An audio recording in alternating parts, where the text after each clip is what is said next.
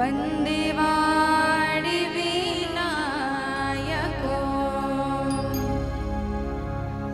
नमो ब्राह्मणदेवाय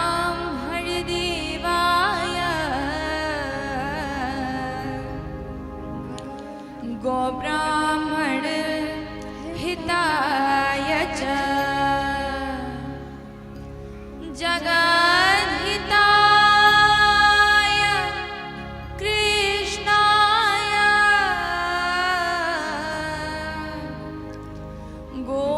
गोविन्दाय नमो नमः कृष्णाय वासुदेवाय हरये परमात्मने प्रणतक्लेश नाशाय गोविन्दाय नमो नमः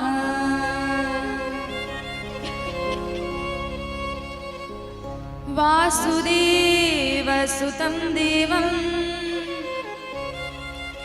कंसचारूढमर्दनं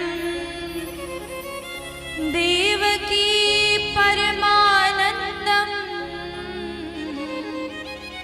कृष्णं वन्दे जगद्गुरुम् छविललितकमलाकोटिसं नवनील अम्बरधारिणी शशिवदन कंजविलोचनी सिरचन्द्रिका मृदुहासिनी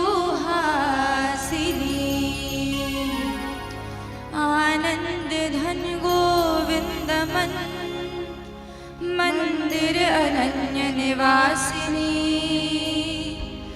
घनश्याम धन हित चातकी घनश्याम धन हित मोरनी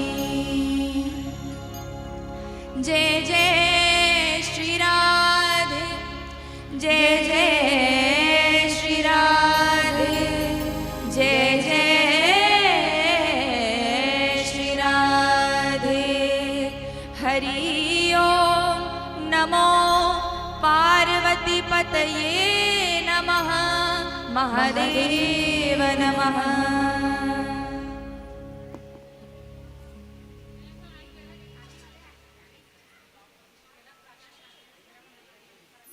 बोले श्री वाक्य बिहारी लाल की जय हो, श्री सुखदेव जी महाराज की जय हो, श्री राधा रानी सरकार की जय हो, श्री व्यास जी महाराज की जय हो, परीक्षित जी महाराज की जय हो, भारत माता की जय हो, छत्तीसगढ़ महतारी की जय हो, सभी संतों की जय हो, सभी भक्तों की जय हो। अकारण करुणा वरुणालय भगवान श्री बांके बिहारी लाल जी की कृपा, श्री राधा रानी की असीम मनोकंपा से, दया दृष्टि से, संतों की कृपा से, भक्तों की कृपा से, पितरों के आशीर्वाद से आज आप और हम सभी पुनः प्रतिदिन की भांति इस श्रीमद् भागवत भागीरथी रूपी गंगा में स्नान गान पान करने हेतु, अवगाहन करने हेतु सभी सादर सादर आमंत्रित हुए। पधारे हुए समस्त श्रोतागणों, माताओं, बहनों एवं मेरे भाइयों के हृदय में विराजमान श्री राधा रानी के श्री चरणों में कोटि कोटि वंदन, कोटि कोटि प्रणाम। और बड़े सौभाग्य की बात है कि आपके इस चांपा ग्राम में बड़ी सुंदर कथा हो रही है, और कथा होने के साथ साथ इतने सुंदर सुंदर भक्त यहाँ पर हैं कि मानो ये उनकी ही कृपा है, भक्तों के ही भजन का ये प्रभाव है कि सबके मन में भगवान के लिए इतनी प्रीति जगी है, इतना भाव जगा है कि आज सभी कथा श्रवण कर पा रहे हैं। और उन्हीं भक्तों में से एक हमारे बीच शुभी मिश्रा जी, उनका आगमन हुआ, जो खुद एक कथा वक्ता हैं, जो खुद हर जगह जाकर के भगवान के नाम का प्रचार करती हैं, भगवान के भजनों का प्रचार करती हैं, प्रभु की कृपा का प्रचार करती हैं। और आइए दो शब्द यदि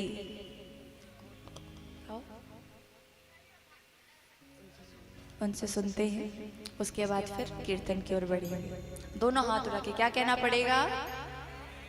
जोर से कहिए, और जोर से।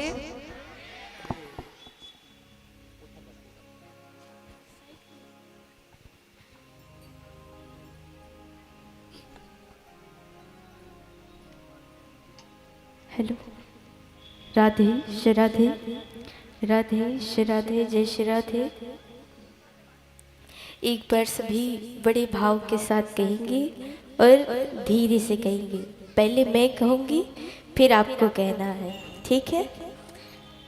राधे राधे मैं कहूँगी, डोंट वरी, आपको कहना है बोल हरी। मैं कहूँगी राधे राधे कहो, और आप सभी को कहना है चकाचक रहो, ठीक है? याद हो गया? एक बार और कहते हैं, राधे राधे डोंट वरी बोल हरी, राधे राधे कहो चकाचक रहो, ठीक है? तो बड़े भाव के साथ कहिए, राधे राधे डोंट वरी बोल हरी, राधे राधे कहो चकाचक रहो। तो सबसे पहले व्यासपीठ पर विराजमान हमारी पूज्य पंकजा दीदी जी एवं पूज्य प्रज्ञा दीदी जी को मेरा सादर प्रणाम है, एवं उनकी माताजी पिताजी को भी मेरा सादर प्रणाम है, एवं समस्त साहू परिवार को भी इस मंच से राधे राधे, जय श्री कृष्ण।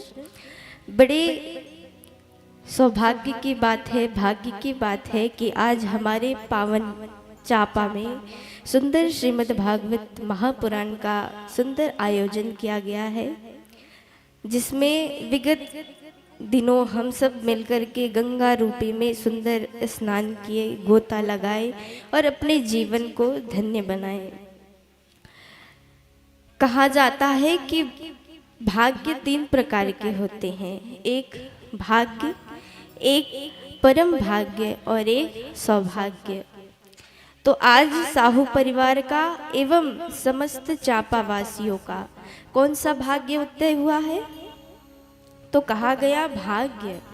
भाग्य किसे कहते हैं? तो बड़े भाग्य से ये हमको मानुष तन मिलता है। बड़े भाग्य मानुष तन पावा, सुर दुर्लभ शब्द ग्रंथ ही गावा। तो बड़े भाग्य से हमको ये शरीर मिला है। और सौभाग्य किसे कहा गया? तो बड़े भाग्य से ये शरीर पाया, और सौभाग्य से इस क्षेत्र के इस स्थान पर बैठ करके हम कथा सुन रहे हैं। ये क्या है? सौभाग्य है। और परम भाग्य क्या है? तो इस शरीर को प्राप्त करके इस सुंदर क्षेत्र पर हमारी दीदी जी के द्वारा हम सुंदर क्या सुन रहे हैं? श्रीमद् भागवत कथा सुन रहे हैं। तो ये कौन सा भाग्य है? हमारा परम भाग्य है। तो आज हमारा और आपका परम भाग्य जागृत हुआ है। तब कहीं जाकर के हमें सुंदर श्रीमद् भागवत महापुराण कथा सुनने का ये भाग्य प्राप्त हुआ है।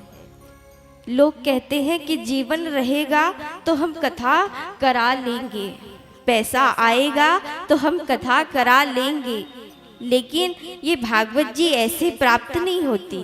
भागवत जी बड़े भाग्य से, सौभाग्य से और परम भाग्य से प्राप्त होती है।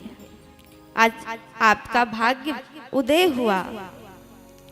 जन्मांतरे भवेत पुण्यम तदा भागवतम लभेत। जब जन्मों जन्मों के जब पुण्य का जो सूर्य है उदय होता है, एकत्रित होता है, तब कहीं जाकर के हमें ये प्राप्त होती है। तो ये कहना गलत है कि जब पैसा आएगा तो मैं कथा करा लूँगा।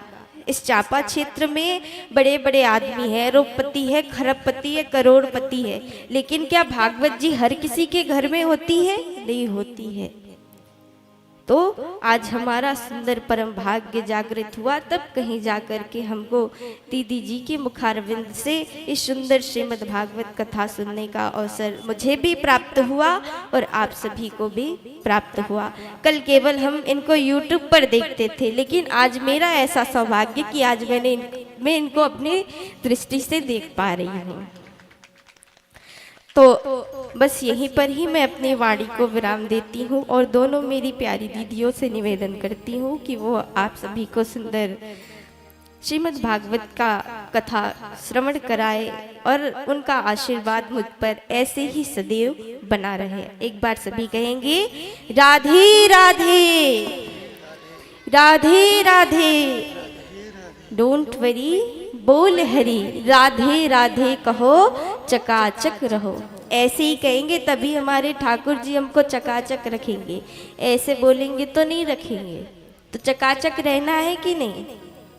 नहीं रहना? हर साल बुलाना है कि नहीं? कि एक ही साल?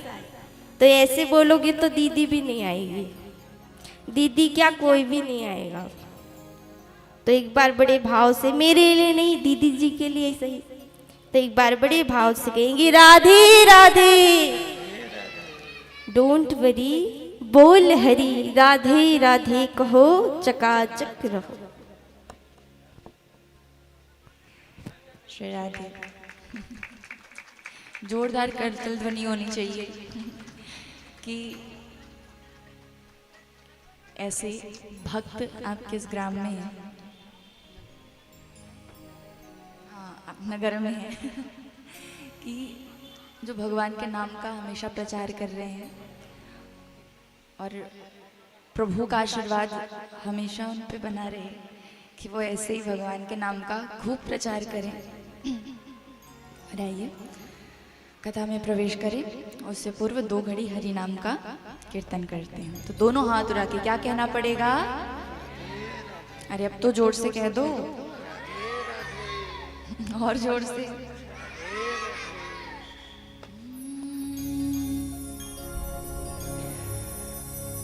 गोविंद बोलो हरि, गोपाल बोलो, गोविंद बोलो हरि, गोपाल बोलो।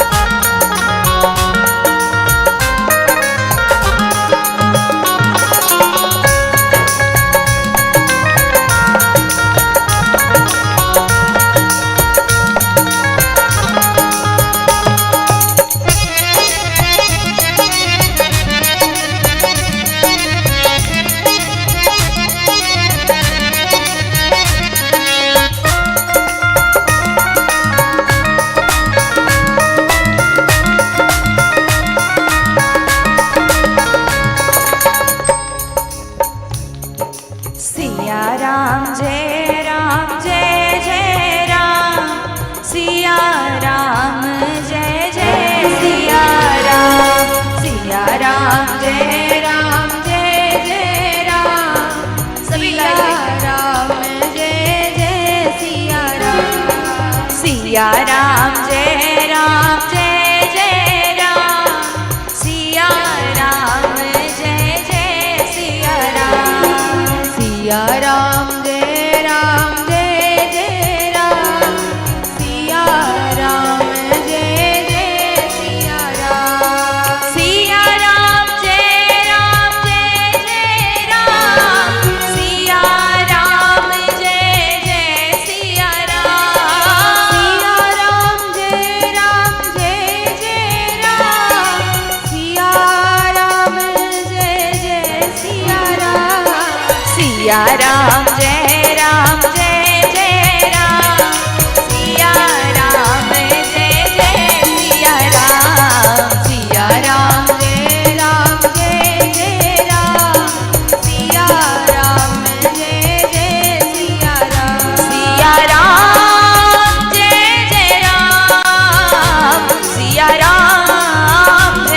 जय राम, सिया राम जय जय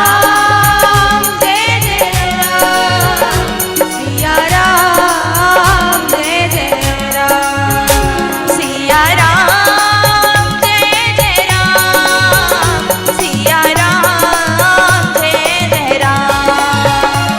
सिया राम जय जय राम, सिया राम जय जय राम, सिया राम जय जय राम, सिया राम जय जय राम, सिया राम जय जय सिया राम, सिया राम जय जय राम, सिया राम जय जय सिया राम, सिया राम जय जय राम, सिया राम जय जय सिया राम, सिया राम जय जय राम, सिया राम जय जय सिया राम, सिया राम जय जय राम।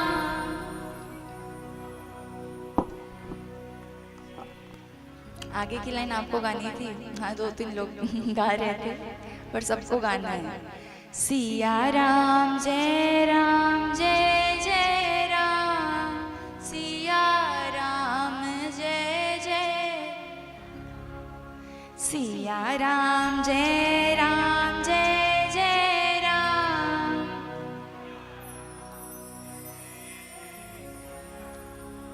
सिया राम जय जय राम, सिया राम जय,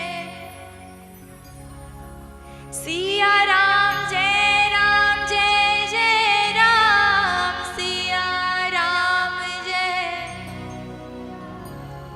सिया राम जय जय राम।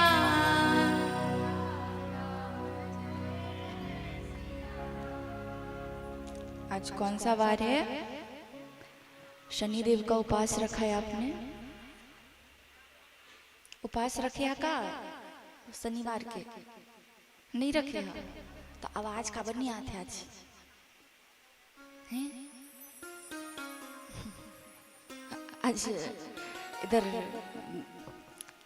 भाई लोग भी हुआ क्या है आज? कल तक तो है ना, शस्त्रधारा है कल, हवन है कल, आज से ही नहीं जाएंगे, आज गम मत मनाओ चले जाएंगे करके। कल भी है, कल शांत रहना, ठीक है? कल गम मनाना, आज मत मनाओ, आज गाओ गोविंद बोलो हरि गोपाल बोलो,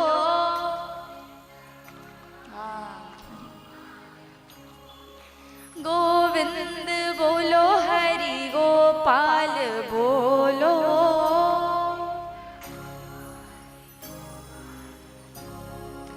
गोविंद बोलो हरि गोपाल बोलो,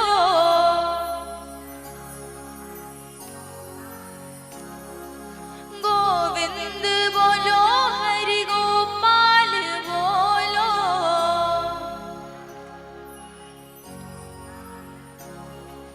राधा रमण हरि गोविंद बोलो,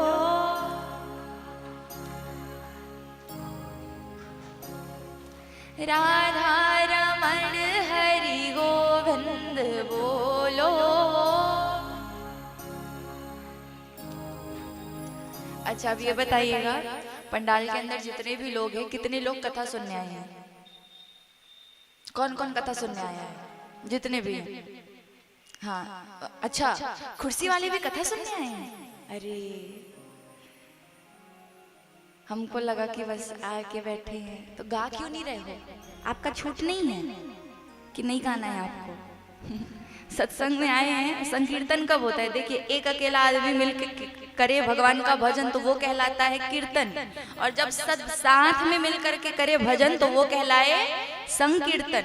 तो इसलिए हमेशा हमारे शब्द होते हैं कि संकीर्तन के बाद कथा कहेंगे, ये नहीं कि कीर्तन के बाद कि हम ही गाएंगे। आपको नहीं गाना है, आपको भी गाना है। अब भाइयों की बारी, भाई गाएंगे। गोविंद बोलो, हरि गोपाल बोलो,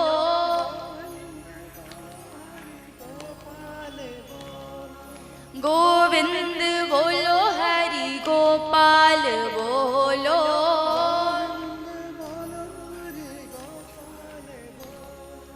गोविंद बोलो, हरि गोपाल बोलो,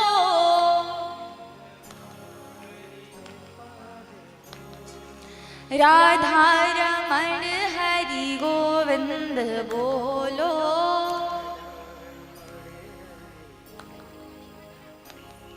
हाँ ठीक है, दोनों हाथ उठा के क्या कहना पड़ेगा? जोर से कहिए एक बार और। आइए कथा में प्रवेश करें, जहाँ पर कल की बड़ी मधुर कथा सुनी हम सब ने कि हमारे कन्हैया ने खूब सारी लीलाएं की जो ब्रजधाम में करते हैं। और कथा में आगे बढ़ने से पूर्व सकरेली कला से भी हमारे भक्त पधारे हैं तो उनका भी खूब खूब स्वागत। खूब प्रभु ने लीलाएं की, खूब अनेक अनेक लीलाएं करते हैं। कि कल ये हमने सुना कि भगवान ने महाराज कैसे किया, कि प्रभु महाराज करते हैं। और इसके पश्चात पे हमने श्रवण किया कि भगवान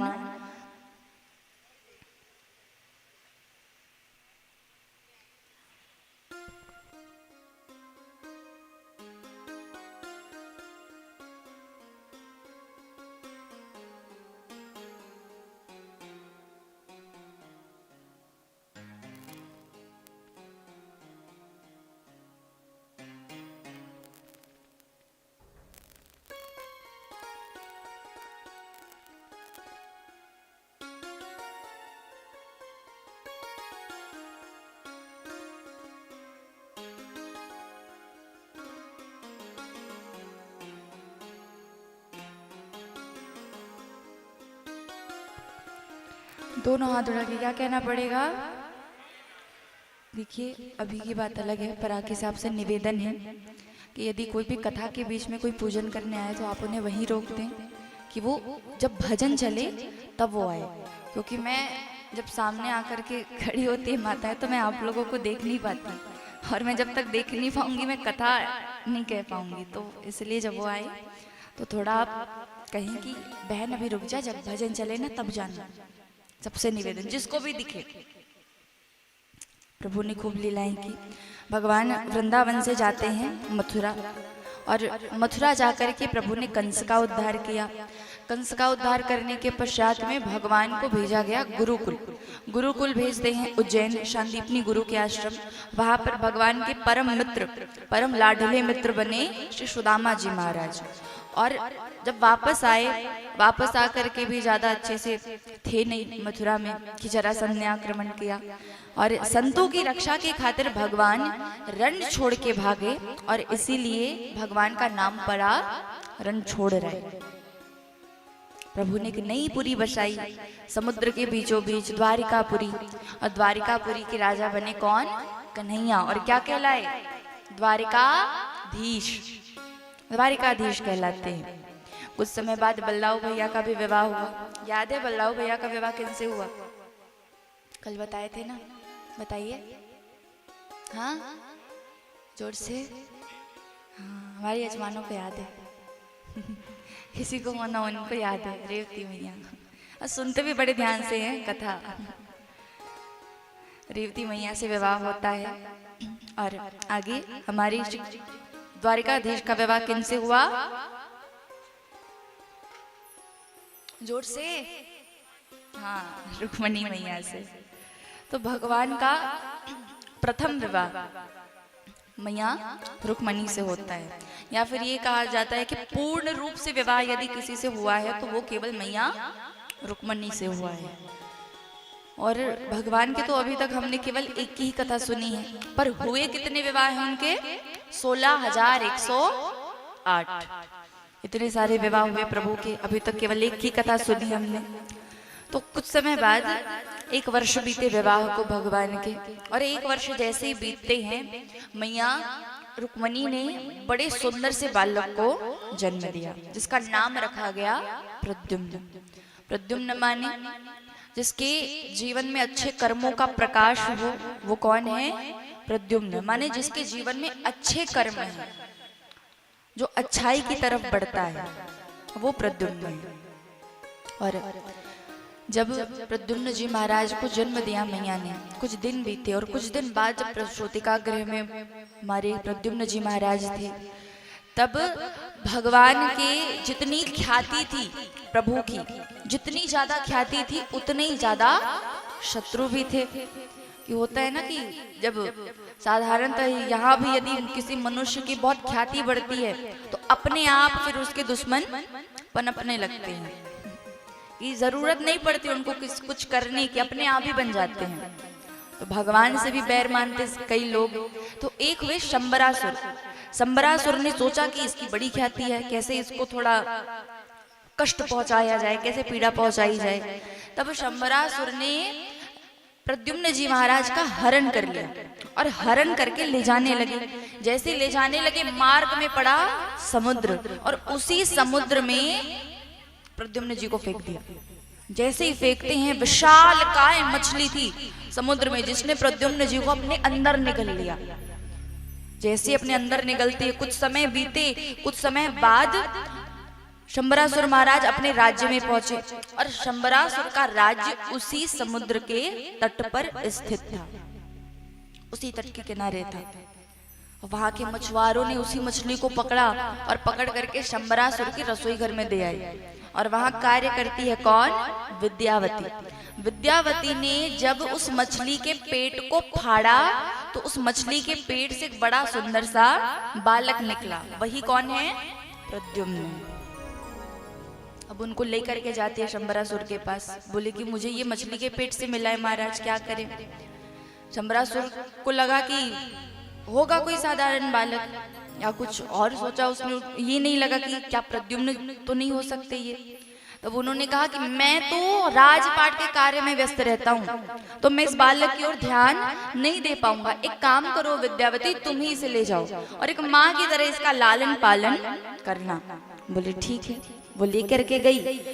माँ की तरह देखभाल तो करती विद्यावती, पर एक मातृभाव, एक ममता का जो भाव होता है, वो कभी भी विद्यावती के मन में प्रद्युम्न जी के लिए नहीं आता। क्यों नहीं आता?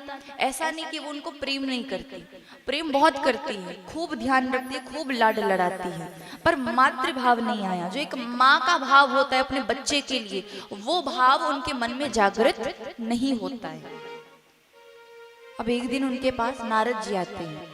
नारद जी ने आकर के कहा, बोले विद्यावती, जिस बालक का तुम इतने प्रेम से लालन पालन कर रही हो ना, ये बालक तुम्हारे पति हैं। बोली इतना छोटा सा बालक मेरा पति? महाराज मेरा पति कैसे हो सकता है, ये तो इतना छोटा है। बोले पूर्व जन्म में तुम कामदेव की पत्नी रति थी, और देवताओं की कार्य सिद्धि के लिए जब कामदेव ने भोले बाबा को समाधि से जगाने के लिए काम बाण चलाए थे उनके ऊपर, तब हुआ क्या था? जब शिवती सर नयन उघारा, चितवत काम भयहु जरि जारा।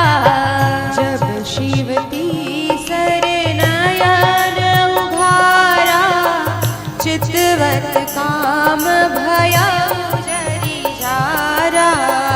जब शिवती सर नयन उघारा चितवत काम भयउ जरी झारा। जब शिवती सर नयन उघारा चितवत काम भयउ जरी झारा। जब शिवती सर नयन उघारा चितवत काम भयउ जरी झारा।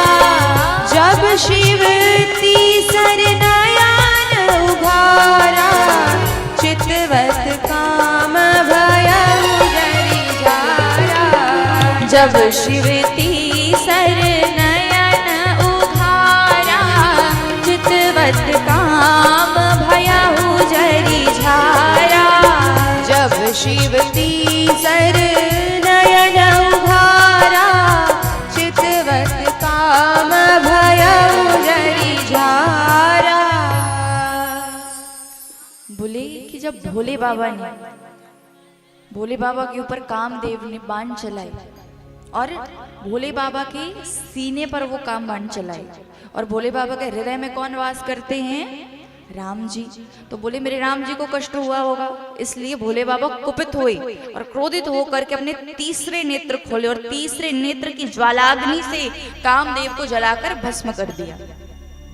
तब तुम अर्थात रति देवी गई भोले बाबा के पास और उनके पास जाकर के क्षमा याचना करने लगी और क्षमा याचना करके अपने पति को मांगने लगी।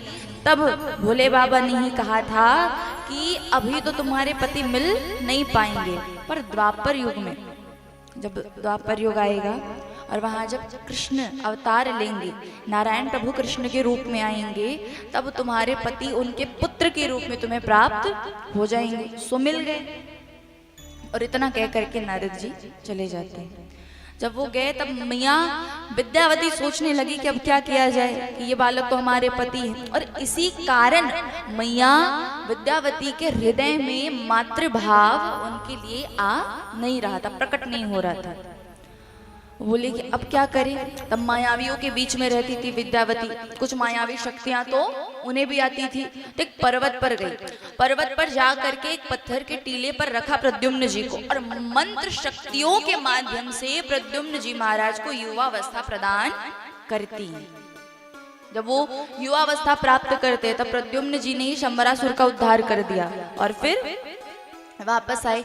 मैया रुक्मणी बड़ी प्रसन्न। क्यों प्रसन्न?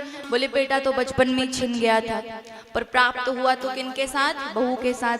हमें मेहनत करने की जरूरत नहीं पड़ी, बहू के साथ आया। वो खुश हैं। और जब तक प्रद्युम्न जी महाराज वापस आए थे तब तक भगवान के कुछ अन्य और विवाह हो चुके थे। ये पहला विवाह किनसे हुआ?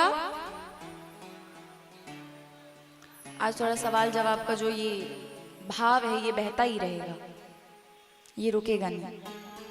तो बताइए पहला विवाह किनसे हुआ? हाँ, रुक्मणी मैया। किनसे? रुक्मणी मैया से। और अब एक दिन हमारे कन्हैया अपने राजसभा में बैठे, बड़े बड़े मंत्री आए हैं, खूब जो उनके राज्य में कार्य करते हैं, सब काम धाम देखते हैं, सब आकर के बैठे, चर्चा चल रही है मध्य में। और जैसे चर्चा चल रही होती है उसी समय एक व्यक्ति आते हैं, और वो व्यक्ति जब आ रहे थे तो वो दूर में थे और उनको देख करके मानो ऐसा लग रहा है कि स्वयं साक्षात सूर्यदेव महाराज उनकी सभा में चल करके आ रहे हैं। सबको यही लगा कि स्वयं सूर्यदेव आ रहे हैं। इतना तेज था उनके शरीर पर, इतना दिव्य प्रकाश कुंज उनके शरीर पर था। लेकिन जब वो निकट आए तब पता चला कि ये सूर्यदेव नहीं है।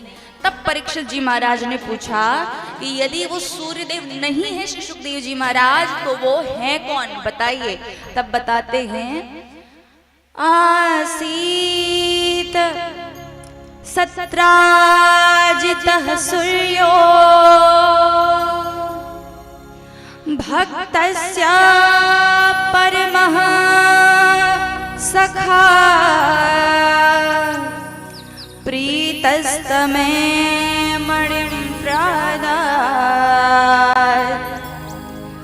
सूर्यस्तुष्टस्य मन्तकम्।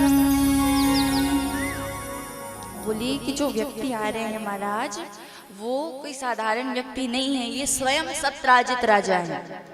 बोले आसीत सत्राजित, बोले ये सत्राजित राजा है। और ये है कौन, इनके अंदर ये दिव्य चमक क्यों है, दिव्य तेज क्यों है? बोले ये सूर्य देव के परम भक्त हैं, सूर्य देव की खूब पूजा करते हैं और सूर्य देव ने प्रसन्न होकर के इन्हें श्यमंतक मणि दी और इस श्यमंतक मणि के कारण ही उनके शरीर पर ये तेज दिख रहा है। और इस श्यमंतक मणि की क्या विशेषता? बोले कि यदि इस श्यमंतक मणि की नित्य प्रतिदिन 8 याम पूजा की जाए तो ये, और नियम से, ऐसा नहीं कि समय थोड़ा अदला बदली, नहीं, नियम से एक ही समय पर पूजा की जाए तो ये मणि 8 भार सोना देती थी। कितने भार? 8 भार।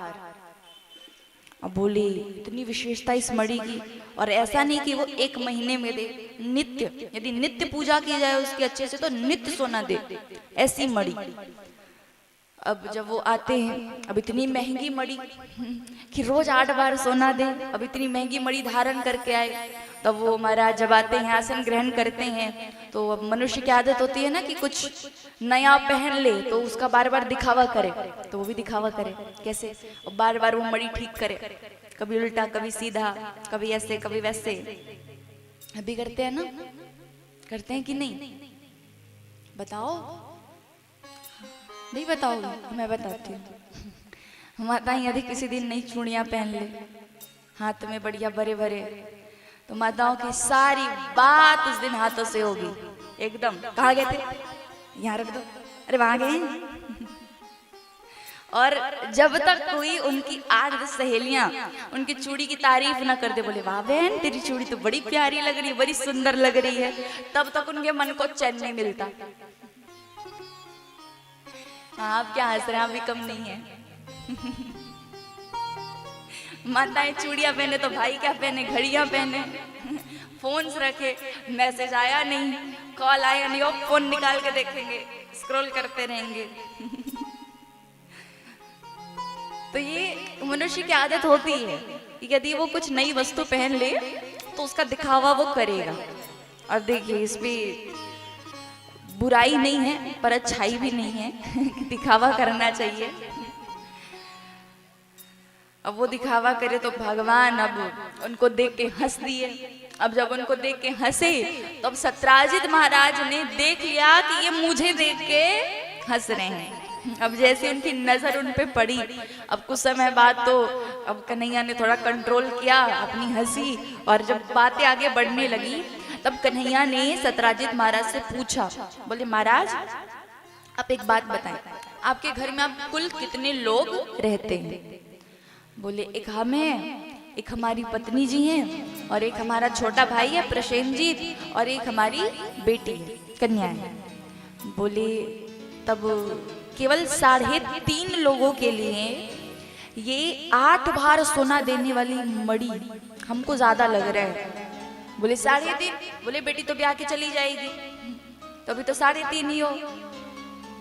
बोले और इतनी, मतलब 8 बार सोना देने वाली मणि केवल 3 लोगों के लिए, ये तो बहुत ज्यादा है। बोले अरे आपके कहने का मतलब क्या है? बोले हमारे कहने का मतलब है महाराज कि आप ये मणि हमें प्रदान कर दीजिए, राजपाट में जो भी धन लगता है हम वो इसी से पूर्ण करेंगे, यदि आपकी इच्छा हो तो। बोले कि महाराज इसी से तो हमारा घर चलता है, ये यदि आपको दे देंगे तो हम क्या खाएंगे? बोले ये नहीं दे सकता, क्षमा कीजिएगा, और चले गए। अगले ही दिन उनके जो छोटे भाई है प्रसेनजीत, उन्होंने वो मणि धारण किया और मणि धारण करके वन में भ्रमण के लिए चले गए घूमने। जब भ्रमण के लिए गए एक शेर की नजर पड़ी उस चमकती हुई मणि में। अब शेर बोले कि ये चमकती हुई चीज क्या है, झपट के ले लिया उस मणि को और वहीं प्रसेनजीत को मार दिया। मणि ले जाने लगे, सामने कुछ कदम के बाद उस शेर की मुलाकात एक भालू से हुई। जब भालू से होती है मुलाकात तो वो भालू ने शेर को मार दिया और वो मणि लेके जाए और अपनी गुफा में ले गए। धीरे धीरे करके ये बात पूरे द्वारिका में फैल गई कि किसी ने प्रसेनजीत को मार दिया। क्यों? मणि की लालच में, कि मणि को लेने के लिए किसी ने मार दिया प्रसेनजीत को। सत्राजित राजा बड़े परेशान हुए, उनकी कुछ सखागण आए। अब जैसे ही सखागण आते हैं वो बोले तुमसे कुछ बात हुई क्या किसी की, किसी ने कुछ कहा हो तुमसे मणि के विषय में? बोले किसी ने तो कुछ नहीं कहा, पर हाँ मैं गया था कृष्ण की सभा में, और जब मैं कृष्ण की सभा में गया था तो वो बार बार मुझे देख के हंस रहा था और उसने मुझसे इस मणि की मांग भी की थी। अब वो जो व्यक्ति थे वो भी कृष्ण के बड़े थोड़े शत्रु थे, थोड़ी जलन थी कृष्ण से उन्हें। अब उन्होंने भड़का दिया, बोले हाँ वो ना हो, उसने ही तुम्हारे भाई को मरवा दिया और मणि अपने पास रख ली। अरे ब्रज में जाके देखो, नाम है उसका माखन चोर है। अब ये बात उनके मन में घर कर गई कि कृष्ण ने ही मेरे भाई को मार दिया और मणि अपने पास रख ली, और ये बात पूरे द्वारिका में फैल गई। अब कृष्ण को जब ये पता चला, प्रभु गए संतों के पास, और संतों के पास जाकर के कहा, बोले मैंने तो ऐसा कोई काम किया ही नहीं, मैंने सोचा भी नहीं ऐसा, मेरे मन में ये बात आ ही नहीं सकती, फिर मुझ पर इतना बड़ा कलंक क्यों लगा कि चलो मैं सोच लेता तो सोचने भर का भी कर्म मेरे ऊपर लौट के आता, पर मैंने तो सोचा भी नहीं। बोले हमको लगता है प्रभु आपने ना गलती से चौथ का चांद देख लिया, और चौथ का चांद यदि कोई व्यक्ति देख ले तो कुछ ना कुछ घटना घटती है उसके जीवन में। और कौन से वाले चौथ का चांद? हाँ अब ये मत बोल देना चौथ का चांद नहीं देखे तो करवा चौथ का व्रत कैसे खोले तो वो वाले चौथ का चांद नहीं, जो गणेश चतुर्थी वाले चौथ का चांद, वहां नहीं देखना चाहिए। अब वो बोले कि करें क्या? बोले आप जा करके थोड़ी छानबीन कीजिए, तब पता चले हुआ क्या है। अगले दिन भगवान अपने सैनिकों के साथ मिलकर के उस वन में गए। उस वन में जाकर के देखते कि जहां पर प्रसेनजीत का मृत शरीर पड़ा हुआ था, उसके बगल में शेर के पंजों के निशान है। उसके पीछे पीछे जाने लगे।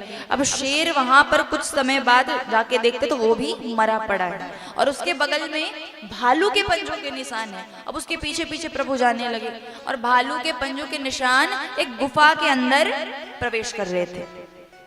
जब कन्हैया ने सैनिकों से कहा कि तुम यहीं रुको, हम देख के आते अंदर, कहीं कुछ गड़बड़ ना हो जाए।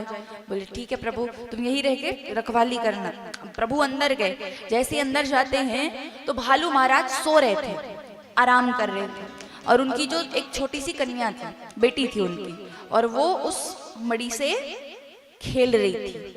जब वो मड़ी से खेले तो भगवान चुपचाप गए, चुपचाप जाकर के वो मड़ी ले ली और जाने लगे। जैसे ही जाने लगे उनकी बेटी रोए जाए रोए जाए रोए जाए। अब वो रोए तो वो महाराज उठे, भालू महाराज उठे। बोले कहाँ चले, कहाँ जा रहे हो? बोले अपने गंतव्य की ओर जा रहे हैं। बोले लेकिन हमारी मड़ी लेके क्यों जा रहे हो? बोले हमारी थी तो हम लेके जा रहे हैं। बोले तुम्हारी थी, पर मिलने के बाद मेरी हो गई, और यदि अब ये तुम्हें चाहिए तो तुम्हें हमसे युद्ध करना पड़ेगा। युद्ध में तुम जीत गए तो मड़ी तुम्हारी, वरना नहीं ले जा सकते। बोले ठीक है। भगवान ने भी कहा जाओ करते हैं युद्ध। अब दोनों के मध्य युद्ध होने लगा। अब जब युद्ध होए तो भगवान की ओर बार बार देखते भालू महाराज कि सामने वाला, वो सोचे कि ये जो सामने व्यक्ति है ये मुझे मार सकता है, मुझे हरा सकता है, पर फिर भी ये बार बार अपना दाव पलट देता है। पता नहीं क्यों कर रहा है ऐसा। फिर भी वो लड़े, और जैसे लड़ते गए, युद्ध करते गए, बढ़िया खूब बाहु युद्ध हो दोनों के बीच में। और युद्ध करते हुए भगवान के कुछ समय बाद प्रभु के वक्ष स्थल से उनकी पीताम्बरी खिसक जाती है। जब पीताम्बरी खिसकती है तब उनके वक्ष स्थल पर शंख चक्र गदा पद्म के चिन्ह दिखाई पड़ते, और जैसे ये चिन्ह देखते हैं बोले ये तो मेरे राम जी हैं। दंडवत लेट गए। बोले प्रभु मैंने आप पर हाथ उठाया। बोले ये क्या कर दिया मैंने? भगवान बोले तुमने नहीं उठाया, मैंने उठवाया। बोले पर ऐसा काम क्यों किया आपने कि मैं आपके ऊपर हाथ उठाऊं? मुझे अच्छा नहीं लग रहा। और ये भालू महाराज कौन है? जामवंत। बोले कि जब भगवान राम के रूप में आए थे, लंका युद्ध के पश्चात भगवान सबको कुछ ना कुछ भेंट दे रहे थे, सब प्रसन्न थे सिवाय जामवंत जी के। उनके मन में थोड़ी सी चिंता थी, थोड़ा कुछ सोच रहे थे वो। भगवान उनके पास गए, उनके पास जाकर के बोले कि सब प्रसन्न हैं, युद्ध जीत के आ गए हम, आप क्यों चिंतित हैं, किस बात की चिंता अब आपको? बोले प्रभु चिंता इस बात की है कि मैं रावण से युद्ध करना चाहता था। बोले क्यों? क्योंकि मेरे समान बलशाली योद्धा मुझे लंका युद्ध में एक भी नहीं मिला, जिससे लड़ करके मेरे बाजुओं की खुजली शांत हो, कि मुझे थोड़ा चैन मिले कि हाँ कि ये भी मेरे समान ही बलशाली है, मुझसे युद्ध करने के योग्य है। पर कोई मिला नहीं, और रावण मुझे बड़ा ताकतवर लगता था, तो मुझे युद्ध करने की बड़ी इच्छा थी उससे। तब भगवान ने कहा कि थोड़े समय रुक जाओ, रावण से भी बलशाली योद्धा से तुम्हारा युद्ध करवाऊंगा। और कहीं कहीं ये कहा जाता है कि स्वयं जामवंत जी ने प्रभु श्री राम से युद्ध की कामना की थी कि आप मुझसे युद्ध कर लीजिए। तब भगवान ने कहा कि मैं भी मर्यादित हूँ, और मर्यादित हूँ इसलिए एक राजा और एक सेनापति का युद्ध नहीं हो सकता, ये मर्यादा के बाहर है कि हम ही लड़े आपस में, तो इसलिए इस इच्छा को द्वापर युग में पूरा करूंगा। सो भगवान ने कर दी। अब जैसे ही भगवान ने इच्छा पूरी की, अब इधर मैया जो उनकी बेटी थी उनका नाम है जामवती, बोले कि अब तो मैंने ये मणि अपनी बेटी को दे दी प्रभु, तो अब बेटी को दी हुई चीज फिर बेटी से वापस ली जाती है? नहीं ली जाती। ये नियम नहीं है कि बेटी को यदि आपने दे दिया एक बार कोई चीज तो वो बेटी की ही है, उसे वापस नहीं मांगते, नहीं लेते।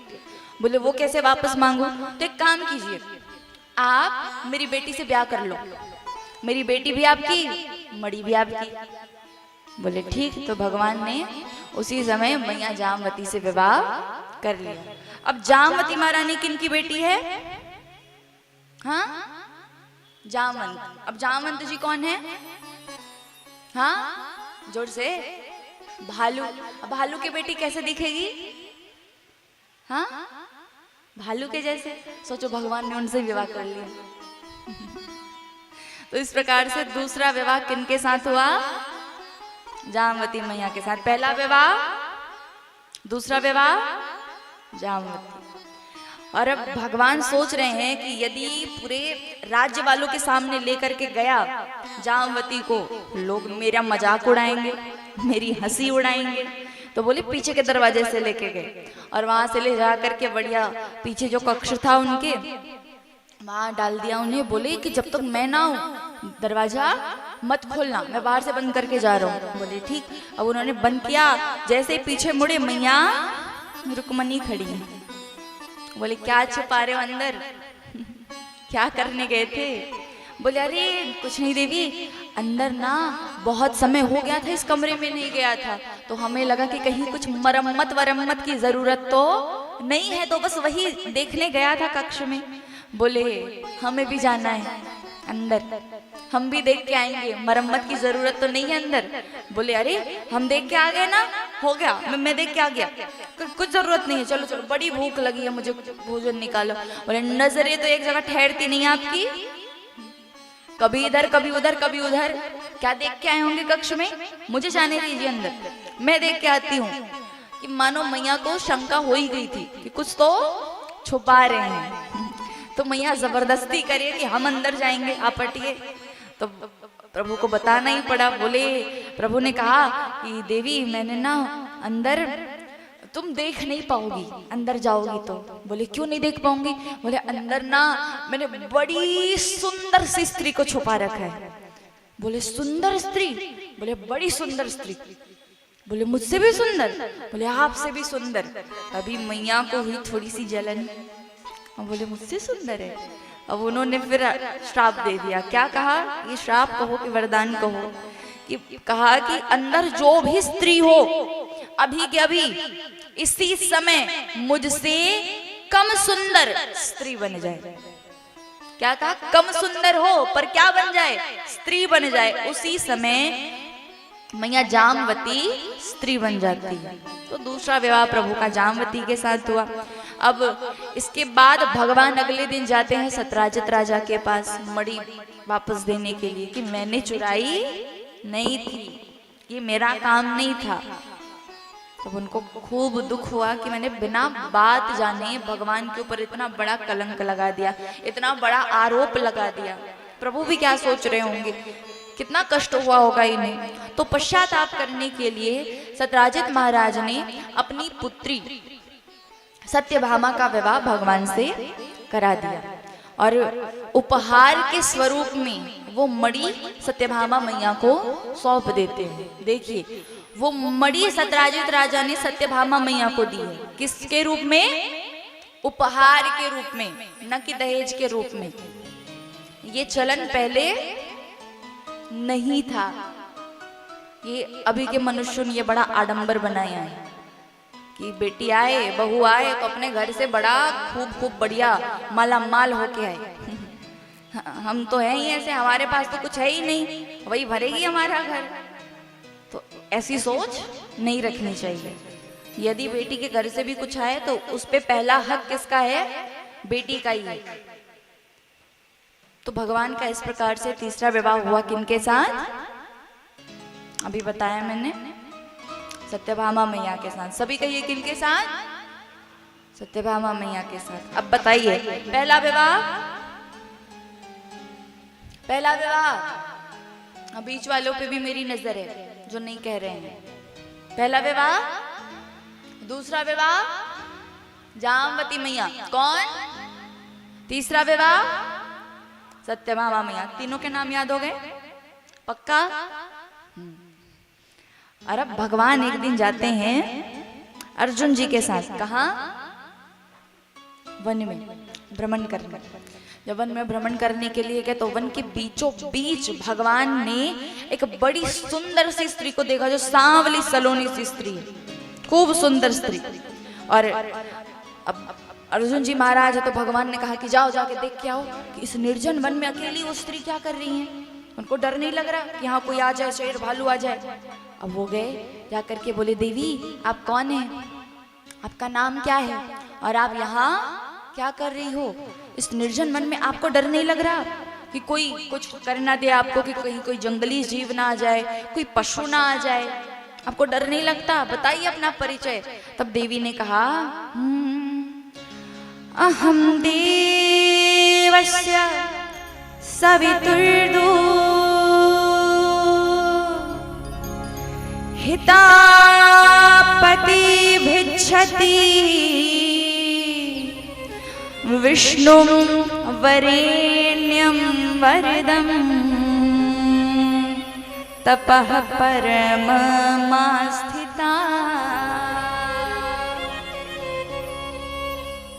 बोलिए कि मैं यहाँ पर कृष्ण का इंतजार कर रही हूँ। बोले कृष्ण का इंतजार क्यों? बोले उनको अपने पति के रूप में वरण करने के लिए उनका इंतजार कर रही हूँ कि वो आए और मुझे अपने पत्नी के रूप में वरण करके ले जाएं। बोले आपका परिचय? बोले मैं कालिंदी हूँ, यमराज की बहन हूँ, इसलिए लोग मुझे यमुना भी कहते हैं और मैं यहाँ पर कृष्ण का इंतजार कर रही हूँ। तो बोली कि वो मेरे साथ ही है, कहो तो यही विवाह करा दे आपका। बोले बड़ी कृपा होगी आपकी। तो अर्जुन जी बन गए पंडित और हमारे द्वारिकाधीश महाराज और मैया यमुना का विवाह वहीं करा दिया। तो इस प्रकार से दूसरा विवाह, सॉरी माफ कीजिएगा, चौथा विवाह किनसे हुआ प्रभु का? जोर से, यमुना मैया के साथ। पहला, दूसरा जामवती, तीसरा, चौथा यमुना मैया। और हमारी यमुना मैया कैसी हैं? मीठे रस से भरी ओरी राधा रानी लागे, महारानी लागे, मने प्यारो प्यारो यमुना जी को। ये भजन सबको याद है, सबको गाना है। मीठे रस से भरी ओरी राधा महारानी, माने प्यारो प्यारो जमुना जी को। ओ माने प्यारो प्यारो जमुना जी को। जय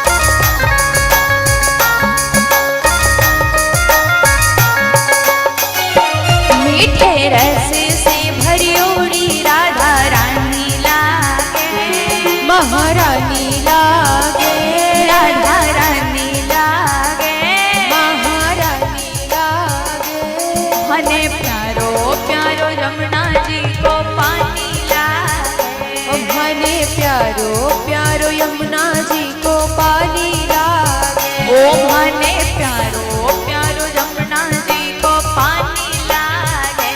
मने प्यारो प्यारो यमुना जी को पानी लागे। राधे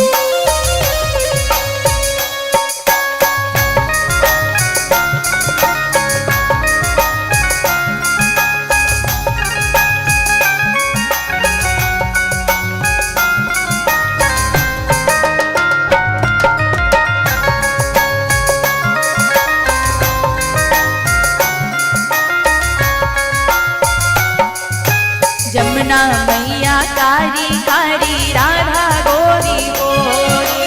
यमुना मैया कारी कारी राधा गोरी गोरी। अरे जमुना मैया कारी कारी राधा गोरी गोरी। यमुना मैया कारी कारी राधा गोरी गोरी। अरे वृंदावन में धूम मचावे। वृंदावन में धूम मचावे बरसाने की छोरी। वृंदावन में धूम मचावे बरसाने की छोरी। ब्रज धाम राधा जू की।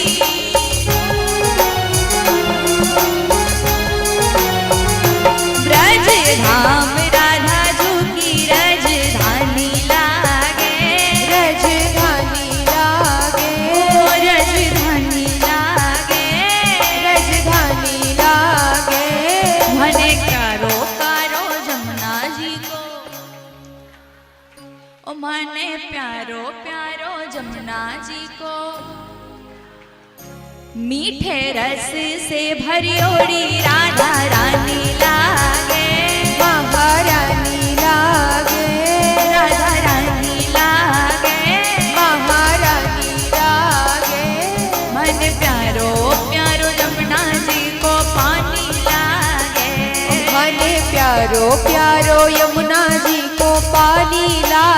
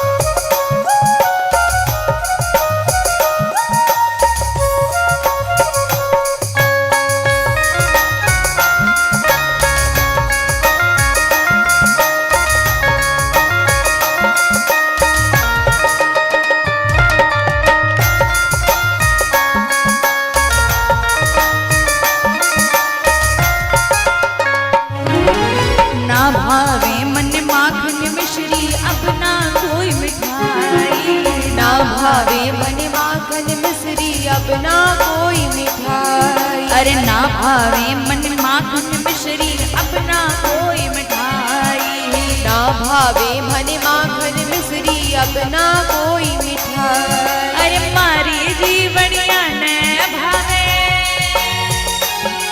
अरे मारी जीवनिया ने भावे राधा नाम मलाई। हारी जी भड़िया ने भावे राधा नाम मलाई। ब्रजभान की ललितो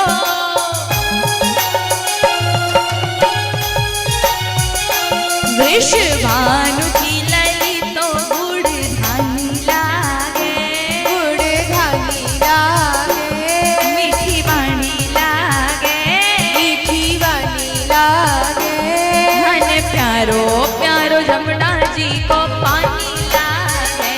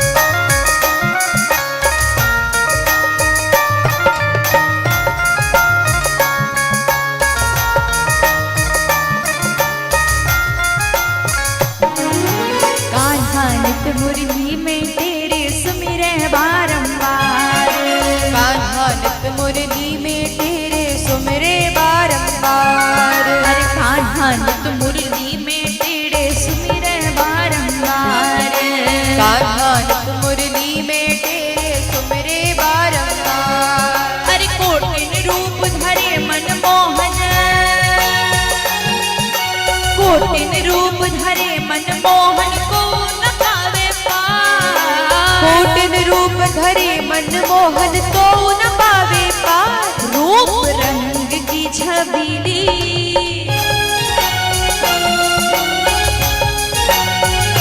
रूप रंग की छबीली पट रानी लागे। महारानी लागे महारानी लागे ओ पट रानी लागे। मन प्यारो प्यारो रमणा जी को पानी लागे। मन प्यारो प्यारो यमुना जी को पानी लागे। ओ मन प्यारो प्यारो रमणा जी को पानी लागे। मन प्यारो प्यारो यमुना जी को पानी लागे।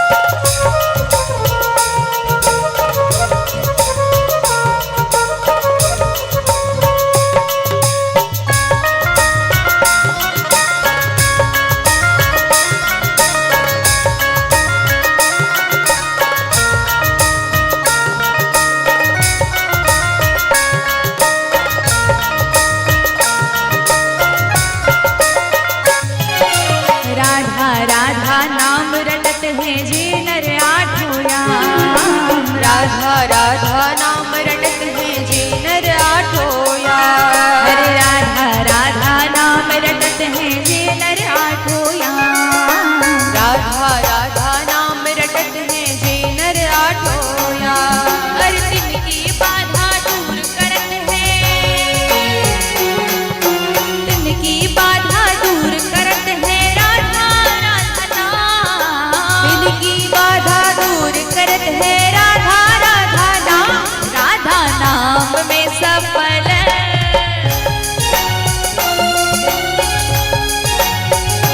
राधा नाम में सफल जिंदगानी लागे। जिंदगानी लागे ओ जिंदगानी लागे। जिंदगानी लागे। मन प्यारो प्यारो जमुना जी को पानी लागे। मन प्यारो प्यारो यमुना जी को पानी लागे। ओ मन प्यारो प्यारो जमुना जी को पानी लागे। ओ मन प्यारो प्यारो यमुना जी को पानी लागे। मीठे रस से भरियोड़ी राधा रानी लागे। महारानी लागे राधा रानी लागे। महारानी लागे। मन प्यारो प्यारो जमुना जी को पानी लागे। मन प्यारो प्यारो यमुना जी को पानी लागे। ओ मन प्यारो प्यारो जमुना जी को पानी लागे। मन प्यारो प्यारो यमुना जी को पानी लागे। ओ मन प्यारो प्यारो जमुना जी को पानी लागे। मन प्यारो प्यारो यमुना जी को पानी लागे। ओ मन प्यारो प्यारो जमुना जी को पानी लागे। मन प्यारो प्यारो यमुना जी को पानी लागे। बोली यमुना महारानी की जय हो। राधा रानी सरकार की जय हो। दोनों हाथ उठा के क्या कहना पड़ेगा? जोर से कह दो। आज सब कह दो एक बार। मीठे रस से भरी ओड़ी राधा रानी लागे। महारानी लागे। मने प्यारो प्यारो जमुना जी को। ओ मने प्यारो प्यारो जमुना जी को। मीठे रस से भरी ओड़ी राधा महा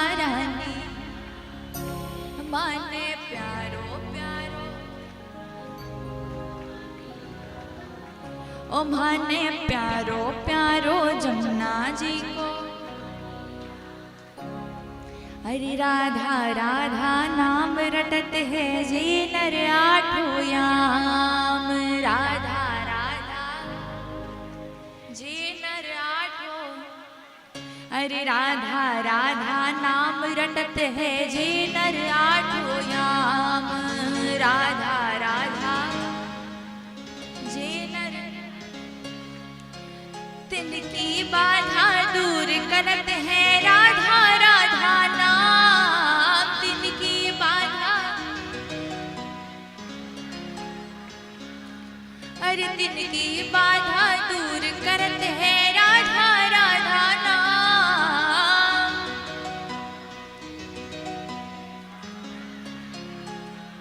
राधा नाम में सफल जिंदगानी लागे। जिंदगानी लागे मन प्यारो प्यारो जमुना जी को। ओ माने प्यारो प्यारो जमुना जी को। मीठे रस से भरी ओड़ी राधा महारानी ला। माने प्यारो प्यारो जमुना जी को। ओ माने प्यारो प्यारो जमुना जी को। कहा गया है ना, राधा राधा नाम रटत है जे न राठो याम। तिनकी बाधा दूर करत है राधा राधा नाम। इसीलिए कहते हैं दोनों हाथ उठा के क्या कहना पड़ेगा। हाँ अब सब बोलेंगे, अभी सब बोलेंगे। अब बिना महिमा जाने भगवान के नाम का बखान नहीं करोगे। चलो महिमा सही सही करो तो दोनों हाथ उठा के और जोर से क्या कहना पड़ेगा। एक बार और।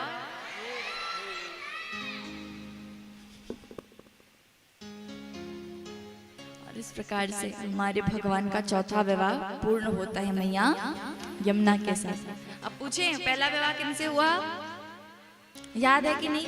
किस किस को याद है? जिनको याद नहीं है बता दो। रुक्मणी मैया से पहला विवाह। अब बताओगे? हाँ अब बताइए। पहला विवाह, दूसरा विवाह, तीसरा विवाह, चौथा विवाह, पांचवा। पांचवा विवाह होता है प्रभु का मित्र वृंदा के साथ। किनके साथ? मित्र वृंदा। किनके साथ? एक बार और। पांचवा विवाह हो गया, नाम याद कि पांचवा मित्र वृंदा। और भगवान का छठवा विवाह होता है नग्न जीती के साथ। किनके साथ? नग्न जीती। जोर से कहिए एक बार और, एक बार और। हो गया नाम याद? हो गया ना पक्का? छठवें तक याद हो गया। और सातवां विवाह होता है प्रभु का भद्रा मैया के साथ। किनके साथ? एक बार और, एक बार और आठवां विवाह होता है प्रभु का मैया लक्ष्मणा के साथ। किनके साथ? एक बार और कहिए, एक बार और, एक बार और, एक बार और। लक्ष्मणा मैया के साथ। इस प्रकार से प्रभु के 8 विवाह पूर्ण हुए। हो गए नाम याद आठों के? अभी तो कराया। अरे 8 ही नाम याद है, 16,108 याद करने को नहीं बोली। उतने हमें भी नहीं हो पाएंगे, लेकिन मुख्य प्रमुख जो 8 विवाह प्रभु के हुए हैं वो तो याद कर ही सकते हैं ना, कि नहीं कर सकते? कर सकते हैं तो बताओ। चलो पहला विवाह भूलोगे मैं बताऊंगी। पहला विवाह, दूसरा विवाह, तीसरा विवाह, चौथा विवाह, पांचवा विवाह,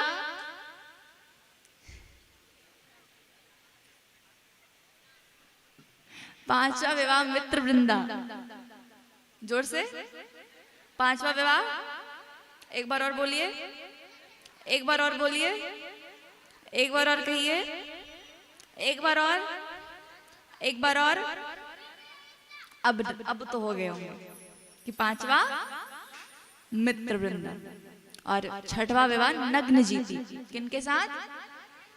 जोर से एक बार और, एक बार और, एक बार और। अब हो गए? 5-5 बार बुलवा रही ताकि याद हो जाए। हो गए होंगे ना दोनों के। देखिए चौथे तक तो हो गए हैं कि पहला रुक्मणी मैया, दूसरा जामवती, तीसरा सत्यभामा मैया, चौथा जमुना मैया, पांचवा देखो हो गए नाम याद, छठवा नग्न जीती, छठवा नग्न जीती और सातवां भद्रा। कौन? एक बार, एक बार और, एक बार और, एक बार और, एक बार और।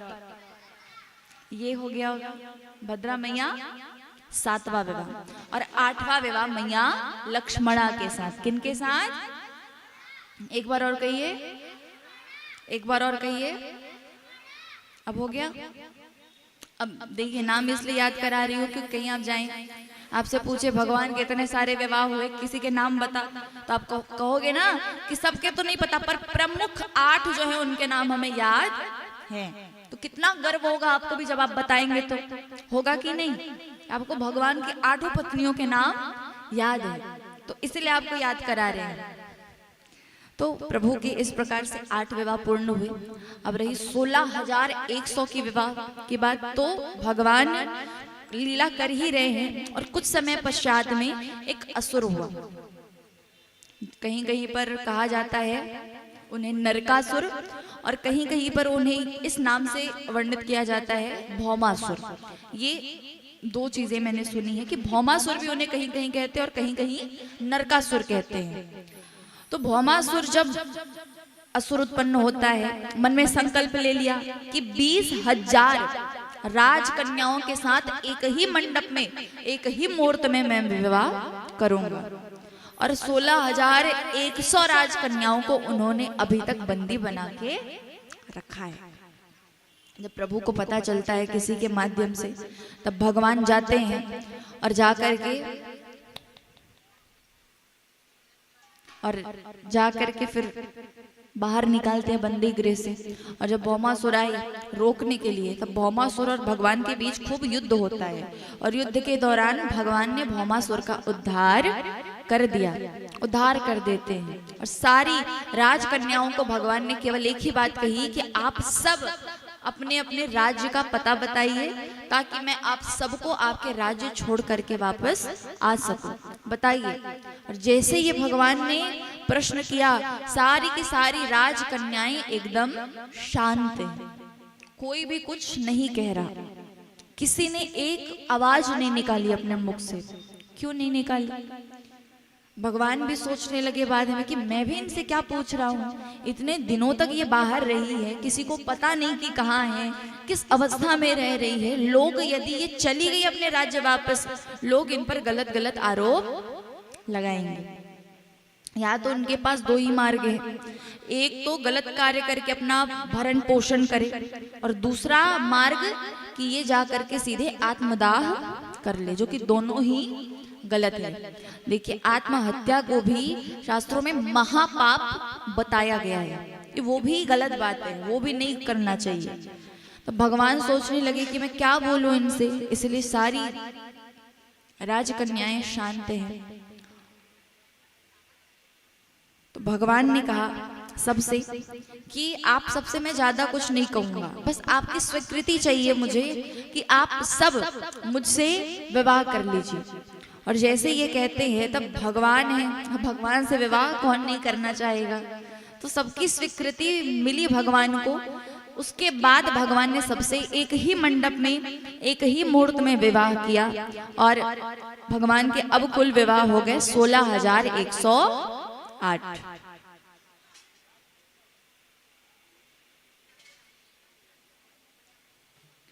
सभी से निवेदन, जितनी भी माताएं आ रही हैं, जितनी माताएं बैठी हैं, शांति बनाए रखें। और जो भी आ रही हैं, जहां पर जगह मिल रही है वहीं पर बैठ जाएं, क्योंकि बाद में जगह भी ना मिले, ऐसा भी हो सकता है। तो इसलिए जहाँ जगह मिल रही है वहीं बैठ जाइए आप सभी, क्योंकि देखिए व्यवस्था आप सब बनाएंगे तभी बनेगा। क्योंकि एक व्यवस्थापक हो और इतने लोग हो वो संभालने लगे तो फिर इतने लोगों को संभाल नहीं पाएंगे। इसलिए आप भी व्यवस्था में सहयोग प्रदान करें कि जहां पर आपको स्थान मिल रहा है वहीं बैठ जाइए। तो भगवान के कितने विवाह हो गए अब? 16,108। सुनी कथा कैसे हुई 108 विवाह? हाँ सुने कि नहीं सुने ना? पूछूं? हाँ अब पता चला सुने कि नहीं। तो नरकासुर, फिर बता रही हूँ, नरकासुर नाम का एक असुर हुआ, कहीं कहीं भौमासुर भी कहा जाता है। 20,000 राजकन्याओं के साथ संकल्प लिया मन में कि एक ही मंडप में एक ही मुहूर्त में मैं विवाह करूंगा, लेकिन केवल 16,100 राजकन्याओं को बंदी बना करके रखा है। तब भगवान के पास ये संदेश पहुंचता है कि वो आकर के उन राजकन्याओं की रक्षा करे। तब भगवान आते हैं और भगवान आकर के भौमासुर का उद्धार करते हैं और 16,100 राजकन्याओं के साथ विवाह करते हैं। तो भगवान के अब कुल विवाह हो गए 16,108। कुछ समय हुए भगवान को विवाह किए और देखिए भगवान ने केवल 16,108 विवाह नहीं किए, नियम भी निभाए, अपने संबंधों को भी अच्छे तरीके से निभाया उन्होंने। हम कहते हैं ना कि कलयुगी मनुष्य कुछ कुछ हो जाते हैं ऐसे कि वो बोले कि भगवान ने तो इतने सारे विवाह किए हैं, हम क्या 2 नहीं कर सकते? हाँ ऐसे भी होते हैं। तो उनसे मैं केवल इतना कहना चाहूंगी कि भैया पहले एक को संभाल लो, उसके बाद दूसरे की कामना रखना। और भगवान की नकल भी मनुष्य कहाँ करता है?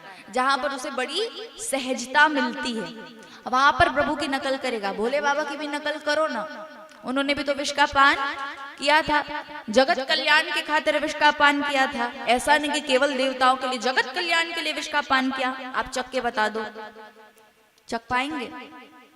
हाँ एक बूंद चखोगे सीधे परलोक। तो इसलिए नकल करनी है तो राम जी की कीजिए।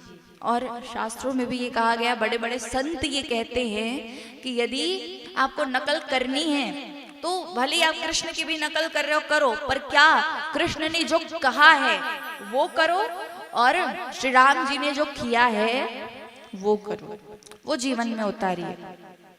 और विवाह की बात यदि है तो भगवान ने केवल 16,108 विवाह नहीं किए, उतने ही सोने के महल बनवाए थे। ऐसा नहीं कि 1-2 महल बनवा दिए सोने के, 16,108 सोने के महल। एक बनवा पाएंगे?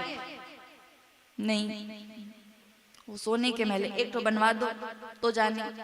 और भगवान ने केवल वो महल ही नहीं, अपने रूप को भी उतने ही बनाए थे कि जितने विवाह उतने स्वरूप। कि 16,108 विवाह किए तो 16,108 अपने स्वरूप भी बनाए भगवान ने। अब 2 बना दो, एक हो एक और बना के दिखाओ तो माने हम आपको कि आप भगवान ने जो किया वो कर सकते हो। और केवल इतना नहीं किया, भगवान 6 दिन के थे कि पूतना आई, पूतना को मार दिया कि नहीं मारा? बताओ, मार गिराया था। हम 6 दिन को थे, मक्खी नहीं मारी जाती। भगवान के नकल की बात करेंगे। और अब यहाँ पर यदि उनको ये उदाहरण दो कि भगवान ने ये भी किया था तो क्या कहेंगे? अरे वो तो भगवान हैं। तब याद नहीं आया जब 16,108 विवाह किया कि वो भगवान हैं और समर्थ को नहीं दोष गोसाई, समर्थवान है और सर्व समर्थवान को किसी प्रकार का दोष नहीं लगता। और उन्होंने विवाह किया भी क्यों? कारण भी तो देखो, कारण भी क्या था 16,100 विवाह का? कि राजकन्याएं बंदी गृह में थी, उनकी लाज की रक्षा के खातिर भगवान ने उनसे विवाह किया कि उन पर कोई गलत आरोप न लगा सके, क्योंकि वो गलत खुद नहीं थी। भले लोग कहते कि बाहर रह के आई है, पता नहीं कहाँ थी, क्या कर रही थी। और ये हमारे समाज में होता है, यदि कन्या बाहर रहे तो उस पर गलत आरोप लगाते, और यही पुरुष बाहर रहे तो, बालक बाहर रहे तो उसे कोई कुछ कहता है? बताओ, आपसे पूछ रही हूँ, कोई कुछ बोलता है? नहीं। क्यों? लड़के के आप पेट में सर्टिफिकेट चिपका के बाहर आते हैं, जन्म लेते हैं कि हम तो कुछ गलत काम नहीं करेंगे, सर्टिफाइड होते हैं भगवान से। गलत तो वो भी कर सकते हैं। फिर ये दृष्टि केवल कन्याओं के लिए क्यों होती है? बस इसी कारण भगवान ने विवाह किया कि उन पर कोई गलत उंगली ना उठा सके। कि जिस प्रकार से आप एक बालक को सम्मान देते हैं, एक पुरुष को सम्मान देते हैं, उसी प्रकार से कन्या को भी सम्मान देना चाहिए। उसके भी सम्मान का ध्यान रखना चाहिए कि यदि बेटा कोई गलत काम नहीं कर सकता तो बेटी भी गलत काम नहीं कर सकती। और सबसे ज्यादा यदि किसी को चिंता अपने परिवार की रहती है तो वो बेटे से ज्यादा अपनी बेटी को ही रहती है। ये बात मानो ना मानो,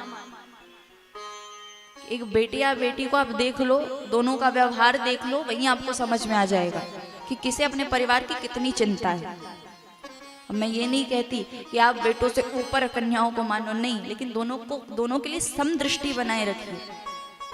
हम ये तो नारा लगाते रहते, बेटा बेटी एक समान, बेटा बेटी एक समान। नारा लगाने बस से कुछ नहीं होता, वो चीजें जीवन में अपनानी भी पड़ती है, उसे जीवन में अपनाना भी पड़ेगा, धारण भी करना पड़ेगा, वो जीवन में लाना भी पड़ेगा, तब ये सिद्ध होगा।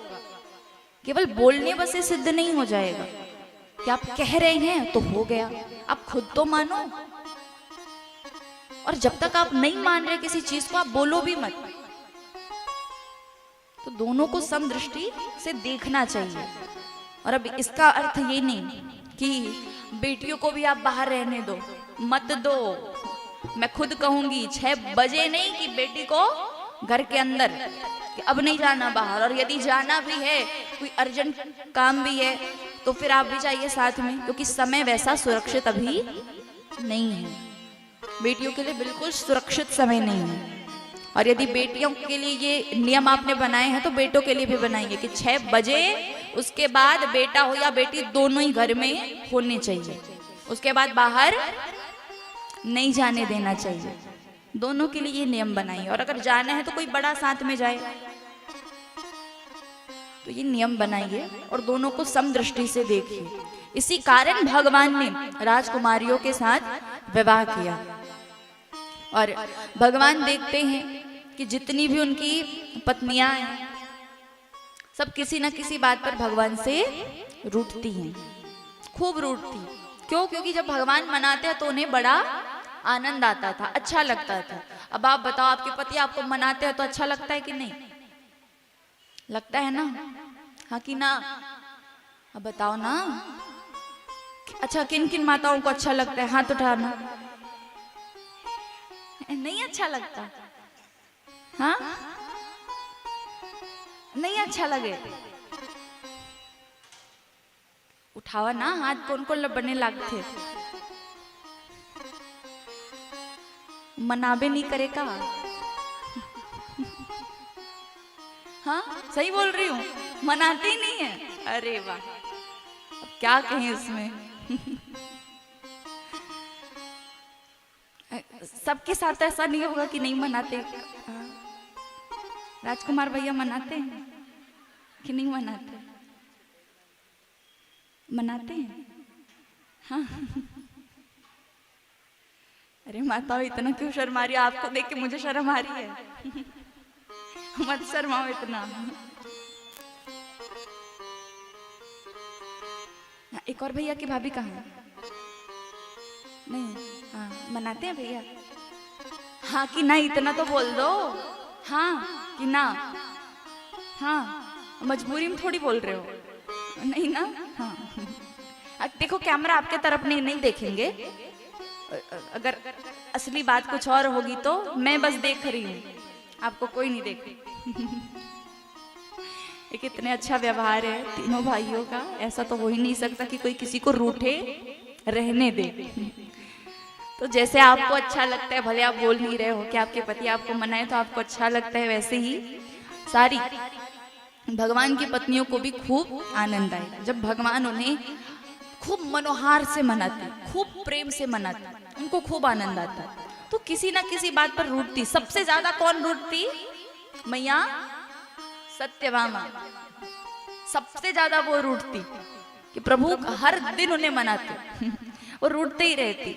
और जो आज तक कभी नहीं रूठी वो है मैया रुक्मणी। वो कभी नहीं रूठी भगवान से, कि वो समझती है, भगवान को समझे, भगवान के स्थिति को समझे, वो नहीं रूठती। तो एक दिन भगवान ने सोचा कि सारी की सारी पत्नियां मुझसे रूठे, मैया ये देवी रुक्मणी नहीं रूठती, देखो तो सही कि इनका मुखार बिंद क्रोध में कैसा दिखे। तब उनको क्रोध दिलाने के लिए भगवान ने एक थोड़ा बढ़िया योजना बनाई, प्लानिंग की। अब वो गए कक्ष में और कक्ष में जाकर के बढ़िया मुंह लटकाए बैठ गए। अब मुंह लटका के जब बैठे तो मैया रुक्मणी आई। वो आकर के बढ़िया थाल में बढ़िया भोजन सजा के लेके आती है, वो रखती है सामने। बोले प्रभु देखिए मैं आपके लिए आज आपकी पसंदीदा व्यंजन बना के लाई हूँ, भोग पाइए, लगाइए भोग। अब जैसे ये बोले भगवान कोई प्रतिक्रिया ही ना दे, उनके चेहरे पे कोई प्रभाव नहीं, उनके चेहरे का भाव नहीं बदले। मैया बोले इनको क्या हो गया कि इनके लिए इतने सुंदर सुंदर पकवान बना के लाई हूँ, इनके मन पसंदीदा भोजन बना के लाई हूँ, उसके बाद भी कुछ नहीं कह रहे, हुआ क्या है इन्हें। तब मैया पंखा झले, वो बोले कि प्रभु कोई गलती हो गई क्या किसी से, किसी ने कुछ कह दिया क्या आपको, बताओ तो सही। वो कुछ नहीं बोले। बोले प्रभु राज्यसभा में कुछ बात हो गई, किसी ने कुछ बोल दिया, कुछ काम नहीं बन रहा, अरे बताओ तो सही, बताओगे नहीं पता कैसे चलेगा। अब देखिए किसी के जीवन में यदि कोई निकटतम व्यक्ति हो और वो भले लड़े, क्रोध करे, कुछ भी करे, सब चलेगा, पर बात करना बंद कर दे ये सहन नहीं होता। तो किसी को यदि सजा भी देनी है ना, ऐसी सजा दो। यदि कोई निकट हो, खूब निकट हो और आपसे उसका थोड़ा बातचीत में थोड़ी मोड़ी बात हो गई तो और फिर उसे बात ही करना बंद कर दो, फिर देखो कैसे आएगा। अब वो बोले कि बात ही नहीं कर रहे, क्या समझूं मैं, क्या बोलूं, अब बताओ तो सही। अरे बताओगे नहीं पता कैसे चलेगा, कुछ तो बोलो। जैसे ये कहने लगी बोले अरे रुक्मणी मैं क्या बताऊं। बोले मुझसे कोई गलती हो गई। बोले तुमसे एक गलती हुई हो तो बताओ, तुमने इतनी सारी गलतियां की। मैया घबरा गई। बोले आज तक आपने कुछ नहीं कहा, अभी मुझसे क्या हो गया, क्या गलती कर दी मैंने। बोले तुम्हारी सबसे पहली और सबसे बड़ी गलती ये है कि तुमने मुझसे विवाह कर लिया। क्यों विवाह किया मुझसे, अच्छा भला आया था वो शिशुपाल तुम्हें ले जाने के लिए, कर लेती विवाह उसके साथ, डाल देती गले में वरमाला, नहीं लेकिन नहीं, तुमको मुझे ही पत्र लिखना था, मुझे बुलाना था, क्यों बुलाया तुमने। मैया कुछ नहीं कह रही, मैया एकदम शांत हो गई है, मानो सदमा लग गया हूं मैया को ये बात सुन के। अब भगवान बोले कि क्रोध कैसे दिलाए, तो बोले अब तुम ये कहोगी कि अजी विवाह तो मैं करती नहीं, पर इसलिए विवाह कर लिया क्योंकि आप खूब सुंदर हो, खूब रूपवान। कहाँ का सुंदर, बचपन से मेरी मैया यशोदा मुझे कलुआ बुलाए, बचपन से काला कलूटा, ऐसे से विवाह कर लिया जिसका कोई रूप नहीं, रंग नहीं। अब तुम ये कहोगे कि अजी विवाह तो करती नहीं, पर इसलिए विवाह कर लिया कि बड़े वीर हो आप, वीर। कहाँ का वीर, राक्षसों के डर से, असुरों के डर से, शत्रुओं के डर से मैंने इस समुद्र के बीच में पूरी बसाई कि कोई किसी का आक्रमण यहाँ ना हो सके, ऐसा डरपोक व्यक्ति मैं, इससे विवाह कर लिया तुमने।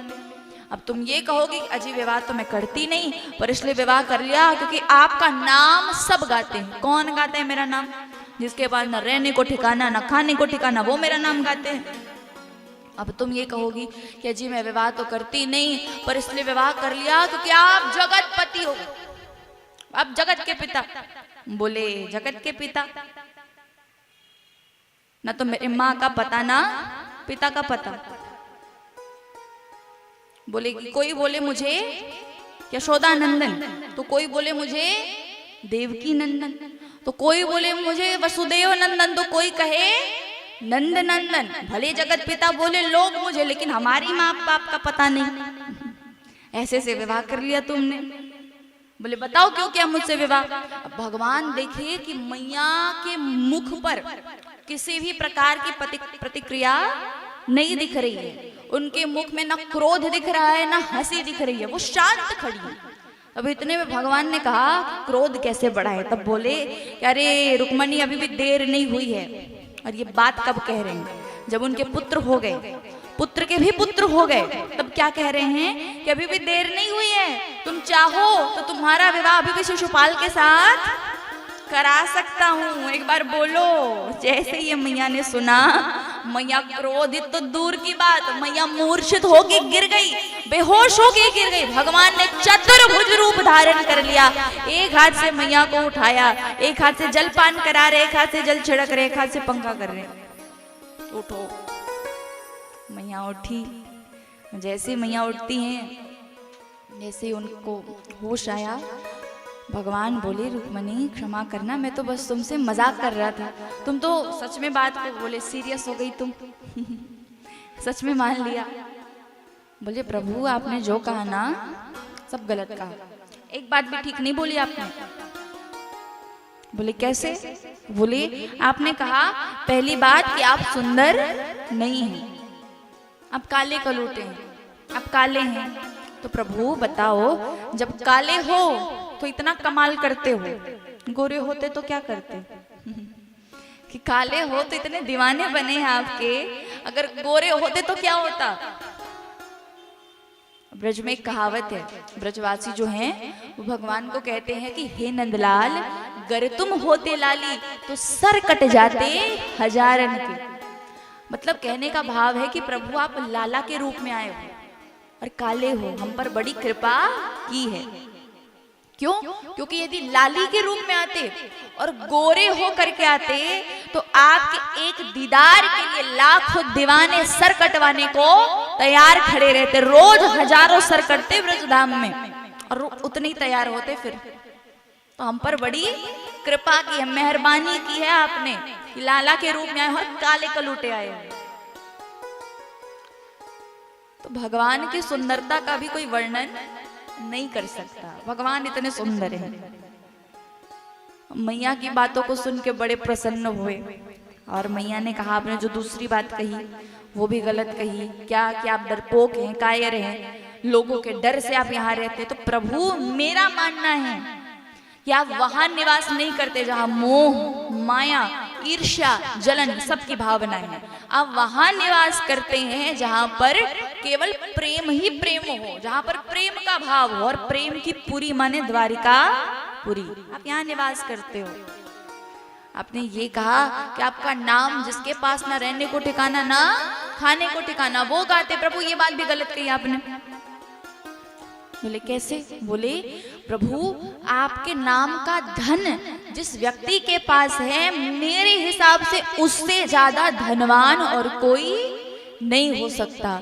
कबीरा सब जग निर्धना धनवंता नहीं कोई, और धनवंता सोई जानिए जाके राम नाम धन होए। जिसके पास भगवान के नाम का धन है फिर उसको और किसी की जरूरत नहीं पड़ती, माने किसी और धन की आवश्यकता नहीं है, वो स्वयं में धनवान है। या फिर ये बोलो स्वयं में अंबानी है ये भगवान के नाम का धन है, उससे बड़ा कोई धनवान नहीं है। तो भगवान की हर बात का जवाब देती है। बोले आपने ये कहा आपके न माँ का पता न पिता का पता, लेकिन उससे पहले आपने ये जवाब दे ही दिया कि आप जगत पिता हैं, पूरे विश्व के पिता हैं।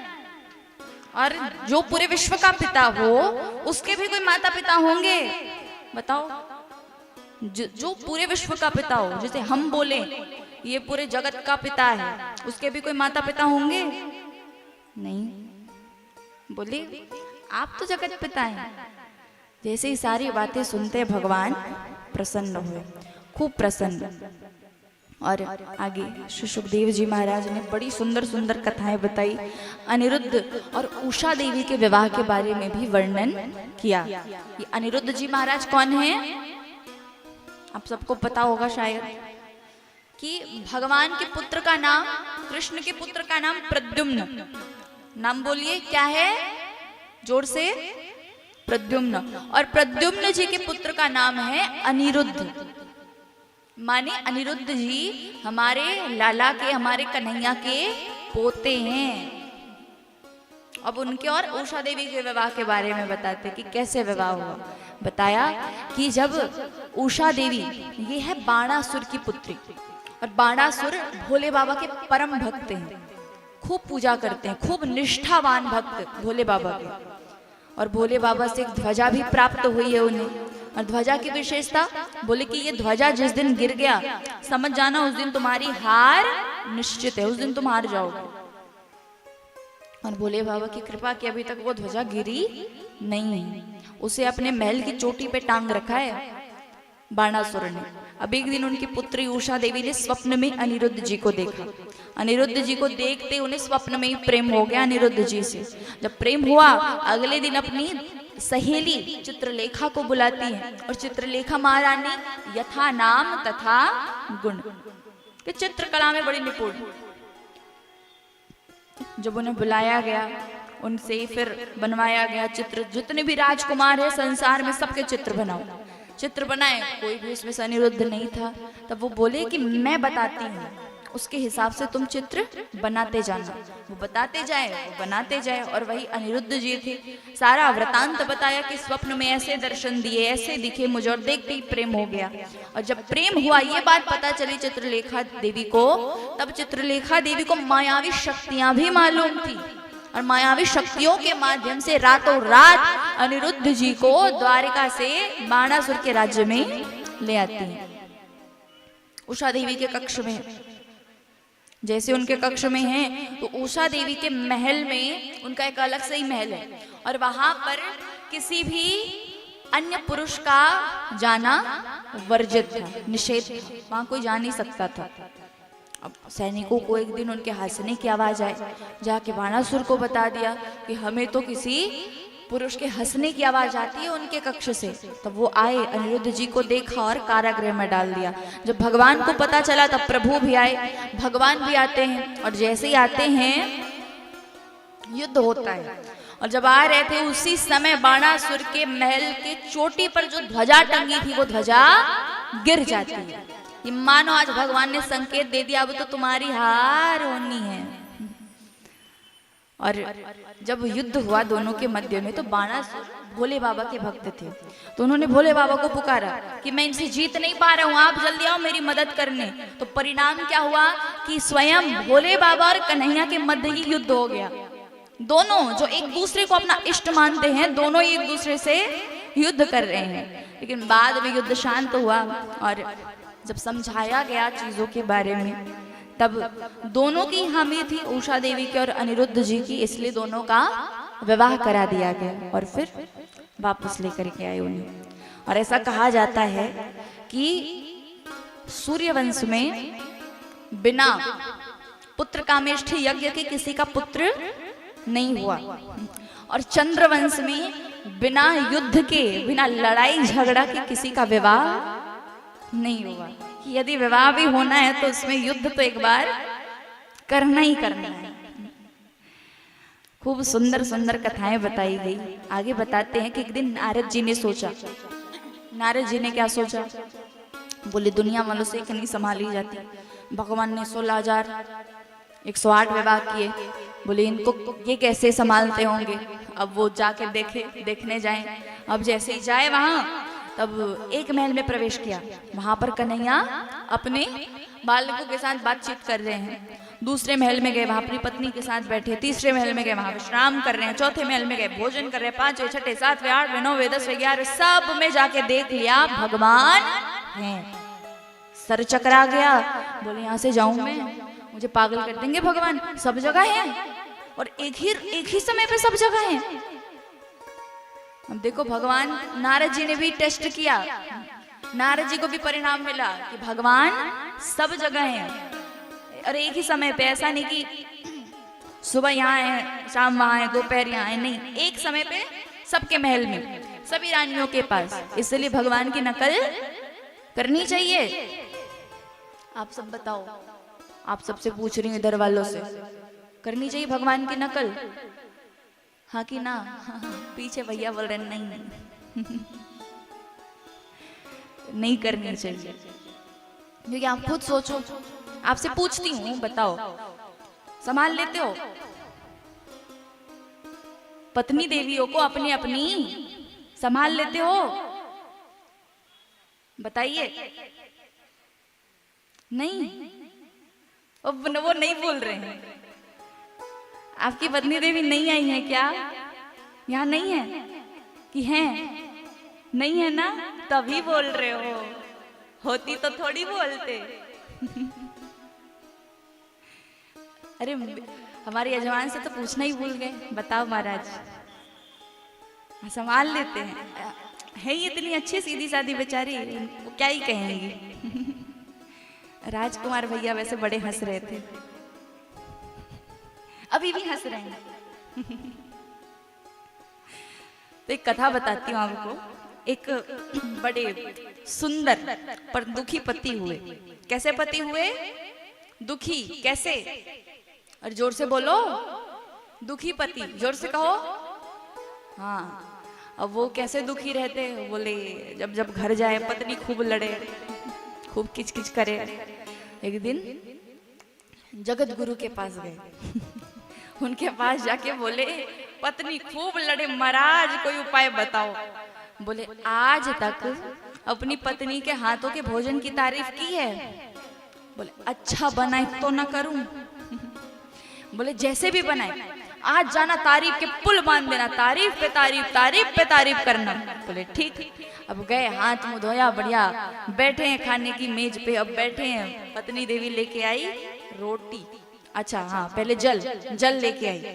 अब जैसे जल लेकर के आती है, अब पति महाराज को याद आया, अरे संत महाराज ने कहा था तारीफ करनी है। और वो उठाए जल उठा के बोले ये जल, अरे ये जल नहीं, ये तो स्वर्ग का अमृत है, स्वर्ग का अमृत। अब उसको रखा नीचे, ध्यान से सुनना कथा। अब वो जैसे नीचे रखे, पत्नी देवी फिर लेके आई रोटी। क्या लेके आई? जोर से कहिए, और जोर से, रोटी। अब जैसी रोटी लेके आई और वो रोटी उठाए, बोले ये रोटी नहीं, ये तो चांद का टुकड़ा है, चांद का टुकड़ा। अब वो रखा नीचे। अब जो पति देव लेके आए सबकी तारीफ किए जाए, तारीफ किए जाए। अंत में पत्नी देवी क्या लेके आई बताऊं? बेलन। अब वो बेलन लेके आए, पति देव बोले ये क्यों देवी? पत्नी बोले आज तक मैंने अपने इन्हीं हाथों से आपके लिए भोजन बनाया, आपने आज तक तारीफ नहीं की। आज क्या 5 स्टार होटल से मंगा लिया, तारीफ के पुल बांध दिए आपने। तो आप सबको सीख दे रही हूं कि तारीफ भी करो ना तो पूछ लेना खुद बनाया है कि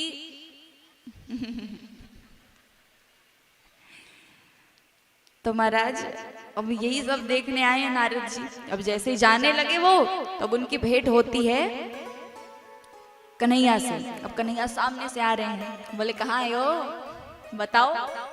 बोले अरे प्रभु आपके दर्शन करने आया था। बोले अच्छा दर्शन करने आए थे? बोले अरे एक और काम था। बोले निमंत्रण देने आया था, निमंत्रण। बोले काहे का निमंत्रण? बोले वो पांडव है ना, पांडव, उन्होंने ना राजसु यज्ञ करने का निर्णय लिया है, राजसु यज्ञ। बोले अब वहां आपको न्योता दिया है, आप आइएगा। बोले हो गया काम? बोले हाँ। बोले निकलो जाओ। नारद जी चले गए। अब वो हस्तिनापुर पहुंचे। पांडवों से पूछा गया,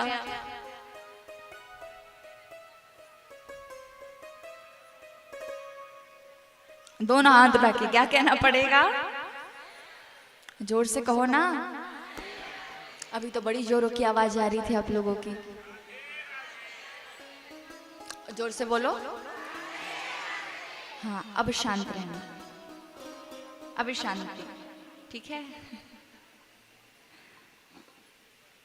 और आपसे निवेदन कि मैं बार बार कह रही हूँ कि जो भी आए उनको भजन में आने कहिए, जो भी आ रहे हैं उनको मना कीजिए। आप जो सामने बैठे हैं वो माताएं बहनें, क्योंकि यदि आते जाते रहेंगे तो कथा बोलने में थोड़ा आपको सुनने में भी आनंद नहीं आएगा, हमें बोलने में भी आनंद नहीं आएगा। तो थोड़ा उस बात का ध्यान रखिए आप कि मना कीजिए कि वो भजन चले तब आ जाए, कथा के दौरान ना आए। तो भगवान बोले कि हम आ रहे हैं। भगवान हस्तिनापुर पहुंचे। जैसे ही वहां पहुंचते हैं, देख पांडवों से पूछा, बोले कि महाराज आप बताएं कि आपने सभी राजाओं पर विजय प्राप्त कर ली? बोले सब पर तो कर ली प्रभु, पर एक राजा है जो कभी हारते नहीं है। कौन? जरासंध, मगध के राजा। वो आज तक नहीं हारे। क्या करे बताइए? कई बार आक्रमण कर दिया, कई बार हराने की कोशिश की, हारे ही नहीं। बोले तो फिर आप राजसू यज्ञ नहीं कर सकते, जब तक आप उन्हें नहीं हराएंगे तब तक युद्ध नहीं कर सकते आप। बोले कि तो क्या करे? बोले अब की बार हम चलते हैं आपके साथ। तब कौन कौन जाते हैं? अर्जुन जी, भीमसेन जी और द्वारिकाधीश कन्हैया, तीनों जाते हैं जरासंध के पास। जरासंध के पास जैसे ही पहुंचे, जरासंध महाराज संतों को खूब मानते थे, खूब उनको पूजते थे, क्योंकि संतों के कारण ही उनको भगवान श्री कृष्ण से विजय प्राप्त हुई थी, कि भगवान ने विजय दिला दी उन्हें। संतों को कुछ दान दे रहे थे। जब दान देने लगे तब उसी समय पहुंचे द्वारिकाधीश तीनों के साथ। जब पहुंचते हैं, देखते हैं उन्हें, तब दान दे रहे हैं। अंत में तीनों खड़े हैं और उन्होंने भी साधु का वेश धारण किया है। ऐसे नहीं कि वो जो साधारण रूप होता है उसमें गए हैं, साधु का वेश धारण किया। और साधु का वेश धारण करके जाते हैं। सबको दान दे दिया। जब तीनों की बारी आई तब मध्य में चर्चा चल रही है चारों की, कि वो बोले प्रणाम, ये बोले प्रणाम। अब बोले कि आपको हम पहली बार देख रहे हैं, आप कहाँ से आए? बोले विचरण करते रहते हैं। अब बोले जब दान दे रहे थे तो बोले हमें ये दान नहीं चाहिए। जरासंध बोले तो क्या चाहिए आपको? अब कन्हैया ने बीच में थोड़ी सी स्माइल कर दी। जब वो मुस्कुराए तो जरासंध देखिए उनकी मुस्कुराहट, और हमारे प्रभु का जो मुस्कान है, प्रभु की मुस्कान माने ये समझ लीजिए कि वर्ल्ड फेमस है, दुनिया में मशहूर कि प्रभु की मुस्कुराहट। जब वो मुस्कुराए तो बोले मैंने आपको कहीं देखा है, लग रहा है आपको देखा है, मुझे पता नहीं क्यों लग रहा है पर आपको देखा है मैंने। बोले कि अरे हमको देखा होगा ना, हम आते जाते रहते हैं यहाँ से, देखा होगा कभी आपने। बोले हाँ ठीक है, क्या चाहिए बताइए आपको? बोले कि हमें युद्ध करना है। बोले युद्ध? संत तो ऐसी मांग कभी करते नहीं है, बताइए कौन है आप सब? मुझे पहले ही लग रहा था दाल में कुछ न कुछ काला जरूर है, बताइए अपना असली परिचय। बोले मेरी एक तरफ जो खड़े वो अर्जुन, दूसरी ओर जो खड़े वो भीमसेन। अब मुझे तो तुम जानते ही हो। बोले अच्छा, तुमको कौन नहीं जानता? अरे तुम तो डरपोक हो, डरपोक कि रन छोड़ के भाग गए थे। अरे तुमको मैंने हराया था, तुमको मैंने। अब भगवान अर्जुन जी को खींचे, बोले देखा एक बार जो हरा दिया, गाना गाते रहता है कि भगवान को हरा दिया, भगवान को हरा दिया, और मैंने जो 17 बार इसको हराया उसकी कोई गिनती नहीं करता, उसको किसी को नहीं बताता। अब अर्जुन जी बोले प्रभु शांत हो जाओ, अभी तो हारेंगे ना, तब आनंद ले लेना। प्रभु शांत हुए। अब भगवान से कहने लगे, बोले कि तुमसे तो युद्ध करेंगे नहीं। बोले क्यों? अब ये सोच रहे मन में कि संतों की कृपा थी, क्या इत्तेफाक था कि एक बार जीत गया, रन छोड़ करके भाग गए, तब तो मैं जीत गया। और यदि इस बार युद्ध किया, इस बार हार गया तो बोले आपसे युद्ध नहीं करेंगे। और बहाना क्या दिया? बोले डरपोक हो आप, कायर हो आप, इसलिए युद्ध नहीं करेंगे। और बोले कि हम अर्जुन से भी युद्ध नहीं करेंगे, दुबले पतले बेचारे, हम तो भीमसेन से युद्ध करेंगे। और जैसे ही बोले कि भीमसेन से युद्ध करेंगे, तब भगवान ने कहा कि ठीक है। अगले दिन फिर युद्ध हुआ। और जब समझाने लगे युद्ध से पहले भीमसेन को, कि बोले जब भी युद्ध में जाओ बीच बीच में मेरी ओर देख लेना, मेरे इशारे को समझना। बोले ठीक है प्रभु। जाते हैं भीमसेन जी, जब जाते हैं युद्ध करने के लिए, वो बोले कि लगता है मैं ज्यादा बलवान हूँ, मैं सबसे ज्यादा शक्तिशाली हूँ, इसीलिए जरासंध ने मुझे चुना युद्ध के लिए। बोल भी रहे थे अर्जुन दुबले पतले हैं, तो मैं बलवान हूँ इसलिए चुना। थोड़ा सा इतना सा अभिमान आया मन में।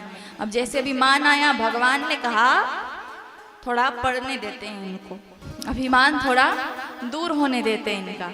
तब भगवान देख रहे हैं अर्जुन जी खड़े हैं और दोनों के मध्य युद्ध चल रहा है, खूब युद्ध करे, खूब युद्ध करे।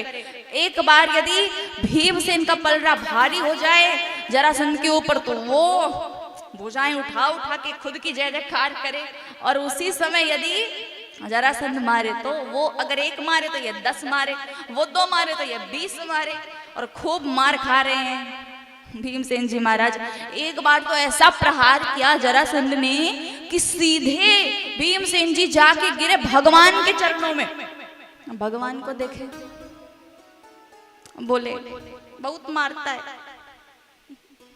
खूब मारे, क्या करे बताओ, खूब मारता है, खूब पीटे, खूब लगे जोर से। बोले एक कहा था ना कि एक बार देख लेना मेरी ओर, क्यों नहीं देखते हो? बोले अब देखेंगे, अब देखेंगे, बचा लो इससे। खूब मारे भगवान, खूब मारे। अब वो गए फिर युद्ध करने के लिए, दोनों के मध्य युद्ध हो। टेढ़ी नजर से भगवान की ओर देखा, बीच में भगवान ने तिनका लिया, तिनके को बीच से फाड़ा।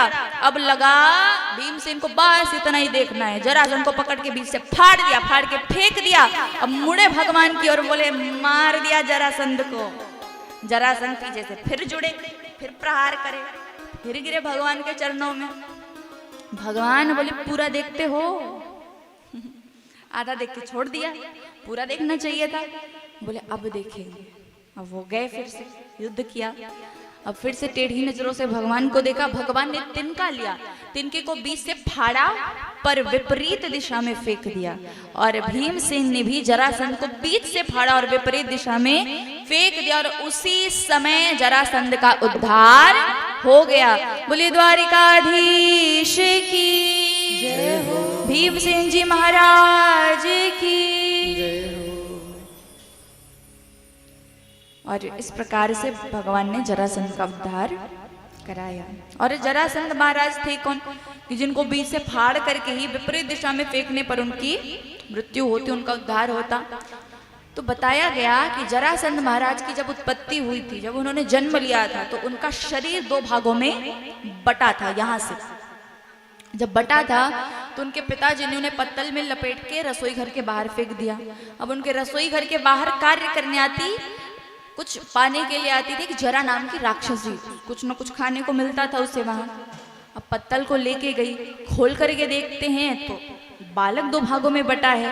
तो अपनी मंत्र शक्तियों के माध्यम से जरा नाम की राक्षसी ने उस बालक को जोड़ा।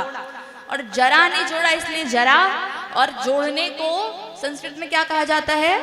संधि करना, इसलिए नाम पड़ा उसका जरासंध। जरासंध नाम पड़ा। और ये वरदान भी दिया कि जब तक 2 भागों में फाड़ कर विपरीत दिशा में कोई नहीं फेंकेगा, तब तक जरासंध की मृत्यु नहीं होगी। सो भगवान ने भीमसेन के द्वारा उद्धार कराया जरासंध का। और तत्पश्चात राजसु यज्ञ हुआ।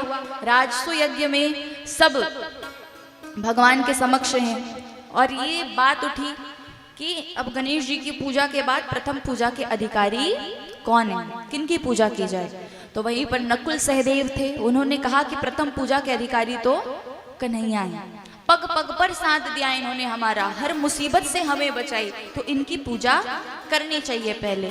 और वहीं पर था शिशुपाल।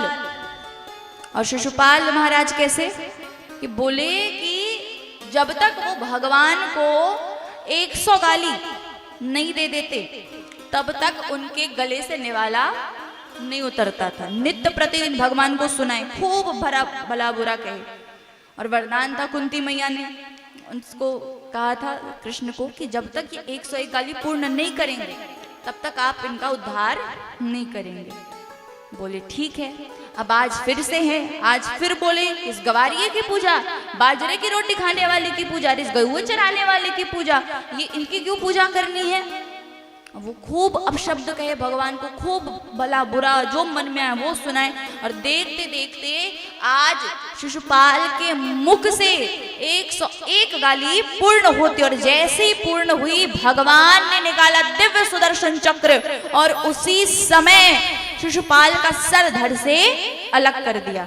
जैसे सर धड़ से अलग किया, एक दिव्य प्रकाश कुंज निकला शिशुपाल के शरीर से, और वो भगवान की परिक्रमा करते करते भगवान में ही विलीन हो जाता है, प्रभु में विलीन हो गया। वो विलीन क्यों हुआ? अब हमारे सुखदेव जी महाराज से परीक्षित जी पूछे कि वो तो भगवान को बुरा बुरा कहे, ऐसे ऐसे शब्दों का प्रयोग करे, फिर भगवान ने उनको अपनाया क्यों? बोले कि भले ही वो भगवान को बुरा कहे, पर जब जब वो भगवान को बुरा कहे तब तक भगवान की छवि उसकी आंखों के सामने आती थी। वो ना चाहते हुए भी भगवान के दर्शन करता था। और कहते हैं ना कि जितना भगवान के प्रेमी प्रभु को याद नहीं करते उतना भगवान के बैरी उन्हें याद करते। हमारे साथ भी होता है, हम जितना अपने सगे संबंधियों को याद नहीं करेंगे उतना अपने हाँ तो इसलिए भगवान ने उन्हें अपनाया कि मेरा दर्शन तो करता था ये। और ये भाव मन में हमेशा रखना चाहिए हमें कि भगवान के दर्शन ऐसे भाव से नहीं कि शिशुपाल ने भगवान को अपशब्द कहे तो हमारा भी अपशब्द कहने से कल्याण होगा, नहीं होगा। वो वास्तव में बैर मानता था भगवान से, ऐसा नहीं कि झूठ मूठ का बैर, वास्तव में बैर मानता था। और उसके बैर में भी पवित्रता थी, उसके बैर में कभी भी उसने छल कपट नहीं किया।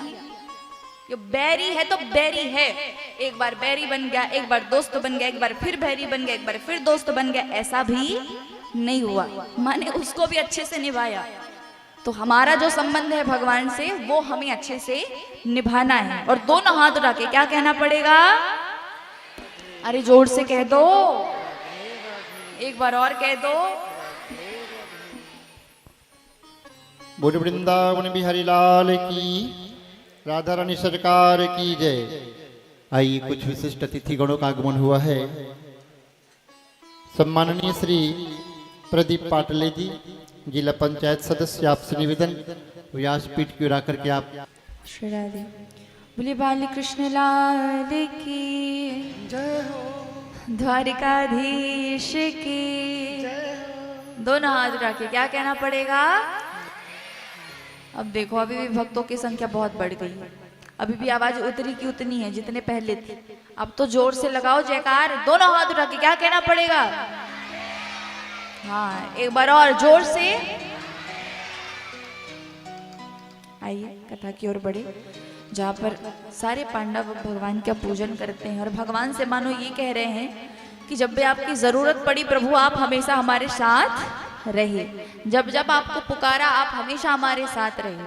और धन्यवाद करते हुए गाते हैं क्या? बिन पानी की नाव खे रहा है, बिन पानी की नाव खे रहा है, वो नसीबों से ज्यादा दे रहा है। बिन पानी के नाव खे रहा है, बिन पानी के नाव खे रहा है, वो नसीबों से ज्यादा दे रहा है। बिन पानी के नाव खे रहा है, बिन पानी के नाव खे रहा है, वो नसीबों से ज्यादा दे रहा है।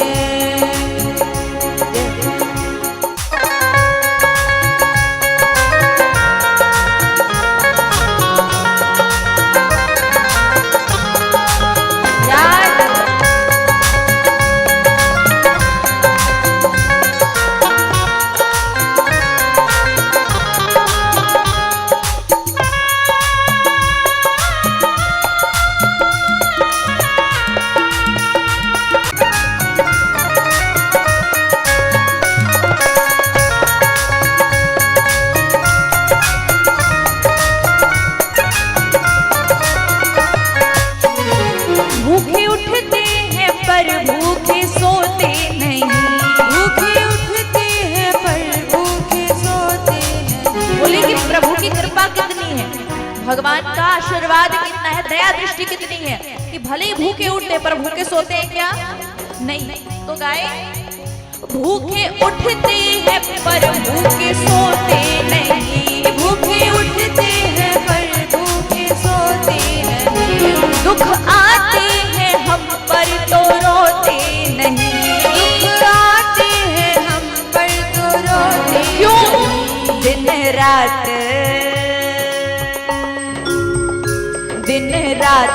खबर ले रहा है, दिन रात खबर ले रहा है, वो नसीबों से ज्यादा दे रहा है।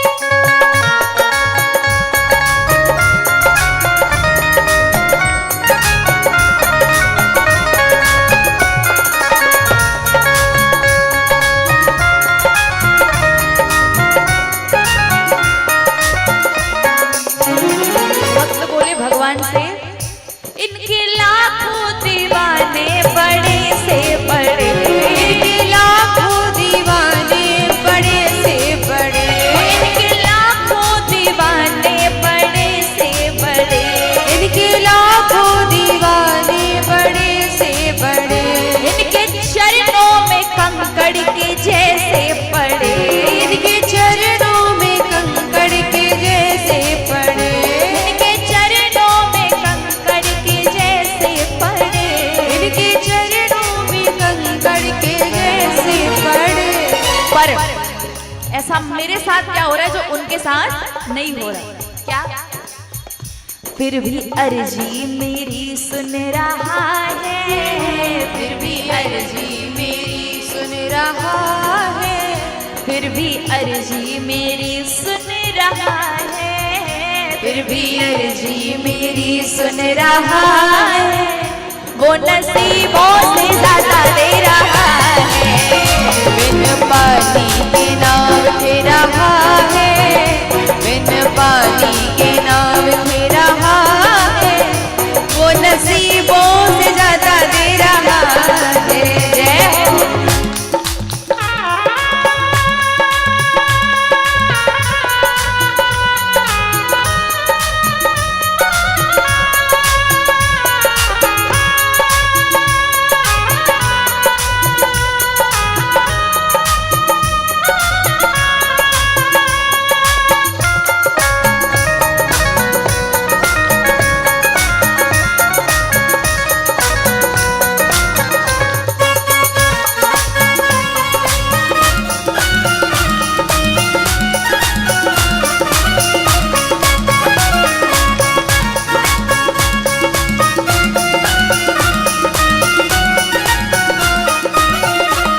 और भगत बोले भगवान से कि जब ये सब कुछ हो रहा है, कि आप सुन रहे हैं मेरी अर्जी, मेरी पुकार, तो ये हो क्यों रहा है? ऐसा भाव क्या है हम दोनों के बीच में जो ये सारे वृतांत, ये सब कुछ हमारे साथ हो रहा है? क्यों बताऊं? सबसे ऊंची प्रेम सगाई, सबसे ऊंची प्रेम सगाई, सबसे ऊंची प्रेम सगाई, सबसे ऊंची प्रेम सगाई, दुर्योधन की मेवा त्यागी, दुर्योधन की मेवा त्यागी, साग विदुर घर खाई, दुर्योधन की मेवा त्यागी, साग विदुर घर खाई, सबसे ऊंची प्रेम सगाई, सबसे ऊंची प्रेम सगाई, सबसे ऊंची प्रेम सगाई, सबसे ऊंची प्रेम सगाई।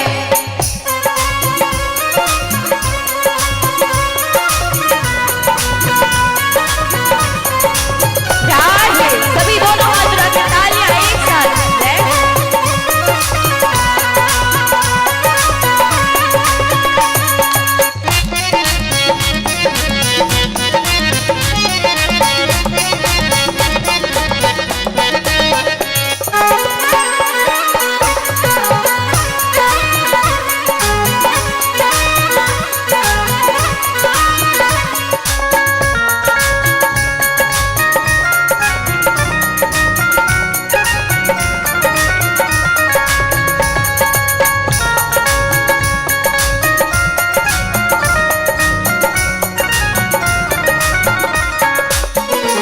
भगत बोले क्या?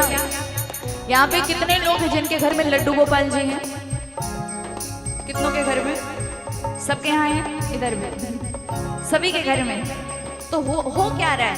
भगत बोले मेरा छोटा सा घर महलों का राजा है वो, मेरा छोटा सा घर महलों का राजा है वो, मेरा छोटा सा घर महलों का राजा है वो, मेरा छोटा सा घर महलों का राजा है वो, मेरी औकात क्या महाराजा है वो, मेरी औकात क्या महाराजा है वो।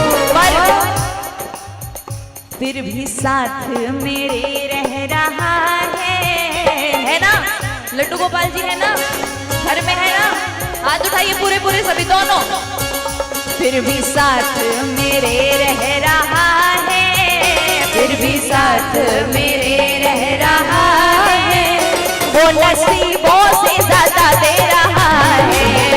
बिन पानी के नाव दे रहा है, वो नसीबों से ज्यादा दे रहा है। बिन पानी के नाव दे रहा है, वो नसीबों से ज्यादा दे रहा है। बिन पानी के नाव दे रहा है, वो नसीबों से ज्यादा दे रहा है। अब सब गाना किस किस को प्रेम है भगवान से? सबको प्रेम है, सबको गाना है, जितने भी पंडाल के अंदर है सबको। क्या? सबसे ऊंची प्रेम सगाई, सबसे ऊंची प्रेम, सबसे ऊंची प्रेम सगाई जी। गाओ। दुर्योधन की मेवा त्यागी, दुर्योधन की मेवा त्यागी, दुर्योधन की मेवा त्यागी, साग विदुर घर खाई, दुर्योधन की मेवा साग विदुर घर। क्यों? सबसे ऊंची प्रेम सगाई, सबसे ऊंची प्रेम सगाई, सबसे ऊंची प्रेम सगाई, सबसे ऊंची प्रेम सगाई। कुछ भजन होते हैं ना बहुत पुराने होते हैं, पर बहुत पुराने होकर भी उनको जितना गाओ ना उतना नया लगता है। कहते हैं ना ओल्ड इज गोल्ड, ये वो भजन है। और मुझे लगता है गोल्ड में नहीं, ये डायमंड है। हमारे जो भगत है, भगत को भगवान से मिलाने का जो एक रास्ता है ना, उसमें ये डायमंड का काम करता है। भजन के इतने अच्छे बोल हैं। कहा गया अगले अंतरे में, क्या? झूठे फल शबरी के खाए, बहुविध स्वाद बढ़ाई, झूठे फल शबरी के खाए, बहुविध स्वाद बढ़ाई, झूठे फल शबरी के खाए, बहुविध स्वाद बढ़ाई, झूठे फल शबरी के खाए, बहुविध स्वाद बढ़ाई। क्यों? सबसे प्रेम, सबसे ऊंची, जय हो, सबसे ऊंची प्रेम सगाई, सबसे ऊंची प्रेम सगाई।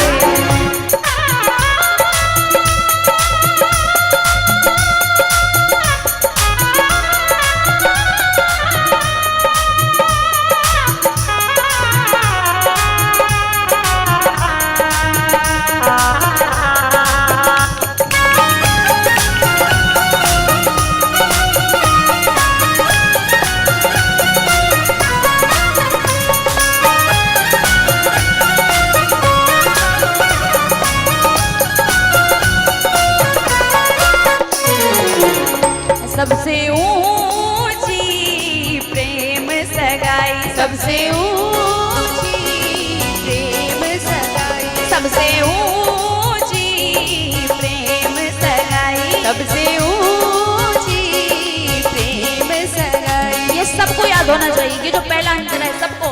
दुर्योधन की मेवा त्यागी, साग विदुर घर खाई, दुर्योधन की मेवा त्यागी, साग विदुर घर खाई। सभी गाओ। दुर्योधन की मेवा त्यागी, साग विदुर घर खाई, दुर्योधन की मेवा त्यागी, साग विदुर घर खाई। और अब सबके हाथ ऊपर दोनों, और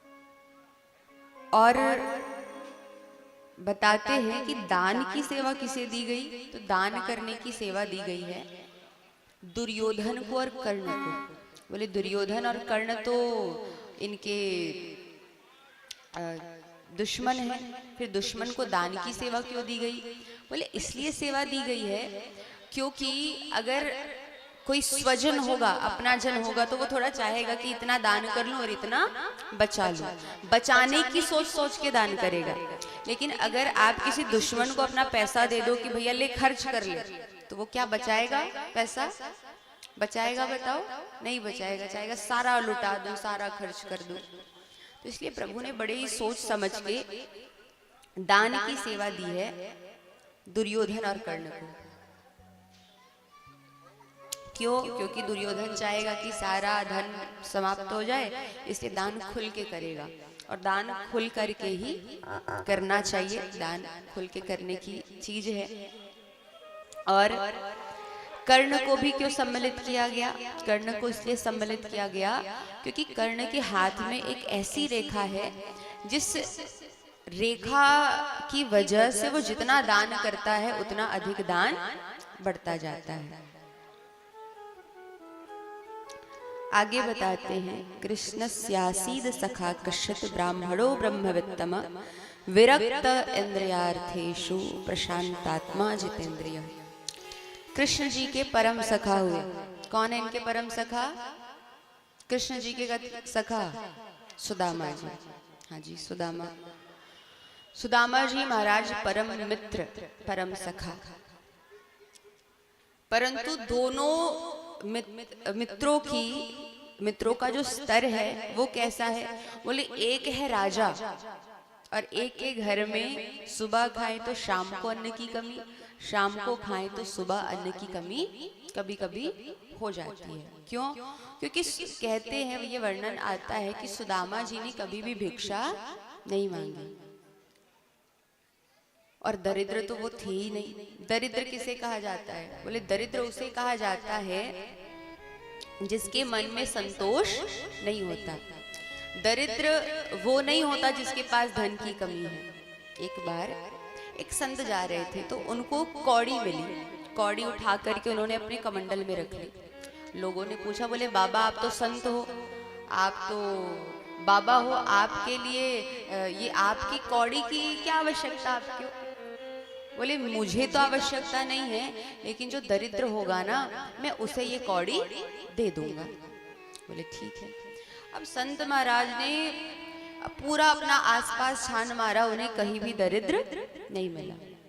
तभी एक दिन एक राजा की सवारी आ रही थी। भागो भागो, मारो, काटो, काटो कहते कहते पूरी भगदड़ मची हुई थी।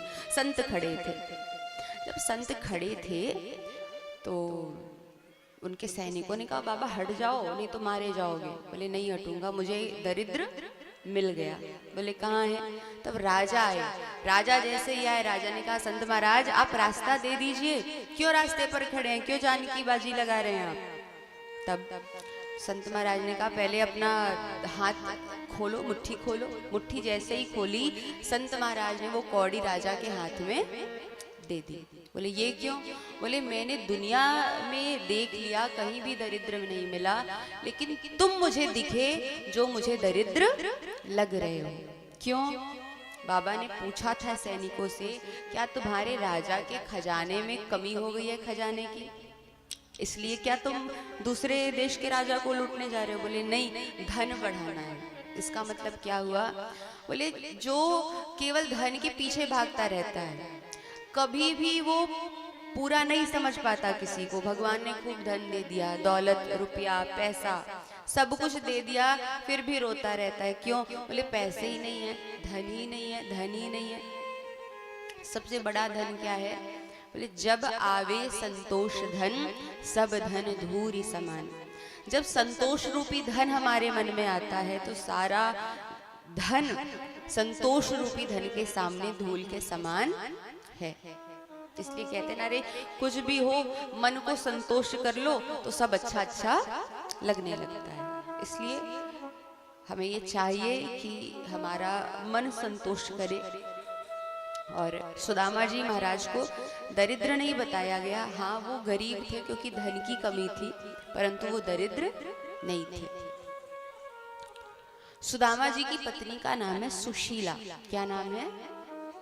क्या? सुशीला। इसका मतलब क्या? सुदामा का मतलब क्या? सुदामा का अर्थ ये होता है जिसका दाम अच्छा हो, जो अमूल्य हो, वो कौन है? सुदामा है। और सुशीला कौन है? सु का मतलब अच्छा, शील, शील का मतलब चरित्र, व्यवहार। जिसका चरित्र अच्छा है, जिसका व्यवहार अच्छा है, वो कौन है? सुशीला। एक दिन सुशीला को पता चला कि उनके परम मित्र, उनके स्वामी के परम मित्र स्वयं द्वारिकाधीश हैं। क्योंकि आज तक सुदामा जी महाराज भजन तो खूब करते, नाम जप खूब करते, सोने से पहले भगवान को धन्यवाद करते, उठने के बाद भगवान को धन्यवाद करते। और ये हर स्थान पर मैं कहती हूँ, यहाँ भी कहना चाहूंगी कि आप जीवन में ये नियम अपनाओ कि सोने से पहले एक बार प्रभु को धन्यवाद करो। ये प्रभु, जो कुछ भी अच्छा हो रहा है जीवन में, वो आपकी वजह से हो रहा है। और एक धन्यवाद बोले, जब आप सुबह उठो तो उठ करके एक धन्यवाद भगवान को देना चाहिए कि जो भी हुआ और जो भी आज होगा जीवन में, वो सब अच्छा हो प्रभु, ऐसी आप हम पर कृपा करना। क्योंकि जीवन में जो भी स्थिति हमारी हुई है, हम सारा दोष भगवान को नहीं दे सकते।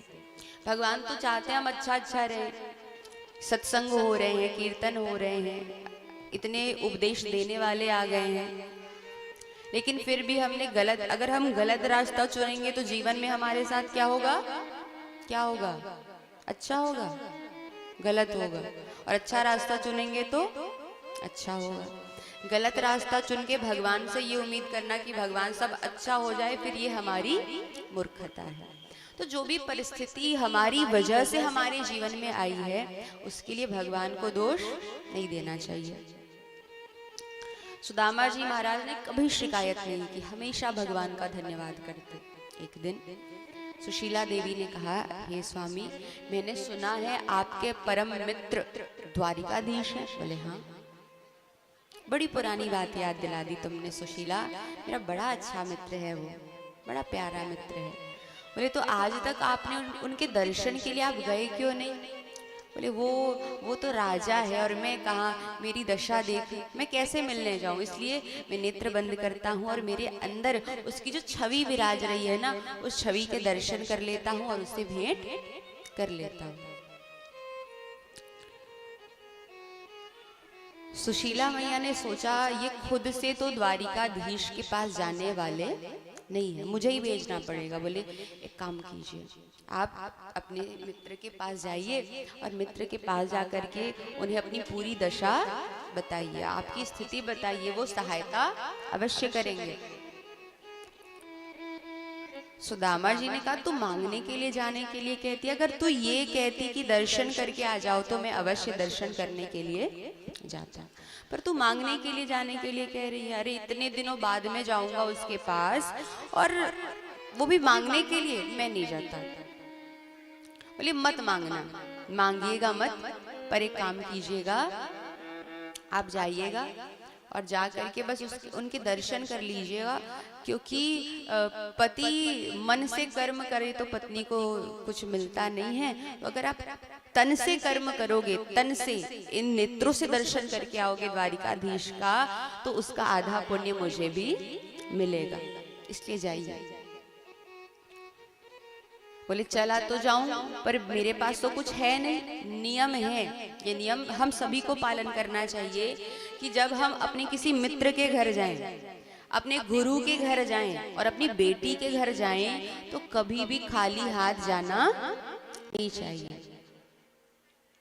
इसलिए ये ध्यान से, अगर भूल भी गए ले जाना तो कुछ समय बाहर निकलो, बाहर निकल करके कुछ लेकर के आओ, कुछ प्रदान, कुछ भेंट करो। ये नियम होता है बेटी, मित्र और गुरु के घर जाने का। तो बोले सुशीला देवी ने कहा, बोले आप स्नान ध्यान कीजिए, तैयार होइए, मैं कुछ ना कुछ व्यवस्था कर लूंगी। सुदामा जी गए तैयार होने के लिए। और सुशीला मैया 4 घरों में गई और 4 घरों में जाकर के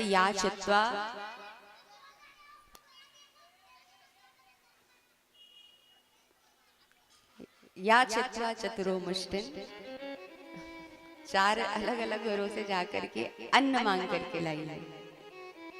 अलग अलग घरों से इसलिए अन्न मांगे क्योंकि उनको पता था कि द्वारिकाधीश को सुदामा जी कभी भी अपने मुख से बताएंगे नहीं कुछ की दशा कैसी है। बोले जब ये पोटली खोलेंगे, चावलों को देखेंगे तो पता चल जाएगा कि इनकी दशा, घर की स्थिति ऐसी है कि इनके घर में एक पोटली, एक स्थान का ढंग से चावल भी नहीं है। अलग अलग घरों के चावल को यदि आप एकत्रित करोगे तो सब अलग अलग दिखाई पड़ता है, दिखाई देता है कि नहीं, कि एक सा दिखाई पड़ता है, अलग अलग दिखाई देगा। कोई खंड खंड होगा, कोई साबुत होगा, कोई छोटा होगा, कोई मोटा होगा, कोई पतला होगा, ऐसा। 4 अलग अलग वस्त्रों से पोटली बनाई मिला करके। अलग अलग वस्त्रों क्यों लिए? इसीलिए लिए अगर पोटली खोल कर भी नहीं देखी, पोटली को देख लिया तो समझ जाएंगे कि इसके घर की स्थिति ऐसी है कि इसके घर पोटली बनाने के लिए साबुत कपड़ा भी नहीं है। और इसीलिए वो पोटली बना करके सुदामा जी जैसे ही आते हैं, सुदामा जी को प्रदान किया और सुदामा जी पोटली लेकर के निकल गए द्वारिका पुरी की ओर। प्रभु का कीर्तन करते हुए, भजन करते हुए द्वारिका नगरी की ओर जा रहे हैं। दूर नगरी, बड़ी दूर नगरी, कैसी आऊं रे कन्हैया, कैसी आऊं रे कन्हाई, तेरी द्वारिका नगरी, बड़ी दूर नगरी।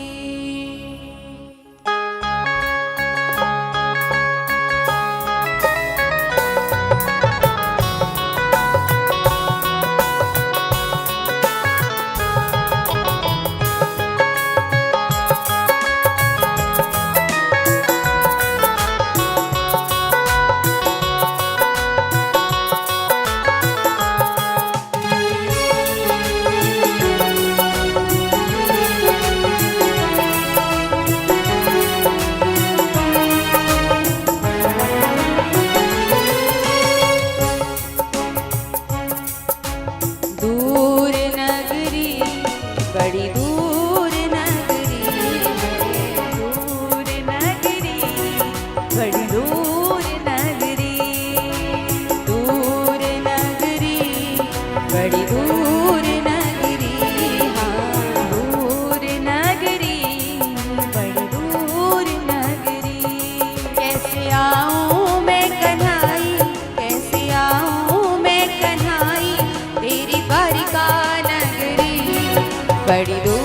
नगरी है, दूर नगरी, बड़ी दूर नगरी। जय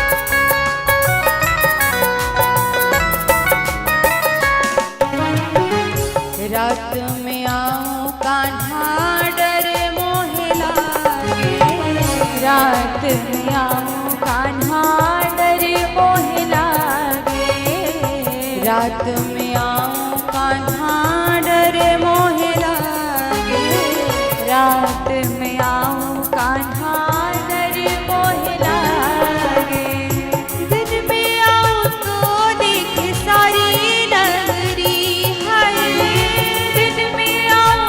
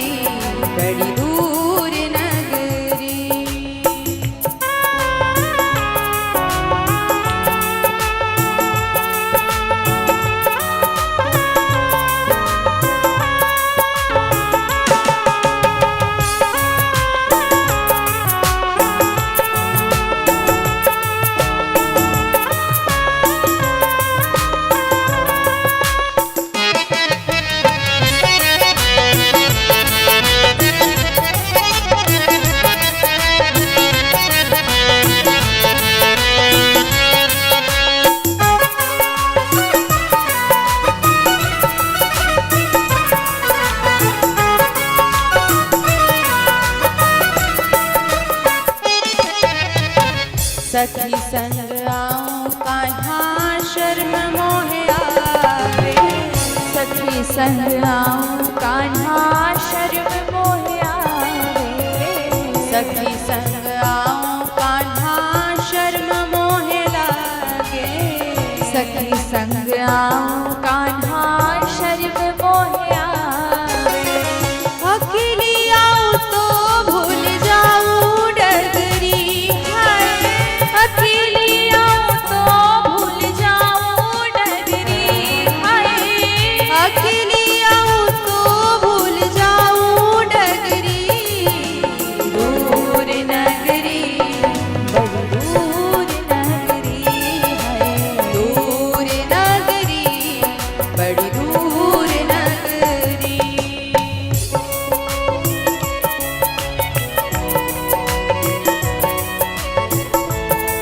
दोनों हाथ उठा के ताली बजाओ।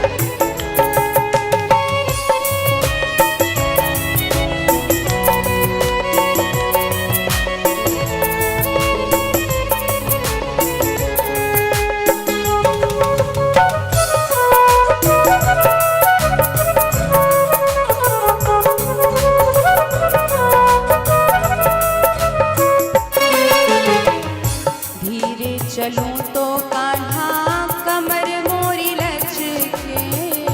धीरे चलूं तो कान्हा कमर मोरी लचके। धीरे धीरे चलूं कान्हा कमर मोरी लचके। धीरे धीरे चलूं कान्हा कमर मोरी लचके। झटपट चलूं तो छलकाए गगरी हो। झटपट चलूं तो छलकाए गगरी हाय। झटपट चलूं तो छलकाए गगरी। दूर नगरी बड़ी दूर नगरी। दूर नगरी बड़ी दूर नगरी। दूर नगरी बड़ी दूर नगरी है। दूर नगरी बड़ी दूर नगरी। कैसे आऊं रे कन्हाई, कैसे आऊं रे कन्हाई, तेरी द्वारिका नगरी बड़ी दूर नगरी है। दूर नगरी बड़ी दूर नगरी। बड़ी दूर नगरी बड़ी दूर नगरी। बड़ी दूर नगरी। दूर नगरी बड़ी दूर नगरी। सुदामा जी महाराज के ऊपर प्रभु की कृपा हुई। प्रभु की कृपा के साथ वो द्वारिकापुरी पहुंचे और द्वारिकापुरी जैसे ही पहुंचे द्वारपालों से मुलाकात हुई। द्वारपाल खड़े थे। द्वारपालों से क्या कहा ये कथा के भाव में सुनेंगे, उसके पहले भजन के भाव में आइए श्रवण करते हैं। देखो देखो ये गरीबी, ये गरीबी का हाल। कृष्ण के दर पे विश्वास लेके आया हूँ। मेरे बचपन का यार है मेरा श्याम। यही सोच कर मैं आस लेके आया हूँ।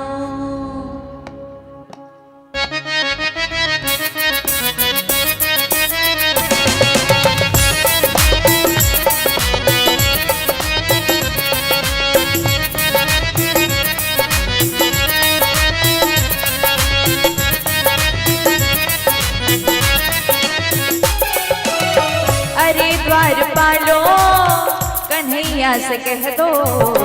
अरे द्वारपालो कन्हैया से कह दो कि दर पे सुदामा गरीब आ गया है। कि दर पे सुदामा गरीब आ गया है।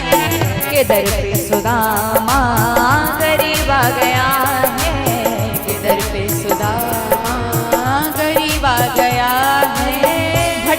भटकते न जाने कहाँ से, भटकते भटकते न जाने कहाँ से तुम्हारे महल के करीब आ गया है, तुम्हारे महल के करीब आ गया है।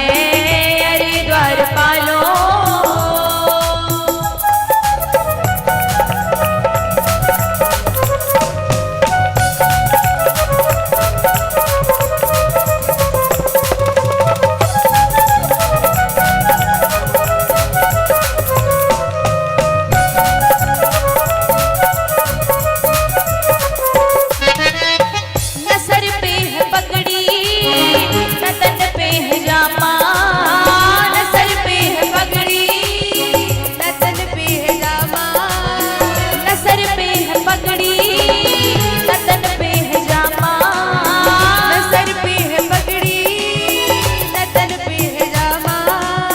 बता दो कन्हैया को नाम है सुदामा, बता दो कन्हैया को नाम है सुदामा हो, बता दो कन्हैया को नाम है सुदामा, बता दो कन्हैया को नाम है सुदामा।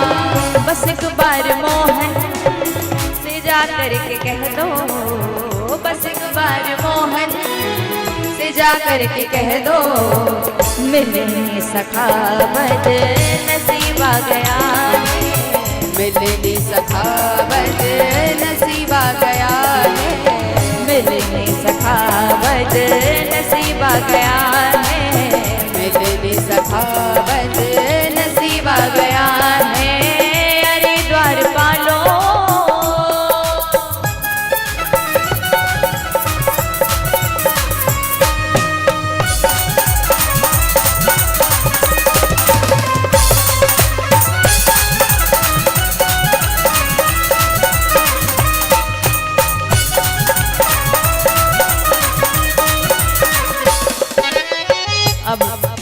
उनमें से एक बार महाराज जब सुदामा जी बहुत मनोहार करते कि एक बार जाके कह दो कि सुदामा आया है, तब एक आते हैं एक द्वारपाल और आकर के भगवान से कहते हैं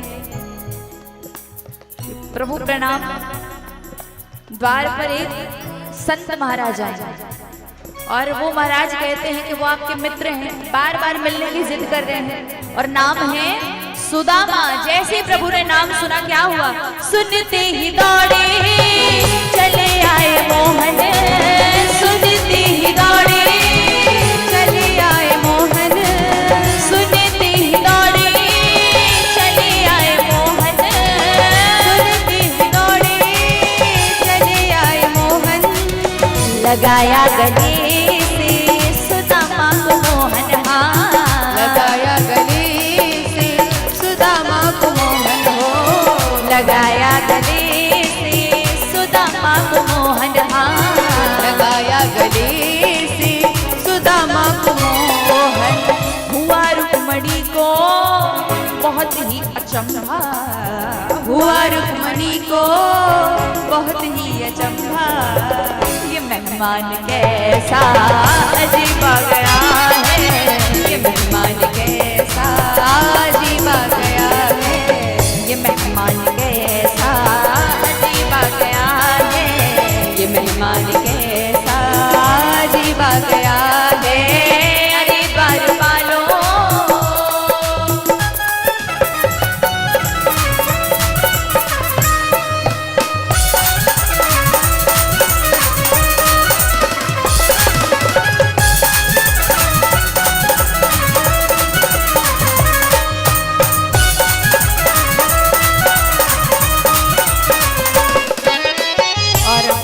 भगवान सुदामा जी को अंदर लेके आते हैं महल के, और महल के अंदर लेकर आते हैं। सारे जितने भी उनके सैनिक हैं, दास दास हैं, सब देख करके मानो हैरान है कि ऐसा कौन है, ये संत महाराज कौन है जिनके लिए भगवान ने अपना समय त्याग दिया, आराम छोड़ करके भगवान इनको गले लगाने आए हैं, इनका नाम सुनते प्रभु दौड़े चले आए हैं, कौन है सब सोच रहे हैं। और प्रभु अंदर लेकर आते उन्हें, अपने महल के अंदर लेकर आए और जिस सिंहासन पर भगवान स्वयं बैठते हैं उसी सिंहासन पर सुदामा जी महाराज को ला करके बिठाते हैं। बराबर में अपने सुदामा बिठाए, बराबर में अपने सुदामा बिठाए, बराबर में अपने सुदामा बिठाए, बराबर में अपने सुदामा बिठाए। चरण आंसुओं से श्याम ने धुलाए, चरण आंसुओं से श्याम ने धुलाए हो, चरण आंसुओं से श्याम ने धुलाए, चरण आंसुओं से श्याम ने धुलाए। न घबराओ प्यारे जरा तुम सुदामा, न घबराओ प्यारे जरा तुम सुदामा, खुशी का समा तेरे करीब आ गया है, खुशी का समा तेरे करीब आ गया है, खुशी का समा तेरे करीब आ गया है, खुशी का समा तेरे करीब आ गया है। भटकते भटकते न जाने कहाँ से, भटकते भटकते न जाने कहाँ से तुम्हारे महल के करीब आ गया है, तुम्हारे महल के करीब आ गया है, खुशी का समा तेरे करीब आ गया है, तुम्हारे महल के करीब आ गया है, खुशी का समा तेरे करीब आ गया है। वही द्वारिकाधीश की। और प्रभु दौड़ के गए, सुदामा जी को लेकर के आए, सबने दर्शन किए। पूजन सामग्री लेकर के आते हैं प्रभु और धूप दीप नैवेद्य से सुदामा जी की पूजा की। सुदामा जी के चरणों में बैठ करके उनकी पूजा करते हैं, चरण प्रक्षालन करते हैं।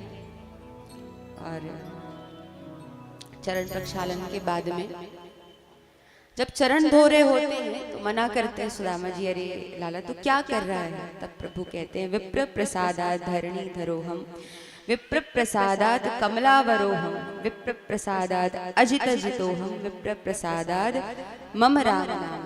ये ब्राह्मणों की ही कृपा है जिसकी वजह से मैं इतने आनंद से हूँ, और जो भी मेरे पास है ये आप सभी की कृपा है, तो मैं तो पूजन अवश्य करूँगा।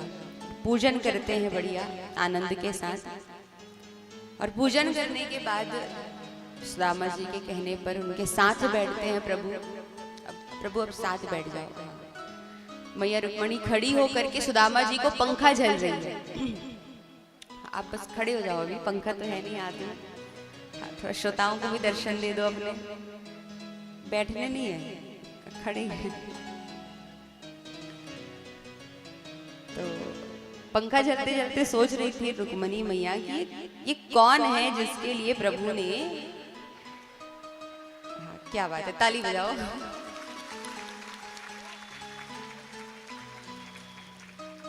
पंखा झल रहे हैं प्रभु रुक्मणी मैया सुदामा जी के।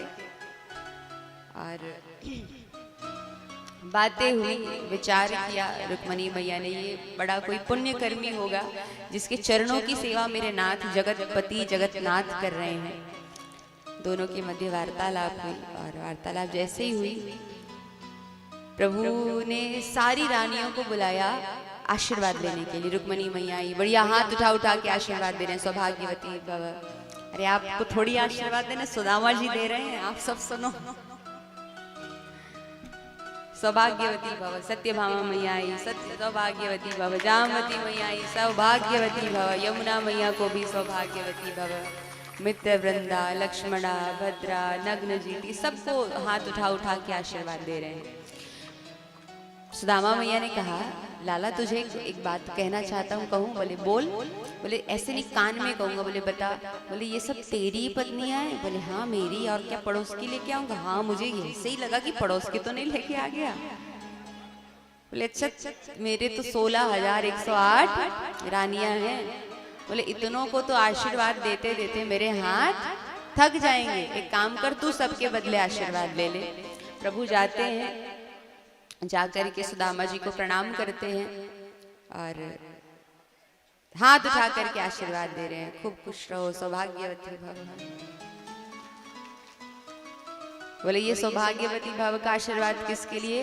ये रानियों के लिए, तू जाके सबके पास ट्रांसफर कर देना इसके लिए।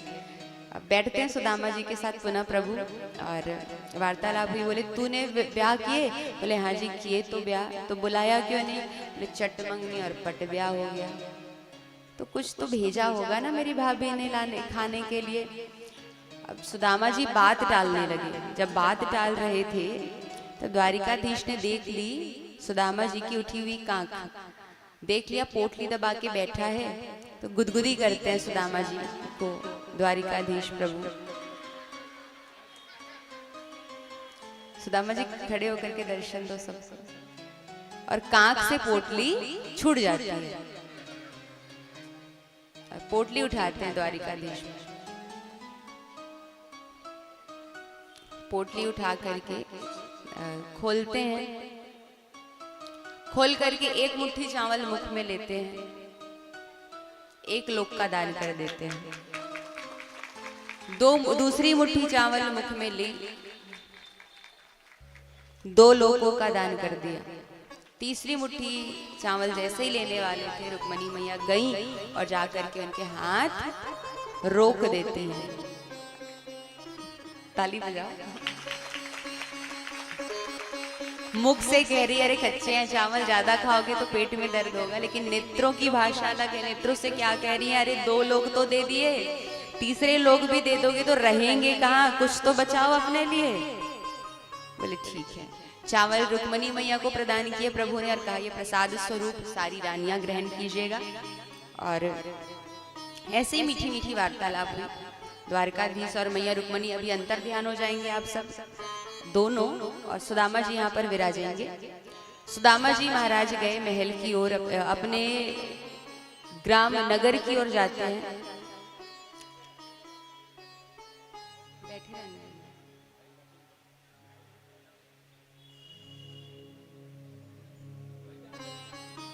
क्योंकि नियम यही है ना, सुदामा जी को अर्पित करते हैं पोटली। हाँ, तो एक बार ताली बजाओ हमारे द्वारिकाधीश्वर मैया रुक्मणी, सब मन से प्रणाम कर लो द्वारिकाधीश्वर प्रभु रुक्मणी मैया रुक्मणी की झांकी को। सुदामा जी जब जाते हैं अपने ग्राम में, नगर में, तो देखते हैं कि उनके आश्रम, उनकी कुटिया के स्थान पर महल बना हुआ है। पत्नी देवी आती हैं और पत्नी देवी आकर के उन्हें बताती हैं कि स्वामी ये आपका कोई एक आया था। बोले कौन आया था? कोई मंत्री आया था, उसने कहा कि आपका मंत्री है और महल बनाएगा, सो मैंने बनाने दिया। बोले मैं राजा ही नहीं हूँ तो मंत्री कहाँ से? देख सुशीला, तुझे चाहिए था धन दौलत रुपया पैसा, सो तुझे धन दौलत मिल गया। मुझे चाहिए थे प्रभु के दर्शन, तो मुझे प्रभु के दर्शन मिल गए। तो इसमें खुश रह, मैं जाके भजन करूंगा, उसमें खुश रहूंगा। बोले जाने ही वाले थे प्रभु कि टेढ़ी टांग वाले हमारे कृष्ण कन्हैया लाल अंदर से बाहर आते हैं, कहते अरे ओ सुदामा जाता कहाँ है, थोड़ा रुक के तो जा। और कहते हैं प्रभु कि सुदामा तू अभी यहाँ, ये सब वैभव मैंने किसके लिए बनाया, किसको प्रदान किया? तुझे प्रदान किया। तो तू कुछ समय तक यहाँ पर रह, रुक, और रुक करके भगवान मेरा भजन भी करते रहे और यहाँ के सुखों का भोग भी करता रहे। बोले ठीक है। प्रभु की आज्ञा को शिरोधार्य किया सुदामा जी महाराज ने, और वहीं पर आनंद से उस महल में रहे, सुखों का उपभोग किया। और ऐसी दिव्य कथा अभी हम सब ने श्रवण की। हमारे मुख्य यजमान सर्वप्रथम उठेंगे, उठ करके सुदामा जी का पूजन और सुदामा पोटली अर्पित करेंगे। तत्पश्चात अन्य जो सदस्य हैं घर के, वो आकर के सुदामा जी को पोटली अर्पित करेंगे। और क्योंकि संख्या ज्यादा है तो आज भी अगर कल की तरह व्यवस्था बन जाए, कोई एक व्यक्ति जाए, हाँ कोई एक व्यक्ति जाएगा और जा करके आप जो प्लेट या जो भी पात्र रहेगा उसमें जो अगर पोटली, अच्छा पोटली बना के कौन कौन लाए हो, तो पोटली अर्पित कीजिएगा और नहीं लाए हो वहीं से प्रणाम कर लो सुदामा जी को। और आइए आपके पोटली अर्पित करते तक प्रभु को हम अपने भजन का भाव अर्पित करते हैं। आइए हमारे बीच में दो विशिष्ट अतिथियों का आगमन हुआ है। सम्माननीय लखनलाल देवांगन जी उद्योग मंत्री जो हैं हमारे छत्तीसगढ़ के, उनके सुपुत्र श्री विश्वेश देवांगन जी एवं मितेश देवांगन जी दोनों आइएगा और आकर के दीदी जी से आशीर्वाद प्राप्त करेंगे। सम्माननीय श्री लखनलाल साहू जी ग्राम मिस्दा प्राचार्य हैं, आप प्रिंसिपल हैं, आपसे भी निवेदन, जोरदार ताली बजा दीजिए एक बार कम से कम। श्री साहू जी ग्राम मिस्दा से, लखनलाल साहू जी प्रिंसिपल हैं हमारे।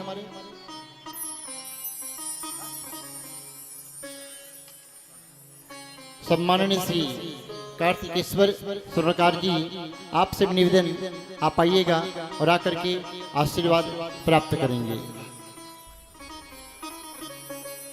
ताली बजनी चाहिए कम से कम।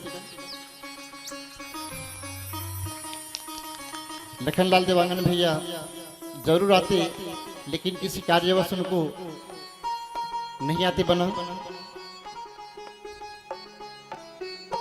ताली बजती है कम से कम, बैठी बैठी तालियां बढ़िया।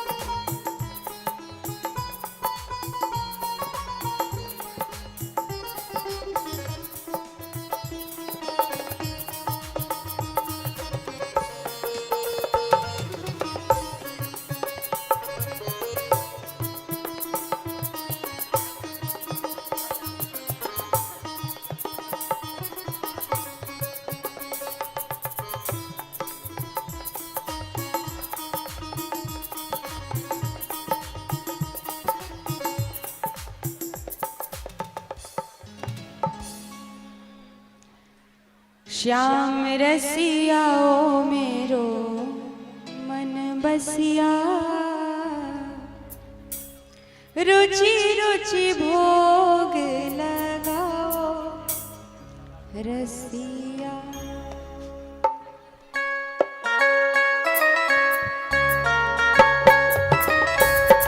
राधे, आपके बीच में दो भैया जा रहे हैं टोकरी लेकर के, जो भी भक्तगण पोटली बना के लाए हैं पोटली।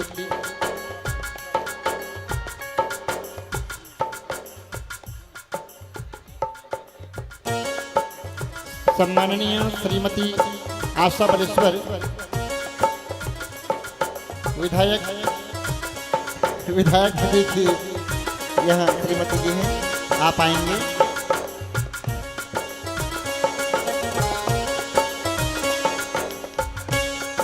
और टोकरी में आप लोगों को जो भी कुछ भी अर्पण करना है आप लोग अर्पण कर दीजिएगा, क्योंकि सभी लोग आएंगे तो काफी भीड़ हो जाएगी यहाँ पे। राधे।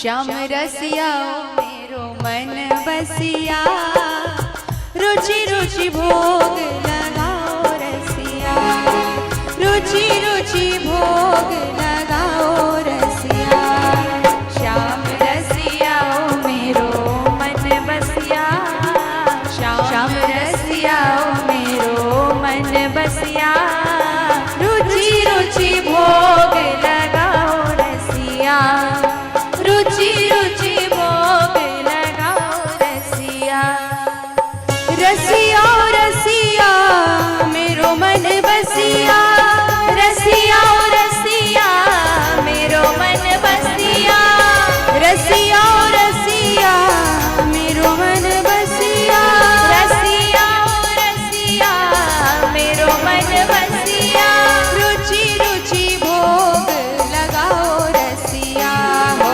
रुचि रुचि भोग लगाओ रसिया राधे। सभी माताओं से निवेदन है अपने अपने जगह पे बैठी रहिएगा। आपके सामने में पात्र लेके आ रहे हैं, इसमें डालिएगा और सुदामा जी के हाथों में ना पकड़ाएं। सभी को पकड़ते पकड़ते हो जाएगा हाथों में, पोटली को पकड़ते हुए पकड़ चेयर में रख दीजिएगा। राधे।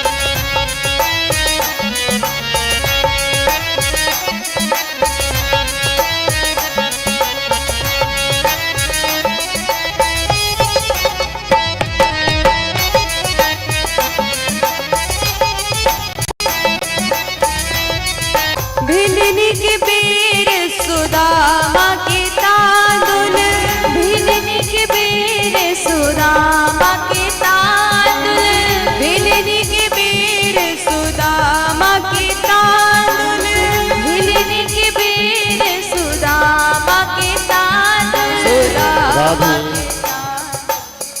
आप सभी माताओं से निवेदन है यहाँ पे लगाएं। आपके सामने पात्र जार उसमें डाल दीजिएगा। आप लोग सुदामा जी के हाथों में कुछ भी ना पकड़ाएंगे, थक जाएंगे वो पकड़ते पकड़ते पोटली को। प्रणाम करके निकलते जाइए राधे राधे बोल के सुदामा जी को। सभी माताओं से निवेदन है अपने जगह पे बैठिएगा। आपके सामने भैया आ रहे हैं, उस पात्र में आप लोग डाल दीजिएगा पोटली को। और बहुत ही श्रद्धा है चढ़ाने की ही, तो आरती के पश्चात आप लोग एक एक करके जब आएंगे उस समय चढ़ाइएगा मंच पे। राधे। और अब कोई भी व्यासपीठ की तरफ भी नहीं आएंगे, आप नीचे जाइएगा, सुदामा जी को प्रणाम कीजिएगा, वहां से अपना स्थान पकड़िएगा, वहां बैठिएगा। ऊपर अभी कोई नहीं आएंगे।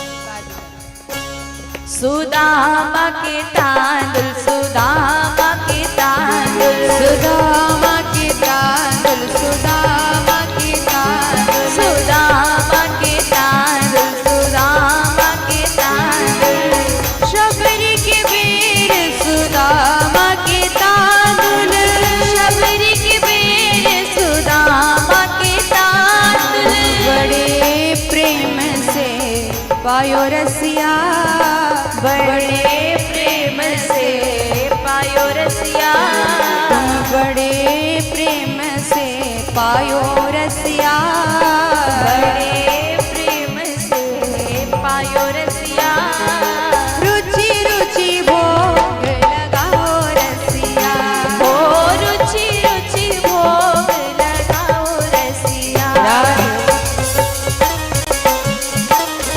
अगरबत्ती कोई भी ना जलाएं, अगरबत्ती ना जलाइएगा। श्री राधे। कृपया अगरबत्ती ना जलाइए, सामने में रख दीजिएगा।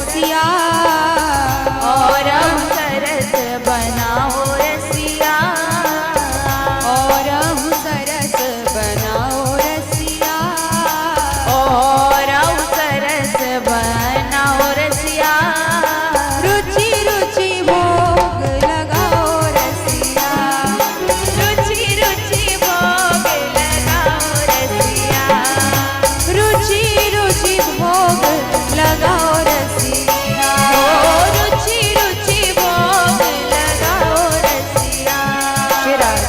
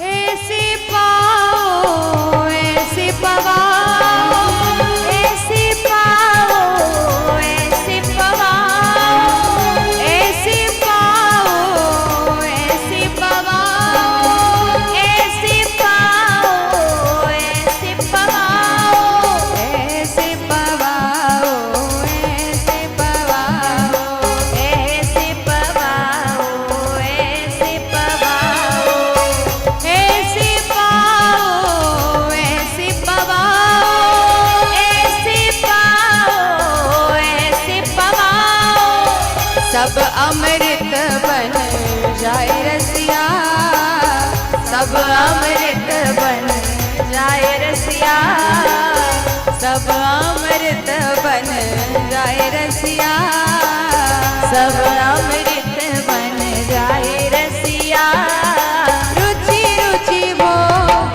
लगाओ रसिया अरे रुचि रुचि भोग लगाओ रसिया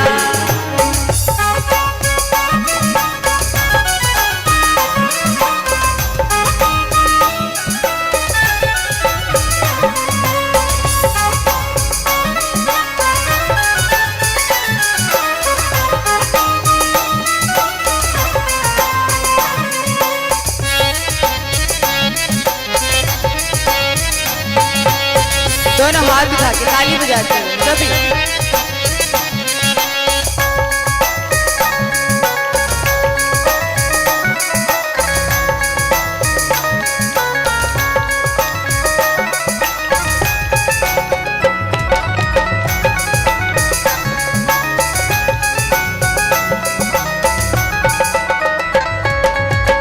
मीरा के प्रभु गिरधर नागर मीरा के प्रभु गिरिधर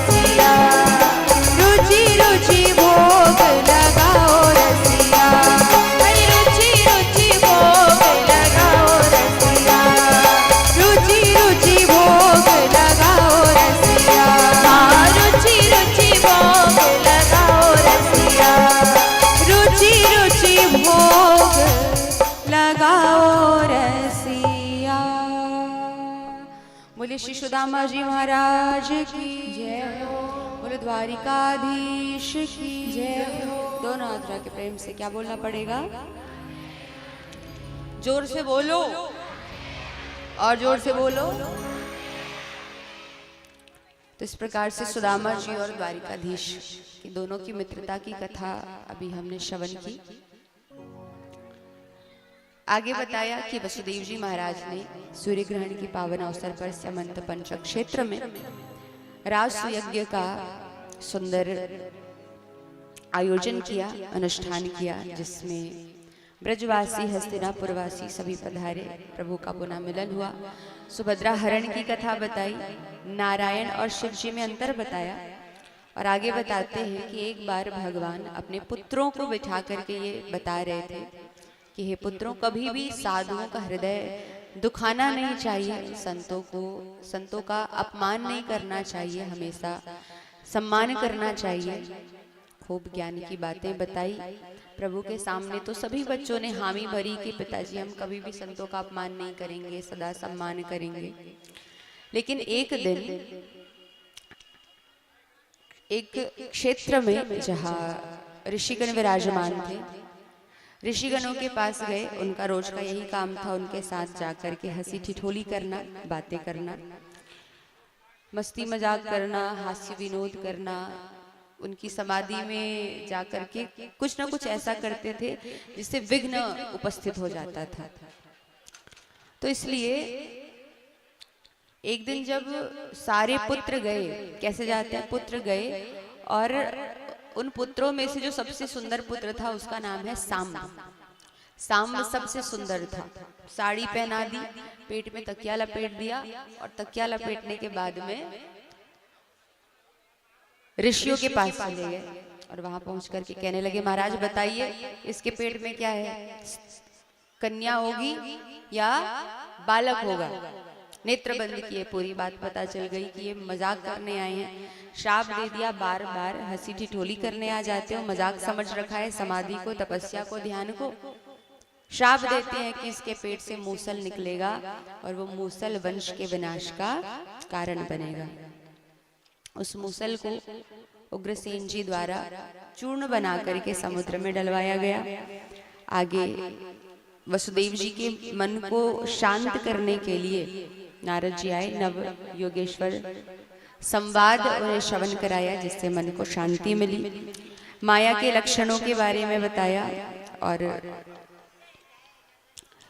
कृष्ण जी के पास देवतागण आए कि प्रभु आप कब आएंगे? तब प्रभु ने आश्वासन दिया कि मैं अवश्य आऊंगा, तुम मेरी प्रतीक्षा करो। और दत्तात्रेय के 24 गुरुओं के विषय में वर्णन किया कि दत्तात्रेय ने कुमारी कन्या को, हिरण को, हिरनी को, हाथी को, भंवरे को, जल को, अग्नि को, इसी प्रकार और अन्य 24 गुरु बनाए। इसकी कथा बताई। और आगे बताया कि यदुवंशी अचानक अपने आप को मारने लगे, काटने लगे। और जब अस्त्र शस्त्र समाप्त हो गए, तब एक दूसरे को मारने के लिए सारे जो मूसल का चूर्ण बना करके समुद्र में डलवाया गया था, झाग के साथ, जो समुद्र की फेन होती है, लहरों के साथ किनारे पर आया। एरका नाम की झाऊ बनती है, और एरका नाम की झाऊ को एक दूसरे को मारने के लिए सब प्रयोग करने लगे। पूरा यदुवंश समाप्त हो गया और पूरी यदुवंश, पूरी की पूरी द्वारिका नगरी समुद्र में विलीन हो गई।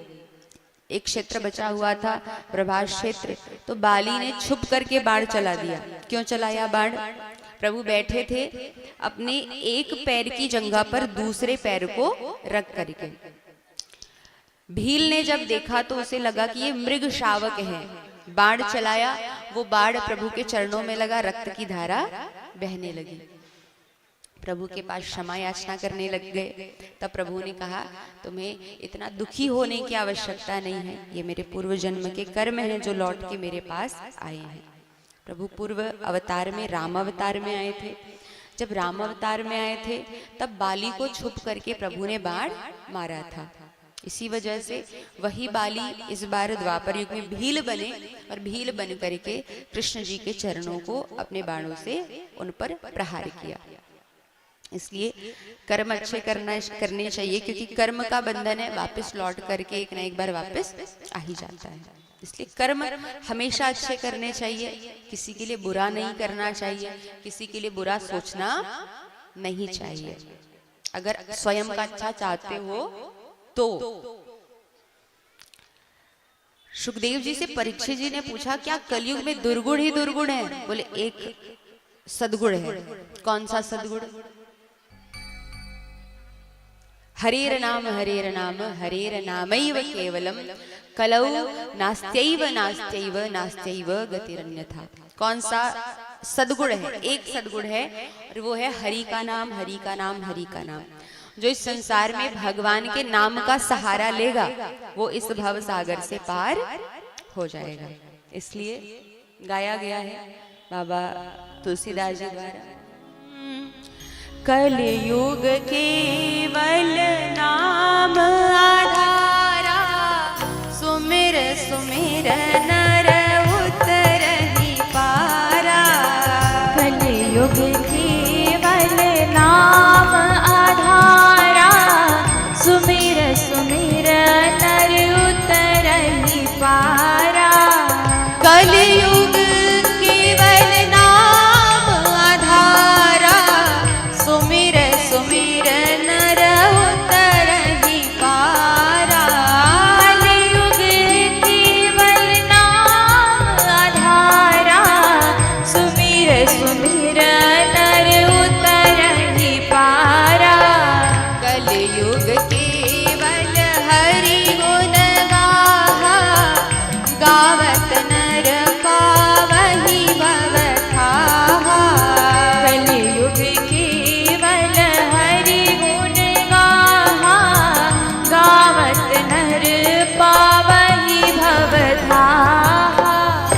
कलयुग केवल नाम आधारा, सुमिर सुमिर नर उतरहि भव पारा। और क्या गाया? कलयुग केवल हरि गुण गाहा। जो हरि का गुणगान करेगा, भगवान के नामों का गुणगान कैसे करना है? बोले ये आवश्यक नहीं है कि भगवान के नामों का गुणगान करने के लिए एक ऊंचा व्यास मंच ही मिले तभी आप गुणगान करोगे। अपने घर में बैठ करके भी हरि का गुणगान किया जा सकता है, कीर्तन के माध्यम से हो या कथा के माध्यम से हो और अन्य किसी माध्यम से हो। इसलिए तरीका चाहे जो हो, लेकिन हमें हरि का गुणगान करना छोड़ना नहीं है। और ये भी नहीं कि प्रभु का नाम लेना इसलिए अपना काम धाम सब छोड़ करके प्रभु का कीर्तन करते बैठे रहो। तो कर्म भी करो और धर्म भी करो और भगवान का नाम लेते रहो। सुखदेव जी महाराज ने राजा परीक्षित को बताया कि हे राजा परीक्षित,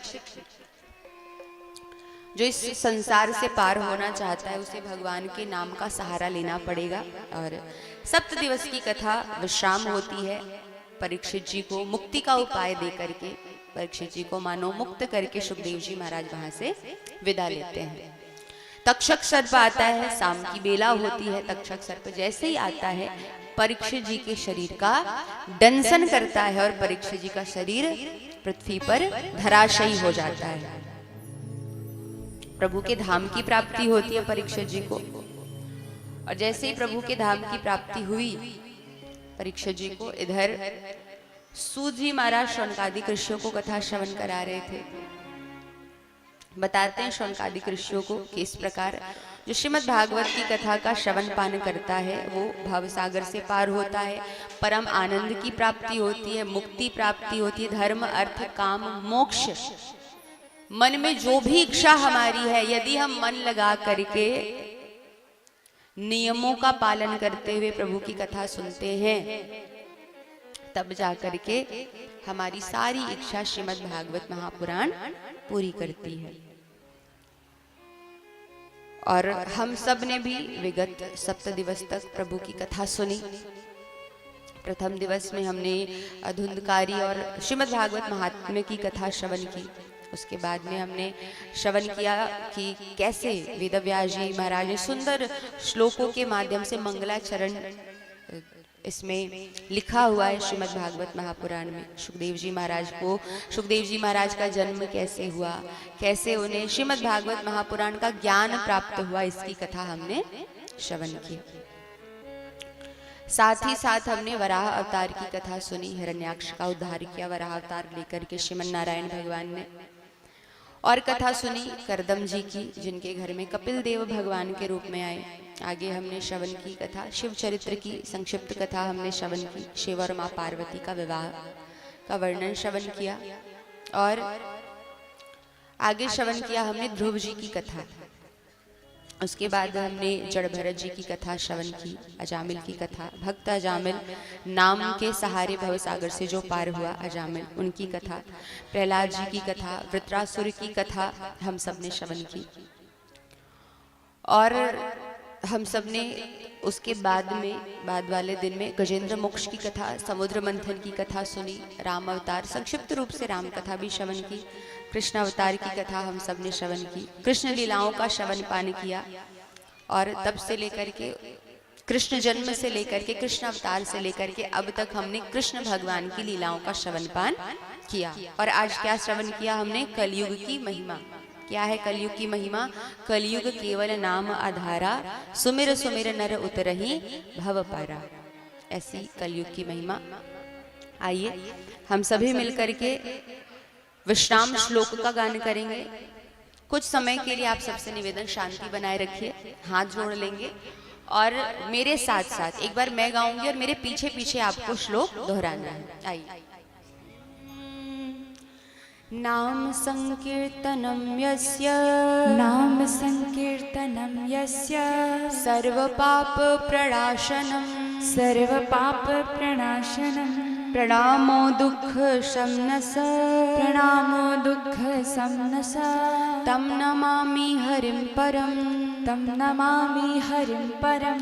नाम संकीर्तनम यस्य, नाम संकीर्तनम यस्य, सर्व पाप प्रणाशनम, सर्व पाप प्रणाशनम, प्रणामो दुख शमनस, प्रणामो दुख शमनस, तम नमामि हरिं परम, तम नमामि हरिं परम।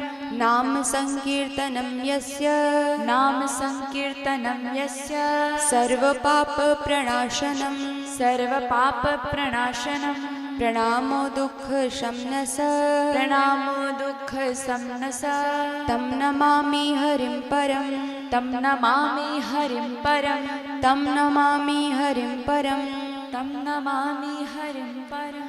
हरे कृष्णा हरे कृष्णा, हरे कृष्णा हरे कृष्णा, कृष्ण कृष्ण हरे हरे, कृष्ण कृष्ण हरे हरे, हरे राम हरे राम, हरे राम हरे राम, राम राम हरे हरे, राम राम हरे हरे, हरे कृष्णा हरे कृष्णा, हरे कृष्णा हरे कृष्णा, कृष्ण कृष्ण हरे हरे, कृष्ण कृष्ण हरे हरे, हरे राम हरे राम, हरे राम हरे राम, राम राम हरे हरे, राम राम हरे हरे, हरे कृष्णा हरे कृष्णा, हरे कृष्णा हरे कृष्णा, कृष्ण कृष्ण हरे हरे, कृष्ण कृष्ण हरे हरे, हरे राम हरे राम, हरे राम हरे राम, राम राम हरे हरे, राम राम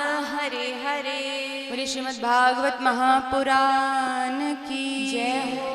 बोलो बाल कृष्ण लाल की जय हो। बोले लाडली लाल की जय हो। गौ माता की जय हो। दोनों हाथ उठा के प्रेम से क्या बोलना पड़ेगा? जोर से बोलो और जोर से बोलिए।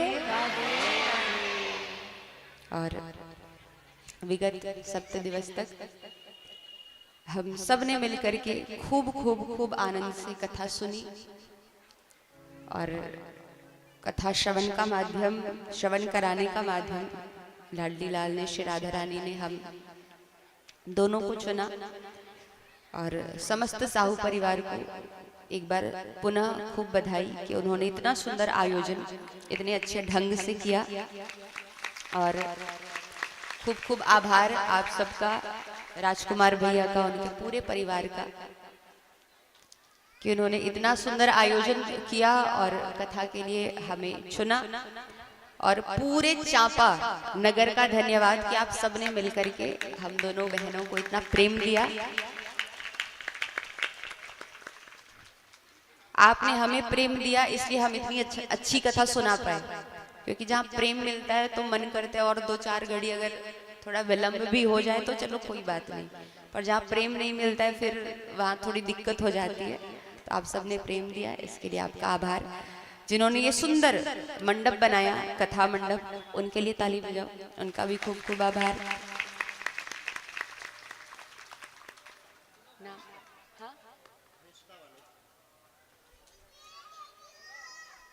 बोलोगे? भाई सदा वाले टेंट। हाँ, ताली बजाइए। हमारे बंटी भैया के लिए ताली बजाइए, उन्होंने इतनी सुंदर साउंड की व्यवस्था की। प्रभु की कृपा खूब उन पर बनी रहे। और हमारे लाइव वाले भैया, दोनों कैमरामैन के लिए ताली बजाओ।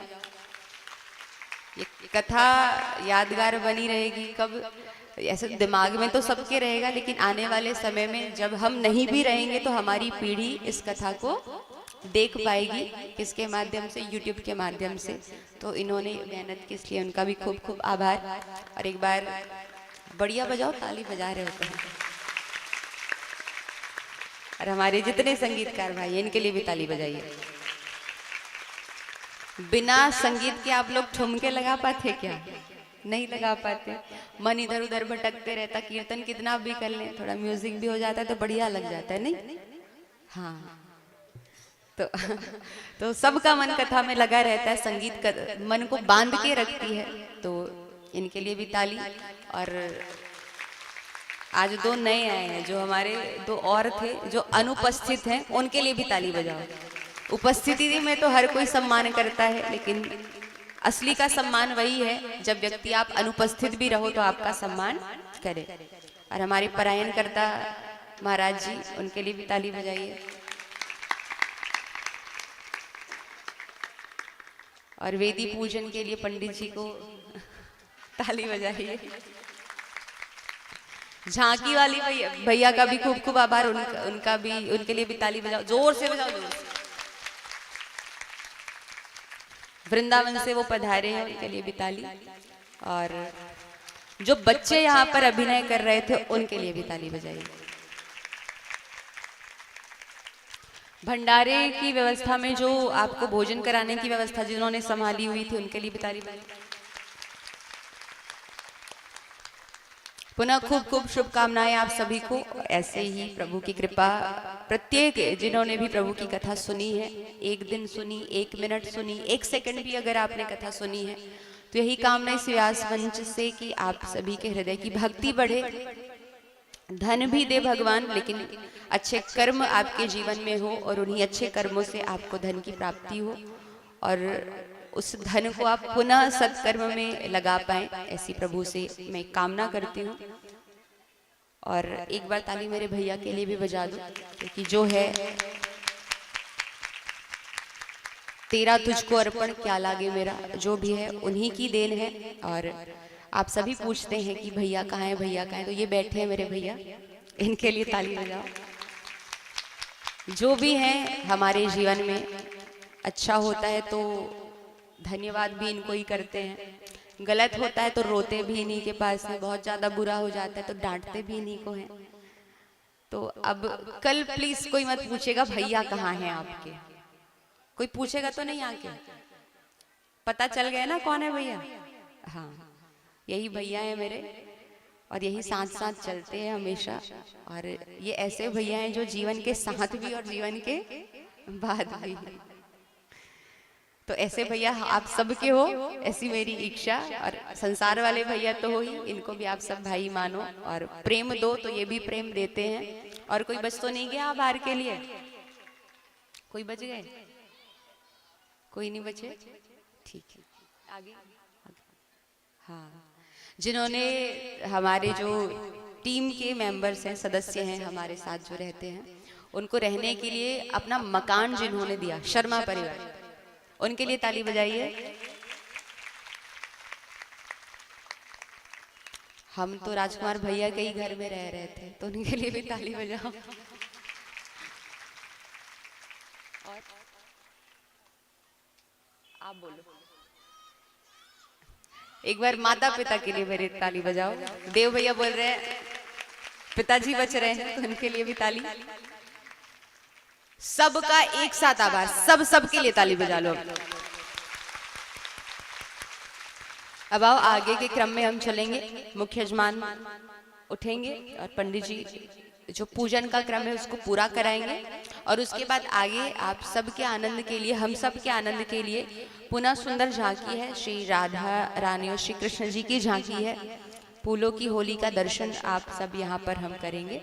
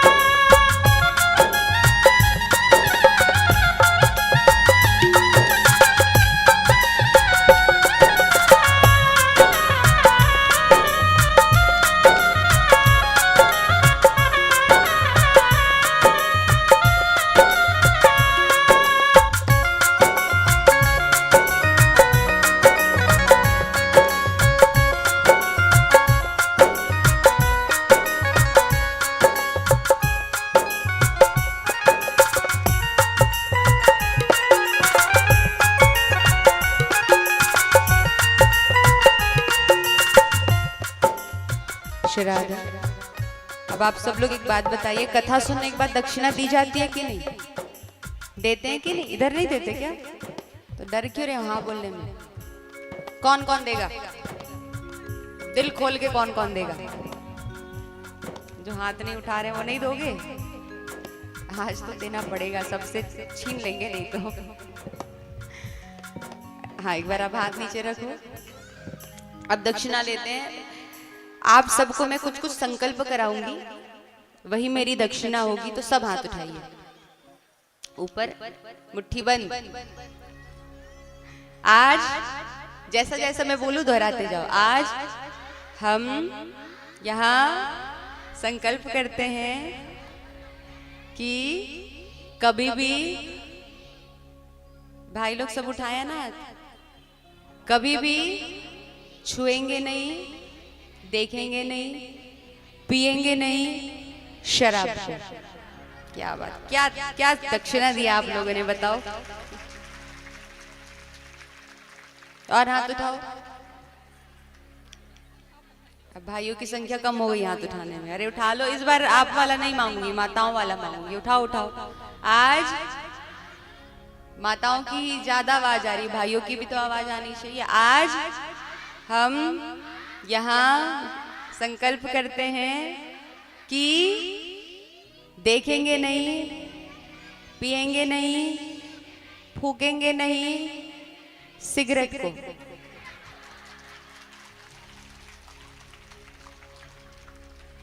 अरे दो ही दक्षिणा दोगे क्या? और दक्षिणा नहीं दोगे? दोगे? चलो अब माता केवल नहीं, अभी भी सभी से लूंगी। चलो हाथ मुट्ठी बंद। आज हम यहाँ संकल्प करते हैं कि हमेशा सम्मान करेंगे प्रत्येक स्त्रियों का। पुरुषों को तो हमेशा हर स्त्री का सम्मान करना ही चाहिए, पर ये जो कहावत है कि औरत को ही औरत से जलन होती है, इस मुहावरे को थोड़ा गलत सिद्ध करके हमें दिखाना है कि किसी भी स्त्री को किसी भी स्त्री से जलन नहीं होती है। एक स्त्री को दूसरे स्त्री का बढ़ावा देने के लिए, मित्र होते हैं ना, बेस्ट फ्रेंड, वैसा मित्र बनना है कि उसको आप पुश करो, धक्का दो कि ये कर, ये कर, ये अच्छा काम कर, ये अच्छा काम कर। जीवन में दुख है तो उस दुख को बैठ के सुनो, अच्छा है जीवन में तो उस अच्छे को भी सुनो, और कुछ सलाह भी देनी है तो सलाह दो, और प्रयास करो कि आप अन्य स्त्री से द्वेष की भावना न रखो। तभी ये कहावत क्या होगा, गलत सिद्ध होगा, नहीं तो फिर हमेशा से सही सही सिद्ध होते जाएगा। इसलिए आज के बाद किसी भी स्त्री को अन्य स्त्री को देख करके जलना नहीं है। और हाथ उठाओ, हाँ उठाओ उठाओ। आज हम, आप मन नहीं उठावा हाथ है, उठावा उठावा उठावा। आज हम यहाँ संकल्प करते हैं हमेशा सम्मान करेंगे अपने सास ससुर का। ताली बजाओ, कितना बढ़िया बढ़िया दक्षिणा दे रहे हो। देखो, कन्याएं तो करती करती है सम्मान अपने सास ससुर का, पुरुषों को भी ये जिम्मेदारी लेना है कि अपने सास ससुर को अपने माता पिता की तरह माने, और जैसे बेटी सेवा करती है, बहू सेवा करती है अपने सास ससुर की, वैसे ही दामाद भी सेवा करे, ना कि करवाने जाए ससुराल सेवा। दामाद पहुंचते नई नई थालियां निकल जाती है, प्लेट गिलास, क्या बन रहे, मटर पनीर पुलाव, ये तो वो, और बेटी जब तक थी तब तक चल बर्तन मांज। और जो अपने घर ले जाके बर्तन खिसवा रहा है उसकी सेवा कर रहे हो। सेवा करो, एक दिन तक करो, जब शुरू शुरू आए तो थक जाते हैं ना, उसके बाद जैसे बेटी से करवाते हैं, बहू घर का काम करती है कि नहीं, करती है कि नहीं, करती है ना। तो दामाद को भी तो चाहिए कि जैसे बेटी बहू बन करके सास ससुर की सेवा कर रही है, वैसे ही बेटा दामाद बन करके अपने सास ससुर की सेवा करे। जोरदार ताली बजाओ, बहुत अच्छी बात कही है मैंने। एक बार और हाथ उठाइए इसी आनंद के साथ, तालियों की गड़गड़ाहट के साथ। आज हम इतनी के मन काबर नहीं उठावा हाथ ला, मैं नीचे, साउंड वाले भैया क्यों नहीं उठा रहे हाथ, बताओ। तो मन नहीं उठावा, उठावा एक हाथ आर्गन में, हाँ मुट्ठी बंद, एक हाथ। तो आज हम यहाँ संकल्प करते हैं कि कभी भी घिसेंगे नहीं गुड़ाखू को। एती के मन करत रहेगा कोनो है, तीनों क्या बात है, आज चढ़ा दिया भगवान ने। इधर कोई कर रहा था क्या ये गुड़ाखू वाला, कौन कौन, दूसरों का भी बता सकते हैं ये कर रहे थे ऐसे। हाँ चलो, आज से आपकी गुड़ाखू सिगरेट शराब सब बंद। सब आज जितने भी यहाँ हो सबने संकल्प कर लिया है, और संकल्प करके आपने यहाँ चढ़ा दिया है चढ़ोतरी में, अब उसको वापस नहीं लेके जाते। तो आज से अब ये नशा मुक्ति अभियान हो गया। अब कोई भी नशा मत करना, और कोई दूसरा नशा करे तो नशा करने से रोकना, मना करना। दोनों हाथ उठा के प्रेम से क्या बोलना पड़ेगा, जोर से बोलो, और जोर से बोलो। बहुत बढ़िया बढ़िया, राधे राधे बोले आप सब।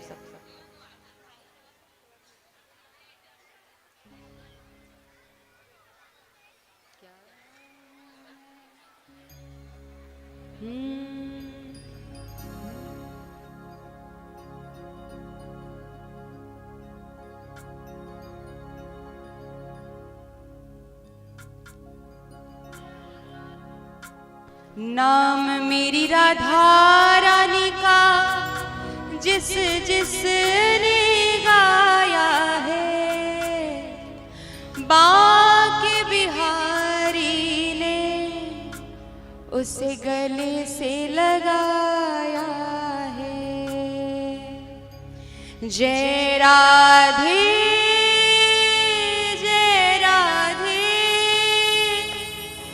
जय श्री कृष्णा बोलो जय राधे।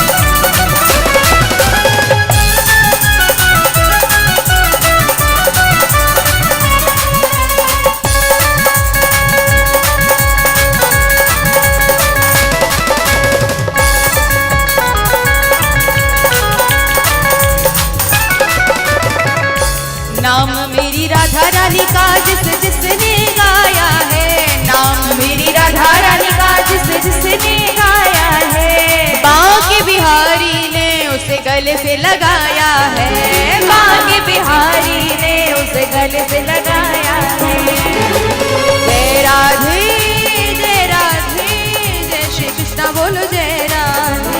जय राधे जय राधे, जय श्री कृष्णा बोलो जय राधे।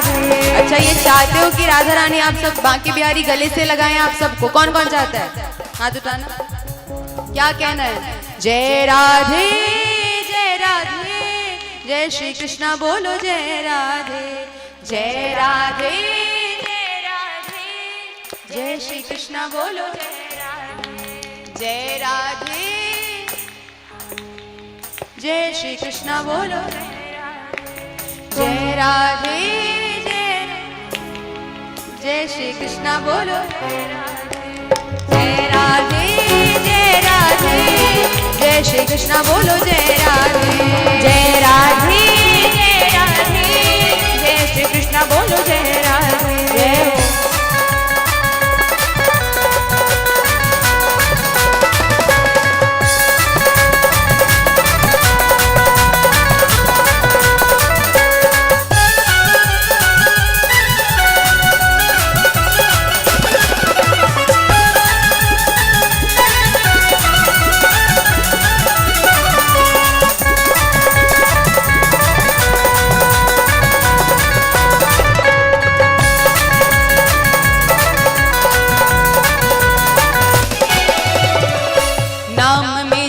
रानी का सदा देता सहारा है, नाम मेरी राधा रानी का सदा देता सहारा है। नाम मेरी राधा रानी का सदा देता सहारा है, नाम मेरी राधा रानी का सदा देता सहारा है। तू भी एक बार जप ले ये नाम बड़ा प्यारा है, ओ तू भी एक बार जप ले ये नाम बड़ा प्यारा है। तू भी एक बार जप ले ये नाम बड़ा प्यारा है, तो भी एक बार जप ले ये नाम बड़ा प्यारा है। जय राधे जय राधे, जय श्री राधे बोलो जय राधे। जय राधे जय राधे, जय श्री राधे बोलो जय राधे। जय हो। दोनों हाथ उठा के झूमते हुए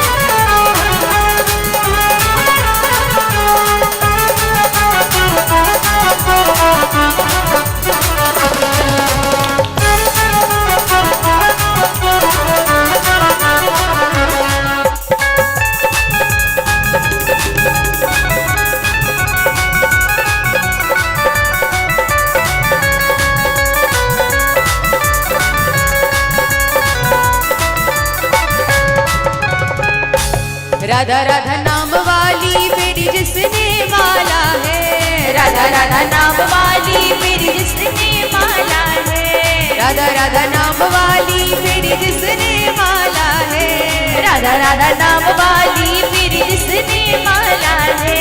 उस पर रीझ गया मेरा मुरली वाला है, उस पर रीझ गया मेरा मुरली वाला है।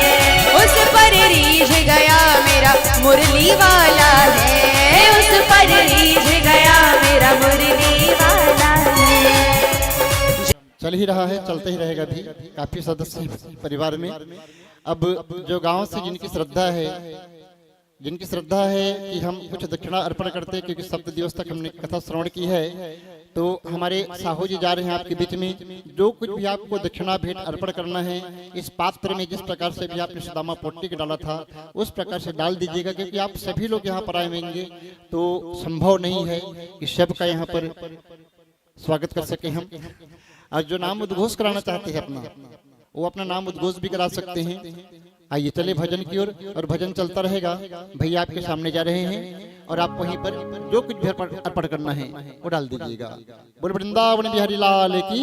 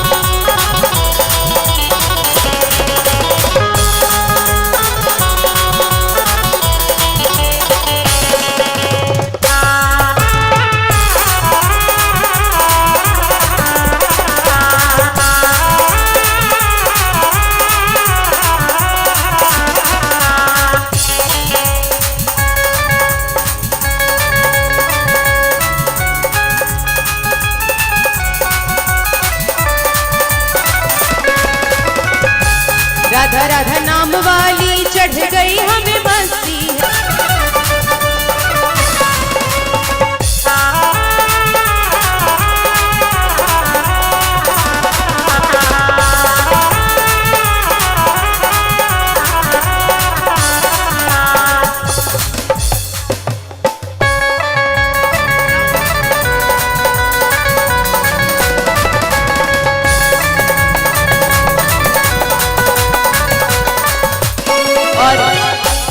भजन में आगे बढ़ने से पूर्व जो हमारे मोर भगवान तैयार हो गए हैं मोर नृत्य के लिए, तो आपसे निवेदन कि आप पंडाल में जल्दी पधारें। और पधारेंगे कैसे? जब आप जोर से दोनों हाथ उठा के क्या कहोगे?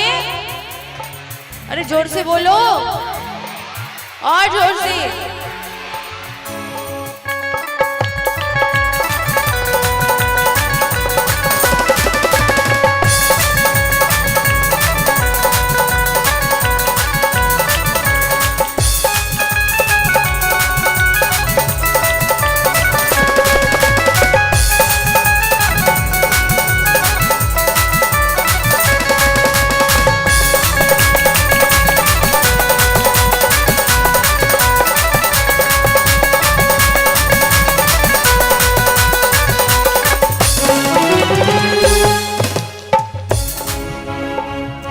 नाम मेरी राधा रानी का जिस जिसने गाया है, नाम मेरी राधा रानी का जिस जिसने गाया है, नाम मेरी राधा रानी का,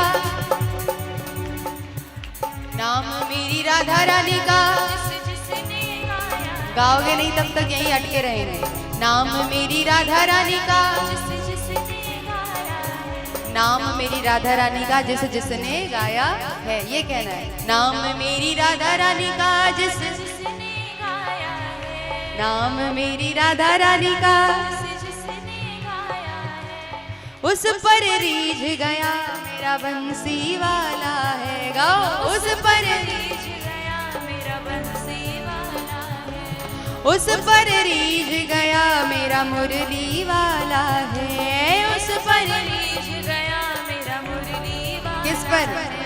जय राधे, उठाओ हाथ पूरे।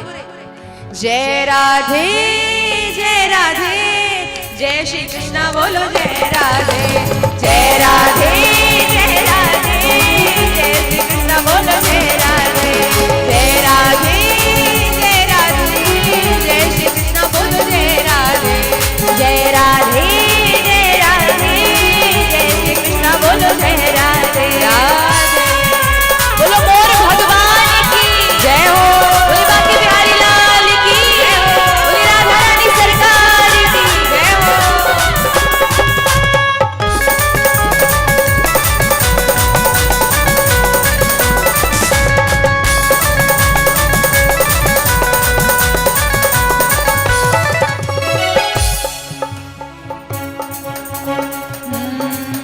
वृंदावन में वृंदावन में वृंदावन में नाचे मोर, मैं भी नाचूंगी। वृंदावन में नाचे मोर, मैं भी नाचूंगी। वृंदावन में नाचे मोर, मैं भी नाचूंगी। वृंदावन में नाचे मोर, मैं भी नाचूंगी। नाचूंगी रे मैं तो नाचूंगी, नाचूंगी रे मैं तो नाचूंगी। अरे नाचूंगी रे लाला नाचूंगी, नाचूंगी रे लाला नाचूंगी। ओ मेरे मन में मेरे मन में मेरे मन में उठे हिलोर, मैं भी नाचूंगी। वृंदावन में नाचे मोर, मैं भी नाचूंगी। जय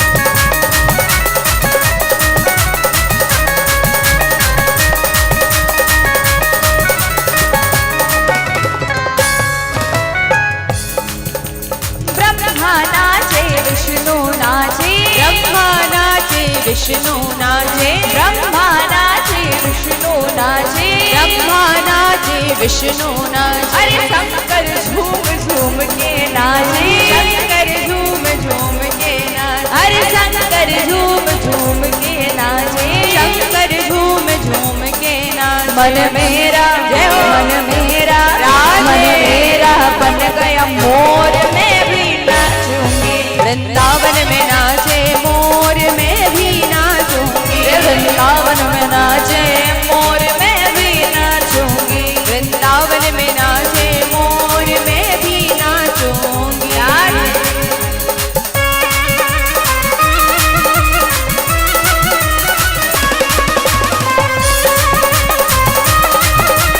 दोनों हाथ उठा के ताली बजा के।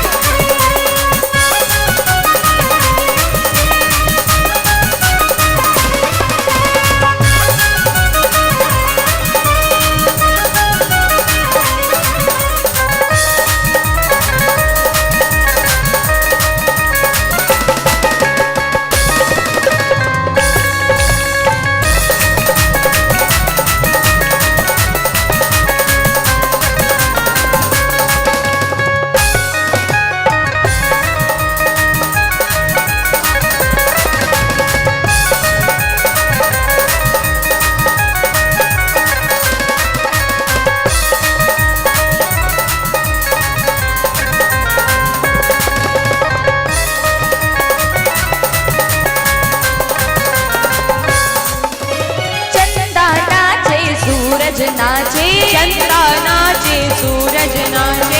चंदा नाचे सूरज नाचे, चंदा नाचे सूरज नाचे। अरे तारे झूम झूम के नाचे, तारे झूम झूम के नाचे। तारे झूम झूम के नाचे, तारे झूम झूम के नाचे। मेरे मन में जय हो, मेरे मन में मेरे मन में उठे हिलोर, मैं भी नाचूंगी। वृंदावन में नाचे मोर, मैं भी नाचूंगी। वृंदावन में नाचे मोर, मैं भी नाचूंगी।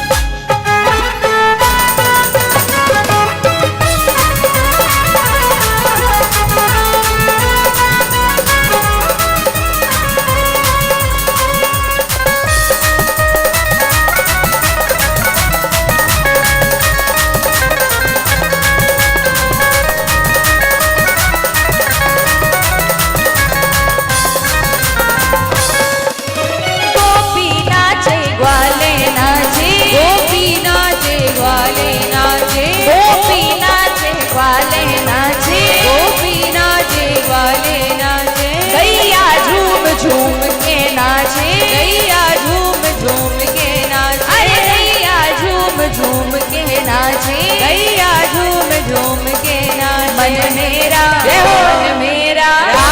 मेरा बन गया मोर, मैं भी नाचूंगी। वृंदावन में नाचे मोर, मैं भी नाचूंगी। वृंदावन में नाचे मोर, मैं भी नाचूंगी। वृंदावन में नाचे मोर, मैं भी नाचूंगी।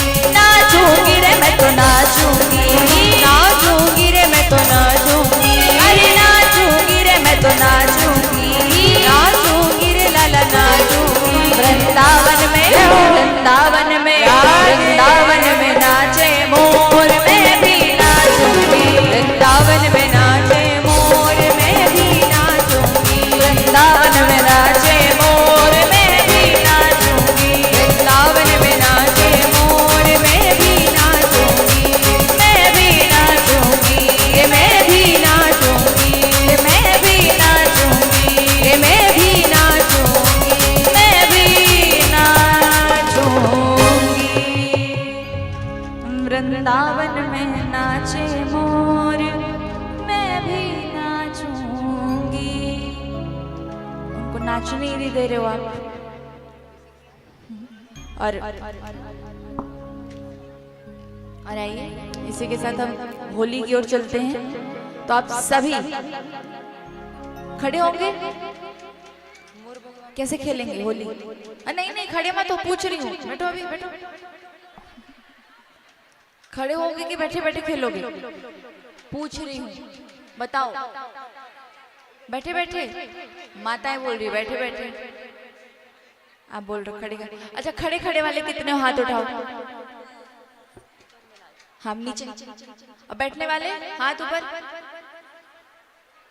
बैठने वालों पे वोट जाता है। तो क्या करें, जिनको भी नृत्य करना है, जिनको खड़े होकर नृत्य करना है वो एक तरफ आकर के नृत्य करेंगे खड़े होकर के, और जिनको बैठे बैठे आनंद लेना है वो बैठे बैठे आनंद लेंगे। आइए, पर होली है, होली में अगर आप बैठे बैठे आनंद लेंगे तो आनंद नहीं ले पाएंगे, पहले ही बता रही हूँ। तो जब मन करे खड़े हो जाइएगा। अरे जिनको खड़े होने खड़े हो जाओ, जिनको भी नृत्य करना है खड़े हो जाइए। और आइए होली की ओर चलते हैं। बोलो होरी के रसिया की जय हो। अरे जो जयकार तो जोर से लगाओ। बोल होरी के रसिया की जय हो। मैं कहूंगी हो हो हो हो। आपको कहना है क्या? होरी है। क्या कहना है? अरे जोर से हो हो हो हो हो हो हो हो। नंदगांव का छोरा है, बरसाने की छोरी है। नंदगांव का छोरा है, बरसाने की छोरी है। अरे नंदगांव का छोरा है, बरसाने की छोरी है। हो हो हो हो। आज बेरज में होरी रे रसिया, आज बेरज में होरी रे, आज बेरज में होरी रे रसिया, आज बेरज में होरी रे रसिया। होरी रे बर चोरी रे रसिया। होरी रे बर चोरी रे रसिया। अरे होरी रे बर चोरी रे रसिया। होरी रे बर चोरी रे रसिया। आज बेरज में होरी रे रसिया, आज बेरज में होरी रे रसिया। जय हो।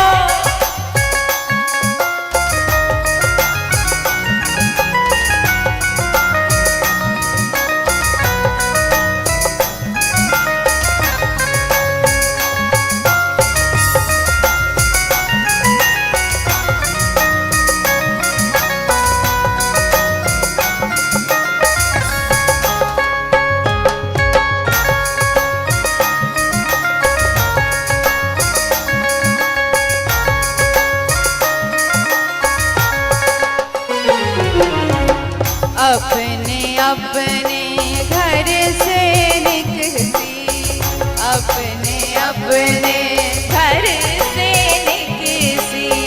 अपने अपने घर से निकसी, अपने अपने घर से निकसी। कोई श्यामल कोई गोरी रे रसिया, कोई श्यामल कोई गोरी रे रसिया, कोई श्यामल कोई गोरी रे रसिया, कोई श्यामल कोई गोरी रे रसिया।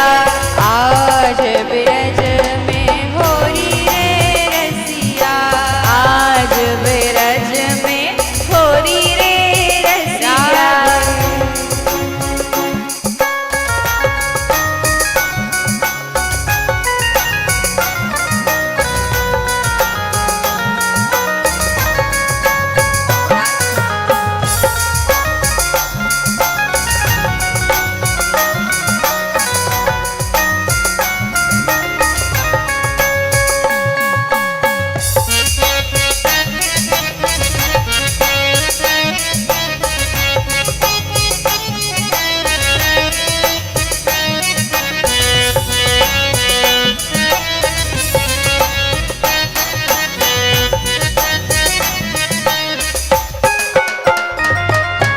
आज ब्रज में केवल नृत्य नहीं करना है, गाना भी है।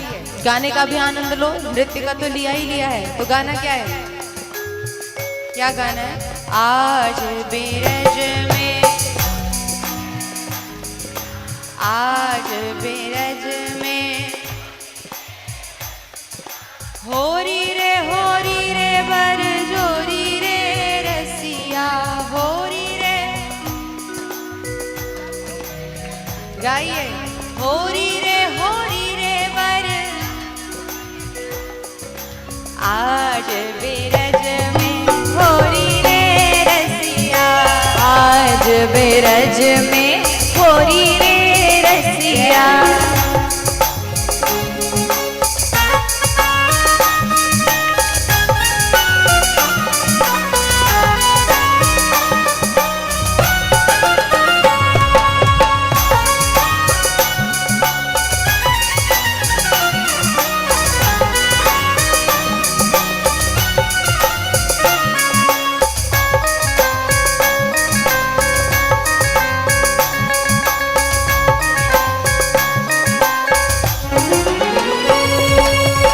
कौन गाँव के कुंवर कन्हैया राधे, कौन गाँव के कुंवर कन्हैया राधे। देखो नृत्य तो करना है, पर नृत्य करते करते भी गाना है।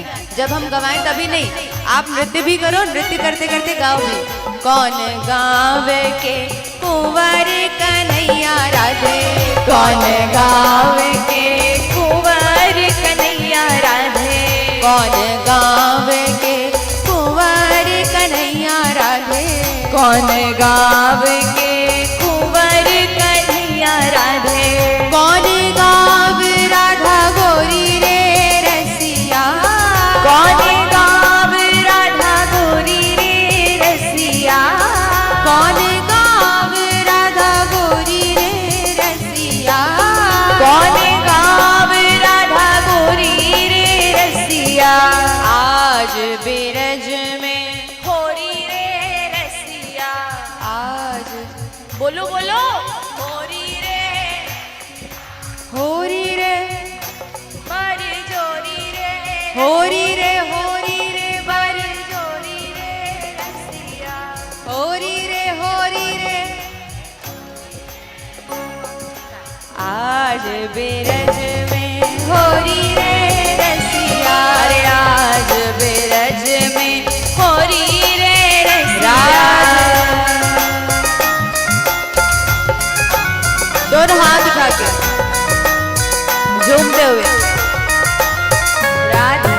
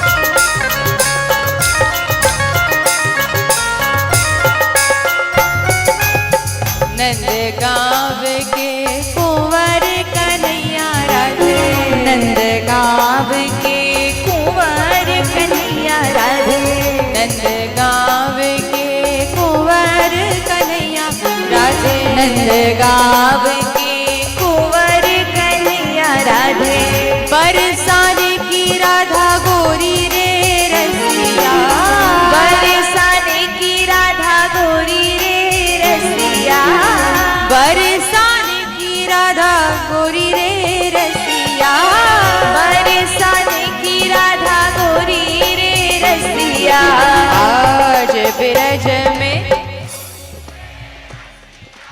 आज बिरज में इधर वाले आज बिरज में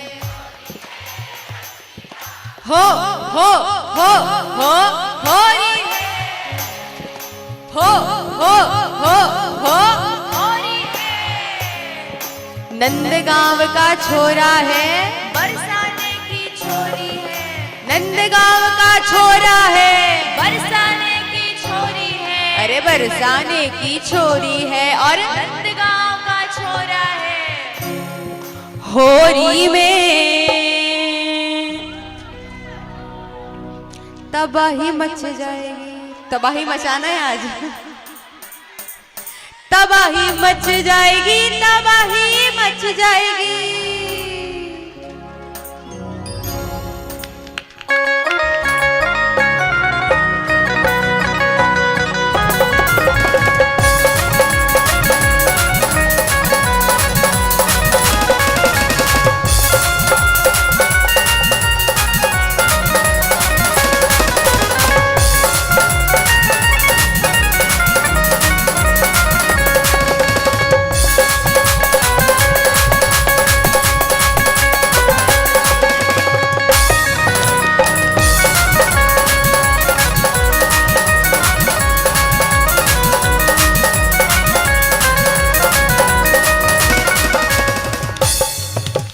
होली में तबाही मच जाएगी होली में तबाही मच जाएगी होली में तबाही मच जाएगी तबाही मच जाएगी तबाही मच जाएगी तबाही मच जाएगी तबाही मच जाएगी तबाही मच जाएगी तबाही मच जाएगी तबाही मच जाएगी तबाही मच जाएगी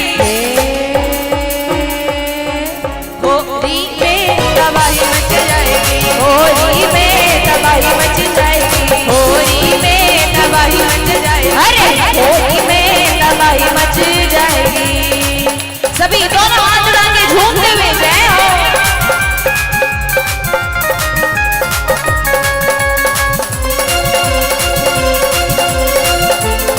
रसिक रसीली सुंदर इनकी लोड़ी होली में रंगीनी साड़ी चूनर नीली पीली हो होली में रंगीनी साड़ी चूनर नीली पीली होली में रंगीनी साड़ी कोरी पीली पीली हो होली में रंगीनी साड़ी कोरी पीली पीली ऐसे तू बच जाएगी ऐसे तू बच पाएगी ऐसे तू बच जाएगी ऐसे तू बच जाएगी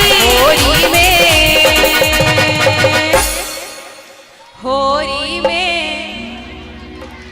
कामन जाएगी और अब निवेदन हाथ जोड़ के निवेदन के व्यास मंच पे कोई नहीं चढ़ेगा अब सब नीचे से आनंद लीजिए केवल घर वाले आएंगे उसके अलावा अभी कोई मत आइए क्योंकि बहुत भीड़ हो जाएगी तो ये मंच बहुत थोड़ा हिल रहा है मुझे डर लग रहा है कि हाँ इसलिए कह रही एक एक करके आइए भीड़ मत बढ़ाइए आइए होली में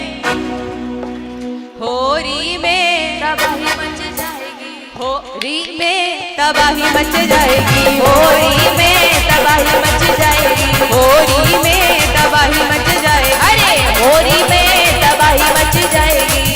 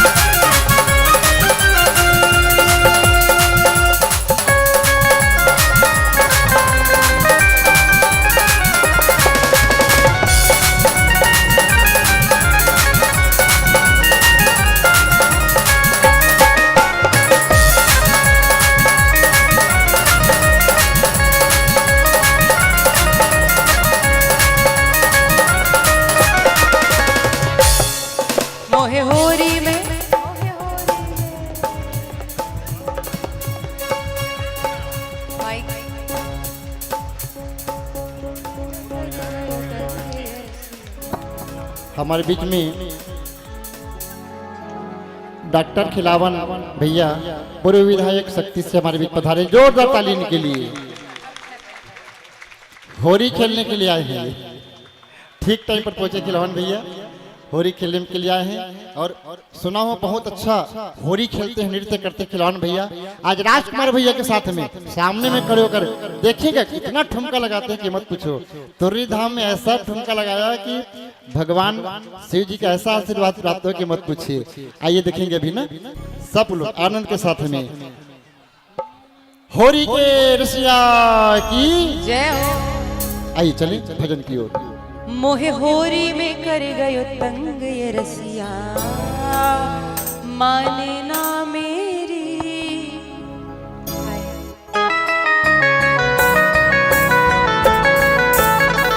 दोनों हाथ उठा के झूमते हुए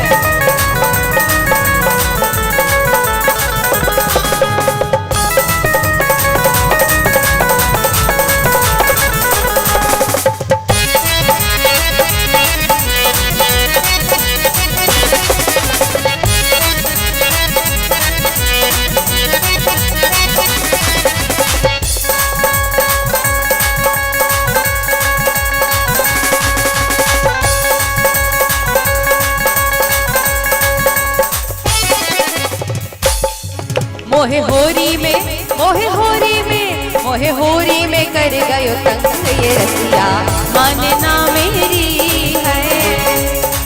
गयो तंग ये रसिया, माने ना मेरी, माने ना मेरी ये रसिया, माने ना मेरी, माने ना मेरी ये रसिया, माने ना मेरी, माने ना मेरी ये छैला, माने ना मेरी, माने ना मेरी ये छैला, माने ना मेरी।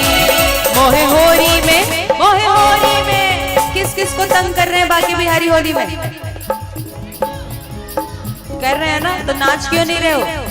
मोहे होरी में, मोहे होरी में, सबके हाथ ऊपर लंबे लंबे। मोहे होरी में कर गयो तंग ये रसिया, माने ना मेरी है। मोहे होरी में कर गयो तंग ये रसिया, माने ना। बोलो होरी के रसिया की जय हो।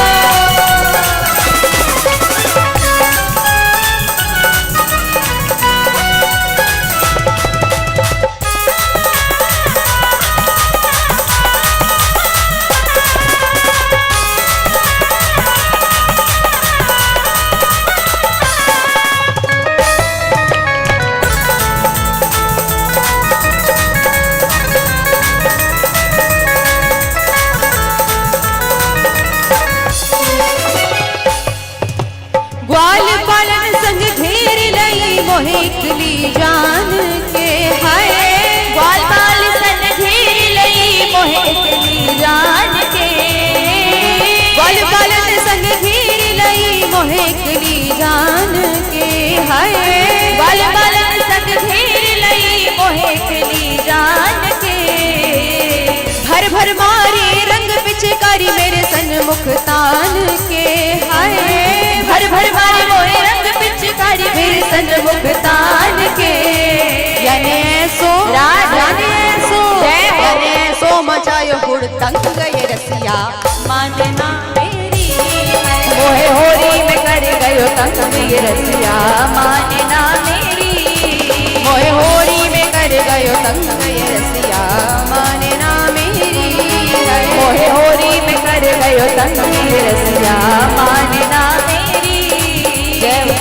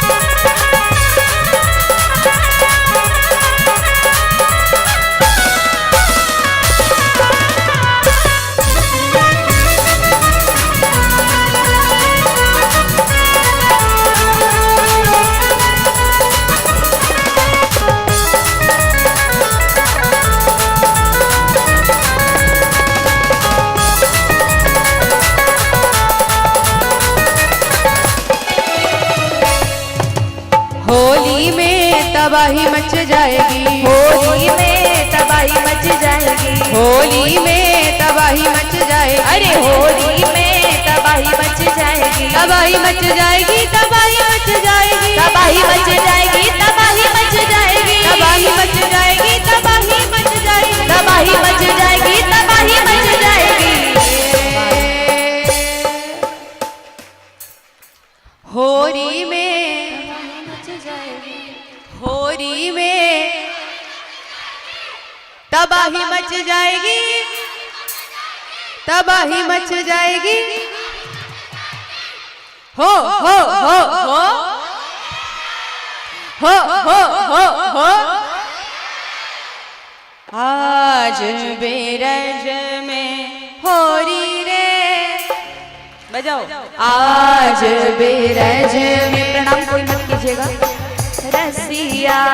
और एक निवेदन, पुष्प मत अब डालिए क्योंकि ठाकुर जी को भी सांस लेनी है ना, तो नाक तक तो भर ही आए। तो प्रणाम कीजिए, व्यास मन से आशीर्वाद दीजिए क्योंकि ठाकुर जी बैठे हैं, आशीर्वाद दे रहे हैं, हम क्या आशीर्वाद देंगे। तो ठाकुर जी से आशीर्वाद लेकर के स्थान पर खड़े होकर के नृत्य का आनंद लीजिए। आज दोनों हाथ ऊपर, होरी रे,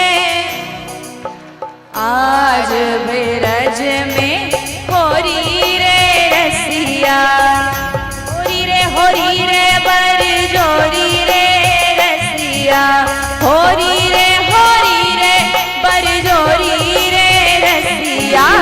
आज बेरज में होरी रे रसिया, अरे आज बेरज में होरी रे रसिया।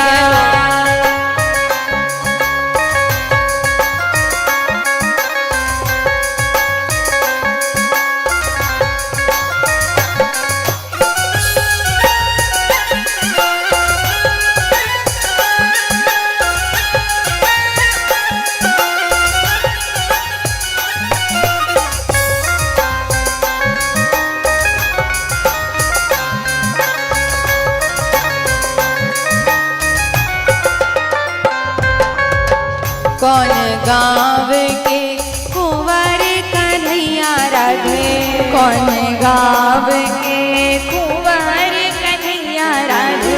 मैं कहूँगी कौन गाँव के कुंवर कन्हैया, तो आप लोगों को कहना है नंद गाँव के कुंवर कन्हैया राधे, नंद गाँव के कुंवर कन्हैया राधे।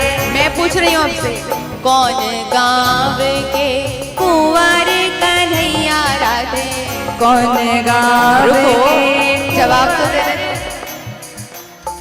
कौन गाँव के कुंवर कन्हैया राधे, कुंवर, क्या बात है, और थोड़ा तेज आवाज में। कौन गाँव के कुंवर कन्हैया राधे, नंद। अब मैं पूछूंगी, कौन गाँव राधा गोरी रे रसिया, तो आप लोगों को कहना बरसाने की राधा गोरी रे रसिया। क्या कहना है,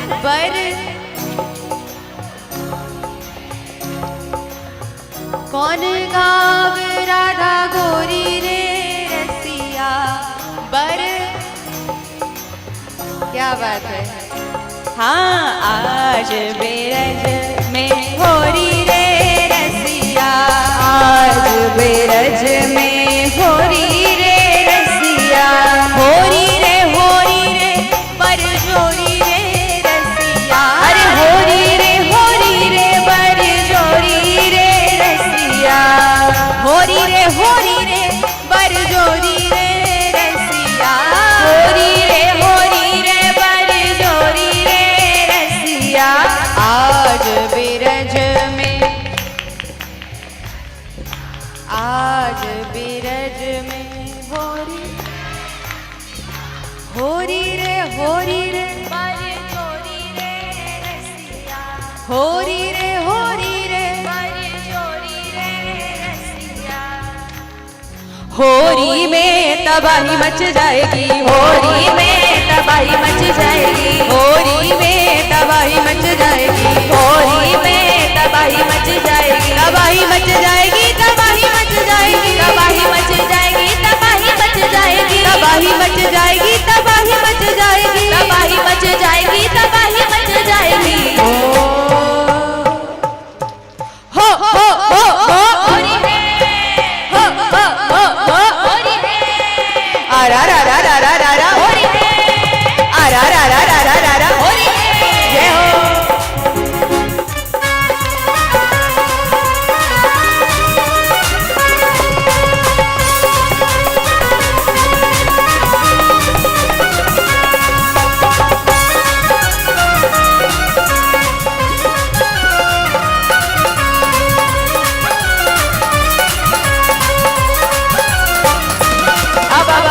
अब देखिए, अभी फास्ट नाचे, अब स्लो नाचना।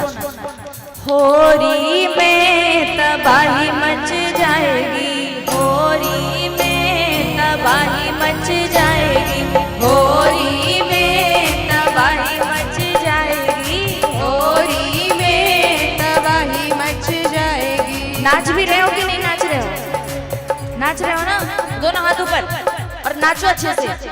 तबाही मच जाएगी, तबाही मच जाएगी, तबाही मच जाएगी, तबाही मच जाएगी। अब फास्ट नाचना। होरी में तबाही मच जाएगी, होरी में तबाही मच जाएगी, होरी में तबाही मच जाएगी, होरी में तबाही मच जाएगी। राधे।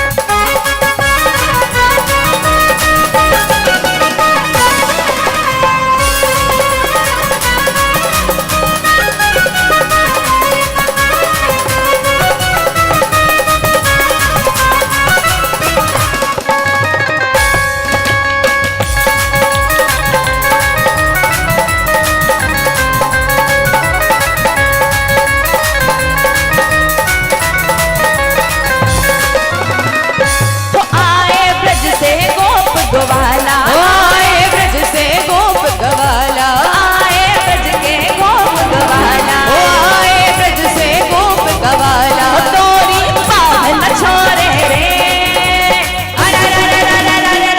रे होरी खेले नंद को लाला, होरी खेले नंद को लाला, होरी खेले नंद को लाला, होरी खेले नंद को लाला, आज तो है रंग में बोरे रे,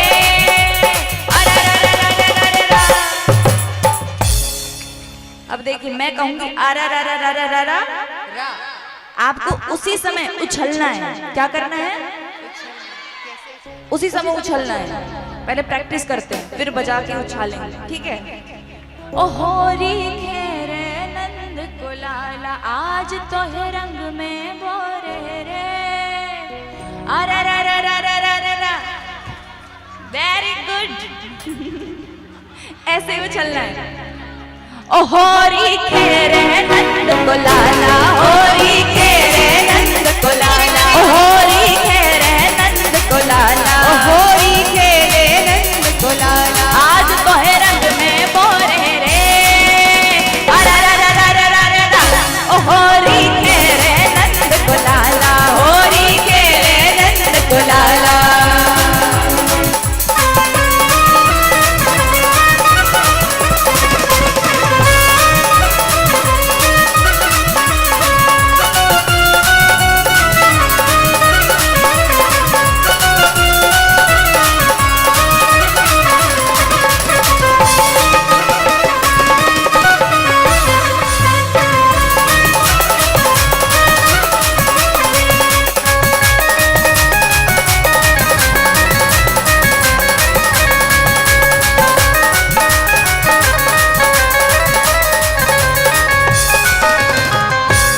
बोली होरी के रसिया की जय हो, बोले बाके बिहारी लाल की जय हो, बोले राधा रानी सरकार की जय हो। और दोनों हाथ रख के क्या कहना पड़ेगा?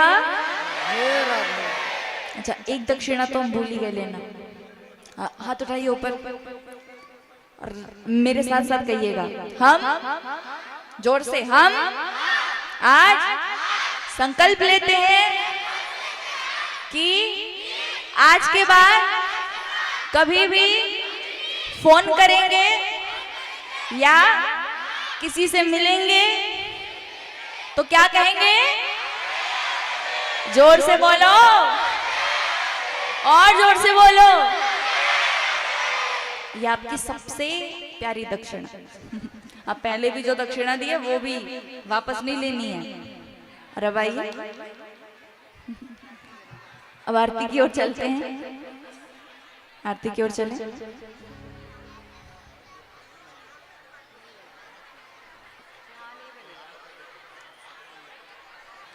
हाँ, आप भी बस कह रहे हो, बाकी को तो आरती का इंतजार है। अच्छा, गाएं भजन कि ना गाएं? गाएं ना, तो जोर से कहो, राधे राधे। और जोर से बोलिए, और जोर से बोलिए, और जोर से कहिए। हाँ, अब आइए, जहाँ पे छोड़े थे वहीं से शुरू करते हैं। ओ होरी खेरे नंद को लाला, होरी खेरे नंद को लाला, आज तो है रंग में बोरे रे। अरा रा रा रा रा रा रा, उछलना है। अरा रा रा रा रा रा रा रा, ओ होरी खेरे नंद को लाला, होरी खेरे नंद को लाला, ओ होरी खेरे नंद को लाला, होरी खेले नंद को लाला, आज तो है रंग में बोरे रे। अरा रा रा रा रा रा रा, ओ होरी खेरे नंद को लाला, होरी खेले नंद को लाला। शिराज दोनों हाथ रख के सभी झूमते हुए जय हो।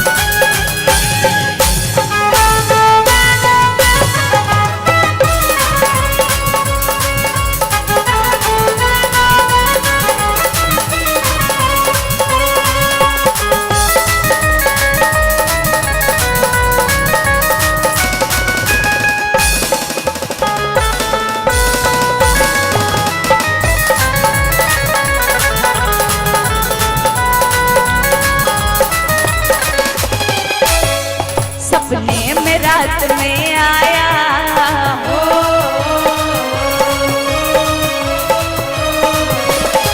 सपने में रात में आया मुरली वाला री, मेरे दिल में बस गयो शाम जब तू मैं माला री, मेरे दिल में बस गयो शाम जब तू मैं माला री, मेरे दिल में बस गयो शाम जब तू मैं माला री, मेरे दिल में बस गयो शाम जब तू मैं माला री।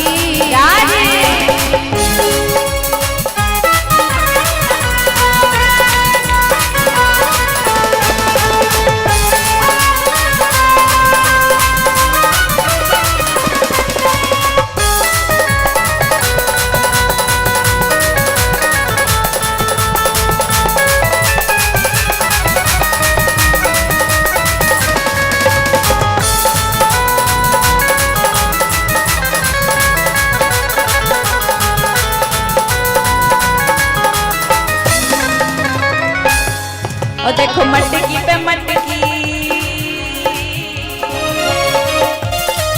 देखो मटकी पे मटकी कन्हैया गैया खटकी, हाँ मटकी पे मटकी कन्हैया गैया खटकी, अरे मटकी पे मटकी कन्हैया गैया खटकी, हाँ मटकी पे मटकी कन्हैया गैया खटकी। और जब खटकी तो जब खटकी तो जब खटकी तो कट्टे समाई रे, तब क्या हुआ? काना का करिया जोर की बगाई रे, काना का करिया जोर की बगाई रे, ओ लाला का करिया जोर की बगाई रे, लाला का करिया जोर की बजाई रे। राधे राधे राधे राधे राधे राधे राधे राधे, श्यामा श्यामा श्यामा श्यामा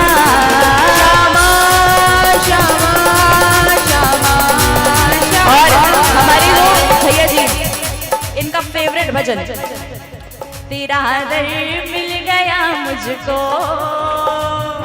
तेरा दर मिल गया मुझको सहारा हो तो ऐसा हो, तेरा दर मिल गया मुझको सहारा हो तो ऐसा हो, तेरा दर मिल गया मुझको सहारा हो तो ऐसा हो, तेरा दर मिल गया मुझको सहारा हो तो ऐसा हो, तेरा दर मिल गया मुझको सहारा हो तो ऐसा हो, तेरा दर मिल गया मुझको सहारा हो तो ऐसा हो, दिया औकात से ज्यादा, दिया औकात से ज्यादा गुजारा हो तो ऐसा हो, तेरा दर मिल गया मुझको सहारा हो तो ऐसा।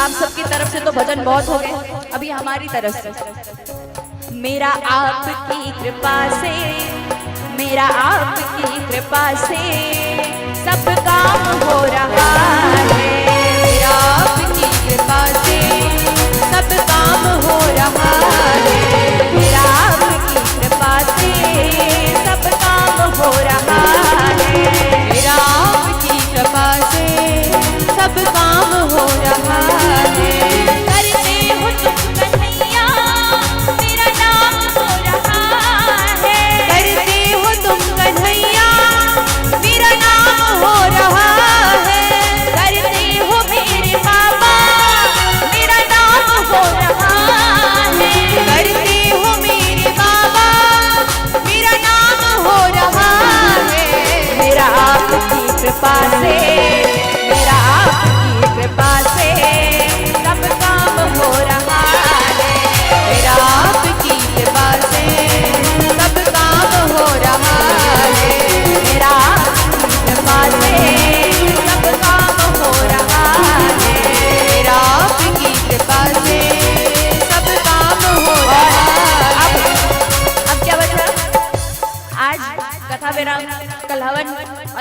हम तो जाते अपने गांव, सबको राम राम राम। हम तो जाते अपने गाँव, सबको राम राम राम। हम तो जाते अपने गांव, सबको राम राम राम। हम तो जाते अपने गाँव, सबको राम राम राम। ओ सबको राम राम राम। सबको राम राम राम। सबको राम राम राम। सबको राम राम राम। सबको राम राम राम। बोलो बाके बिहारी लाल की जय हो। सांवरिया सेठ की जय हो। भक्त वत्सल भगवान की जय हो। खाटू नरेश की जय हो। हार के सहारे की जय हो। बोले दीन दयालु की राधा रानी सरकार की। दोनों हाथ उठा के क्या कहना पड़ेगा? जोर से कहिए, और जोर से।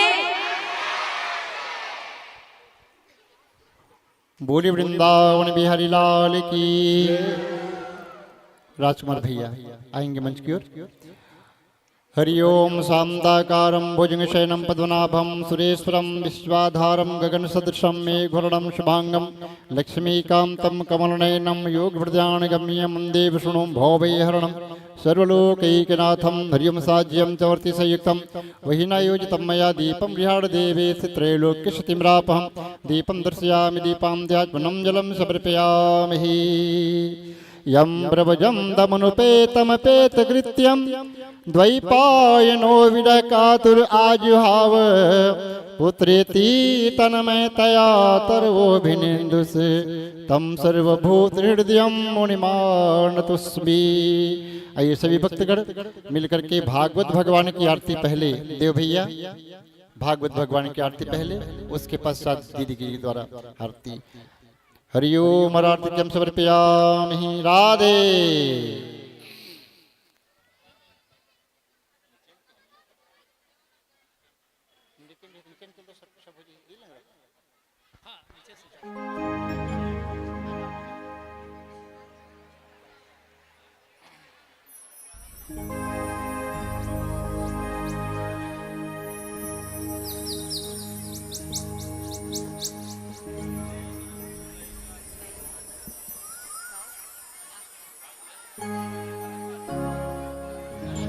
बोले वृंदावन बिहारी लाल की जय।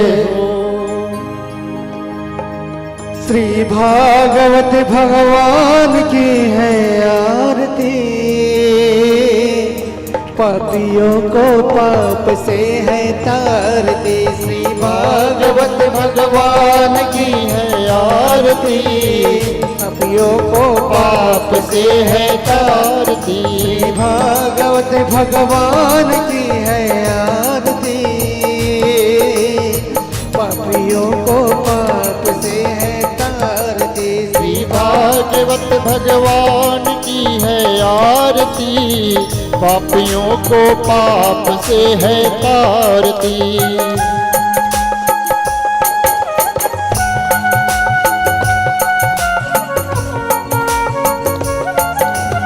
बोलिए भागवत भगवान की जय हो। राधा रमण लाल की जय हो।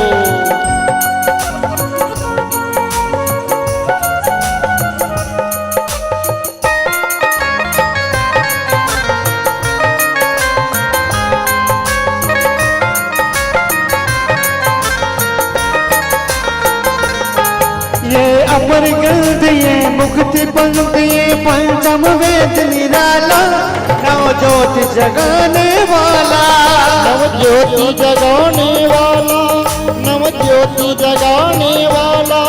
हरि नाम यही हरि धाम यही, हरि नाम यही हरि धाम यही। हरि नाम यही हरि धाम यही, हरि नाम यही हरि ध्यान यही। यही जग मंगल की आरती, पापियों को पाप से है तारती। श्री भागवत भगवान की है आरती, पापियों को पाप से है तारती।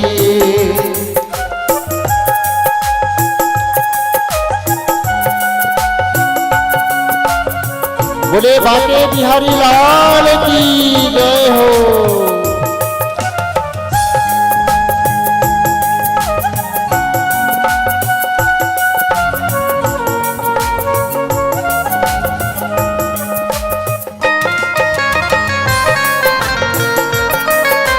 राधे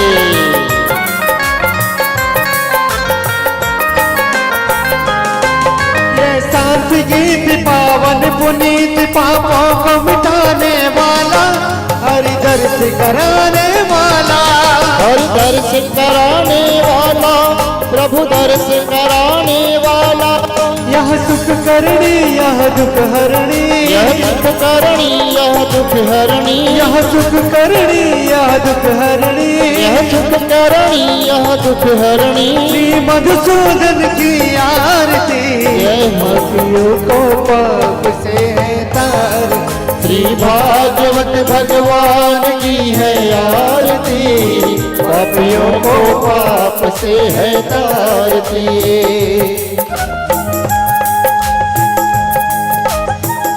राधे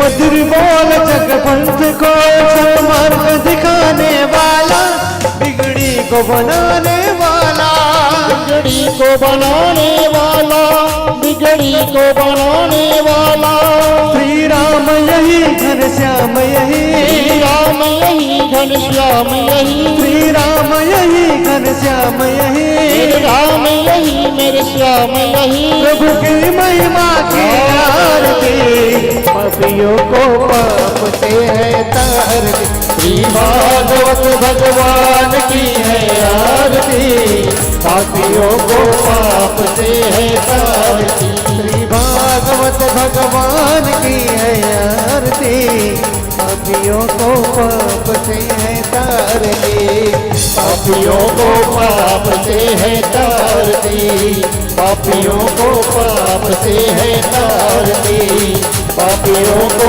पाप से है तारती। बोली वृंदावन बिहारी लाल की जय। हरिओम त्रयात्मनम जलम समर्पयामि। राधे।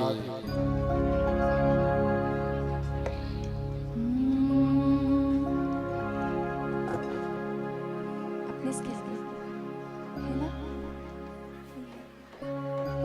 मन में बसा कर तेरी मूर्ति उतारो मैं गिरधर तेरी आरती, मन में बसा कर तेरी मूर्ति उतारो मैं गिरधर तेरी आरती, मन में बसा कर तेरी मूर्ति उतारो मैं गिरधर तेरी आरती, मन में बसा कर तेरी मूर्ति उतारो मैं गिरधर तेरी आरती, मन में बसा कर तेरी मूर्ति उतारो मैं गिरधर तेरी आरती।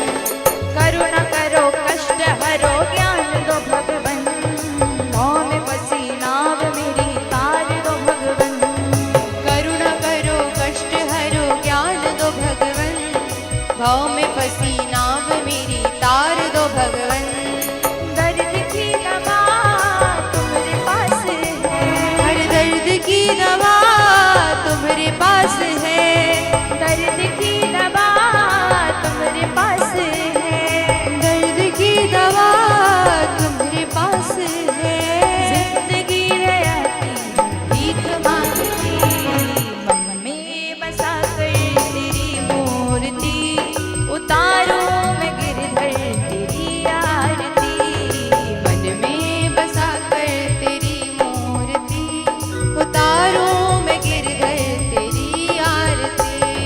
वेद तेरी महिमा गाए संत करे ध्यान, नारद गुणगान करे छेड़े वीणा तान। वेद तेरी महिमा गाए संत करे ध्यान, नारद गुणगान करे छेड़ वीणा तान। वेद तेरी महिमा गाए संत करे ध्यान, नारद गुणगान करे छेड़े वीणा तान। वेद तेरी महिमा गाए संत करे ध्यान, नारद गुणगान करे छेड़ वीणा तान। भक्त तेरे द्वार करते हैं पुकार, भक्त तेरे द्वार करते हैं पुकार। सारे भक्त मिल के गाए तेरी आरती। मन में बसा के तेरी मूर्ति, उतारूं मैं गिरधर तेरी आरती। मन में बसा कर तेरी मूर्ति, उतारूं मैं गिरधर तेरी आरती। मन में बसा कर तेरी मूर्ति, उतारूं मैं गिरधर तेरी आरती। मांग तुझसे क्या मैं यही सोचूं भगवन, जिंदगी जब तेरे नाम कर दी अर्पण। मांगू तुझसे क्या मैं यही सोचूं भगवन, जिंदगी जब तेरे नाम कर दी अर्पण। मांगू तुझसे क्या मैं यही सोचूं भगवन, जिंदगी जब तेरे नाम कर दी अर्पण। मांगू तुझसे क्या मैं यही सोचूं भगवन, जिंदगी जब तेरे नाम कर दी अर्पण। सब कुछ तेरा कुछ नहीं मेरा, सब कुछ तेरा कुछ नहीं मेरा। सब कुछ तेरा कुछ नहीं मेरा। सब कुछ तेरा कुछ नहीं मेरा। चिंता है तुझको प्रभु संसार की, मन में बसा के तेरी मूर्ति, उतारूं मैं गिरधर तेरी आरती। उतारूं मैं गिरधर तेरी आरती। उतारूं मैं गिरधर तेरी आरती। उतारूं मैं गिरधर तेरी आरती। हरि हरि पुष्प ले लीजिएगा, जल में जल रख लीजिएगा उसमें।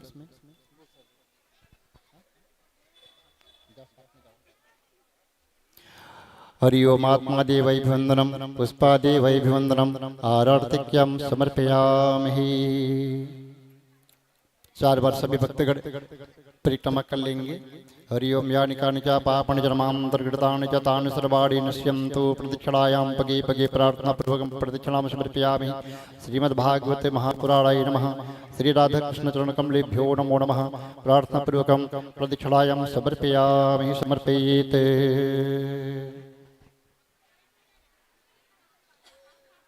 हरि ओम। हाथों में अक्षत पुष्प रख लेंगे मुखिया जमान। जिन तक अक्षत पुष्प पहुंचे हो अक्षत पुष्प रख लीजिएगा। जिन तक ना पहुंचा हो बड़े प्रेम और भाव के साथ श्रद्धा के साथ में हाथ जोड़ लीजिएगा। मानसिक पुष्प अक्षत अर्पण कीजिएगा। आर्थिक थाल नीचे रख देंगे। हरि ओम यज्ञेन यज्ञमयजं तदेवस्तानि धर्माणि प्रथमान्यासन्नतेह नाकं महिमानः स चन्द्र त्रिपुरवे साध्या सन्ति देवाः। हरि ओम राजाधिराजाय प्रसह्यसाहिने नमोऽयं वै श्रवणाय कुर्महे। समे कामान् कामकामाय मह्यं कामेश्वरो वैश्रवणो ददातु। कुबेराय वैश्रवणाय महाराजाय नमः। हरि ओम स्वस्ति साम्राज्यं भोज्यं वैराज्यं पारमेष्ठ्यं राज्यं महाराज्यमाधिपत्यमयं समन्तपर्यायि स्यात्। सार्वभौमः सार्वायुखयां तापरधात्। पृथिव्यै समुद्रपर्यन्ताया एकराडिति हरि ओम तदपि श्लोक विगितो मरुतः परिविष्टारो मरुतस्यावसनगृहे आविचित्तशकाम प्रेष्य देवा सभासद इति हरि ओम नाना सुगंधि पुष्पाणि यथा कालोद्भवानि च पुष्पांजलिर्मया दत्त गृहाण परमेश्वर गृहाण प्रसीद पुंडरीकाक्ष प्रार्थना पूर्वकम पुष्पांजलि समर्पयामि समर्पित। हाथ के अक्षत पुष्प को ठाकुर जी के श्री चरणों में छोड़ दीजिएगा। क्षमा प्रार्थना के लिए सब भक्त हाथ जोड़ लेंगे। मंत्रहीनम क्रियाहीनम भक्तिहीनम सुरेश्वरः यद पूजितं मया देव परिपूर्णं ददस्तु मे आवाहनं न जानामि तवार्चनं पूजां चैव न जानामि क्षम्यतां परमेश्वरः पापोऽहं पापकर्माहं पापात्मा पापसंभवः त्राहि मां पुण्डरीकाक्षे सर्वपापहरो भवः। सर्वे भवन्तु सुखिनः सर्वे सन्तु निरामया सर्वे भद्राणि पश्यन्तु मा कश्चित् दुःखभाग् भवेत्। कर्पूरगौरं करुणावतारं संसारसारं भुजगेन्द्रहारं सदा वसन्तं हृदयारविन्दे भवं भवानी सहितं नमामि भवं भवानी सहितं नमामि भवं भवानी सहितं नमामि। आइए शांति पाठ बड़े भैया के द्वारा। हरि ओम स्वस्ति इंद्रो वेद सर्वाः स्वस्ति न पूषा विश्ववेदाः स्वस्ति नस्तारक्षो अरिष्टनेमिः स्वस्ति नो बृहस्पतिर्दधातु। मंगलम भगवान् विष्णुः मंगलम गरुडध्वजः मंगलम पुंडरीकाक्षो मंगलायतनो हरिः। स्वस्ति प्रजाभ्यः परिपालयन्तां न्यायेन मार्गेण महिषाः गोब्राह्मणेभ्यः शुभमस्तु नित्यं लोकाः समस्ताः सुखिनो भवन्तु सर्वे भवन्तु सुखिनः सर्वे सन्तु निरामयाः सर्वे भद्राणि पश्यन्तु मा कश्चित् दुःखभाग् भवेत् सर्वारिष्टासु शान्तिर्भवतु। ओम शान्ति शांति शांति। प्रेम से बोल द्वारिकाधीश भगवान की जय। वृंदावन बिहारी लाल की जय। श्रीमद् भागवत महापुराण की जय। व्यास नारायण भगवान की जय। सुखदेव महाराज की जय। श्यावर रामचंद्र की जय। हनुमंतलाल महाराज की जय। नगर ग्राम की समस्त देवी देवताओं की जय। अपने अपने गुरु भगवान की जय। अपने अपने माता पिता की जय। धर्म की अधर्म का प्राणियों में विश्व का गौ माता की गंगा मैया की तुलसी महारानी की श्यावर रामचंद्र की जय। हर हर महादेव शंभु पार्वती पते।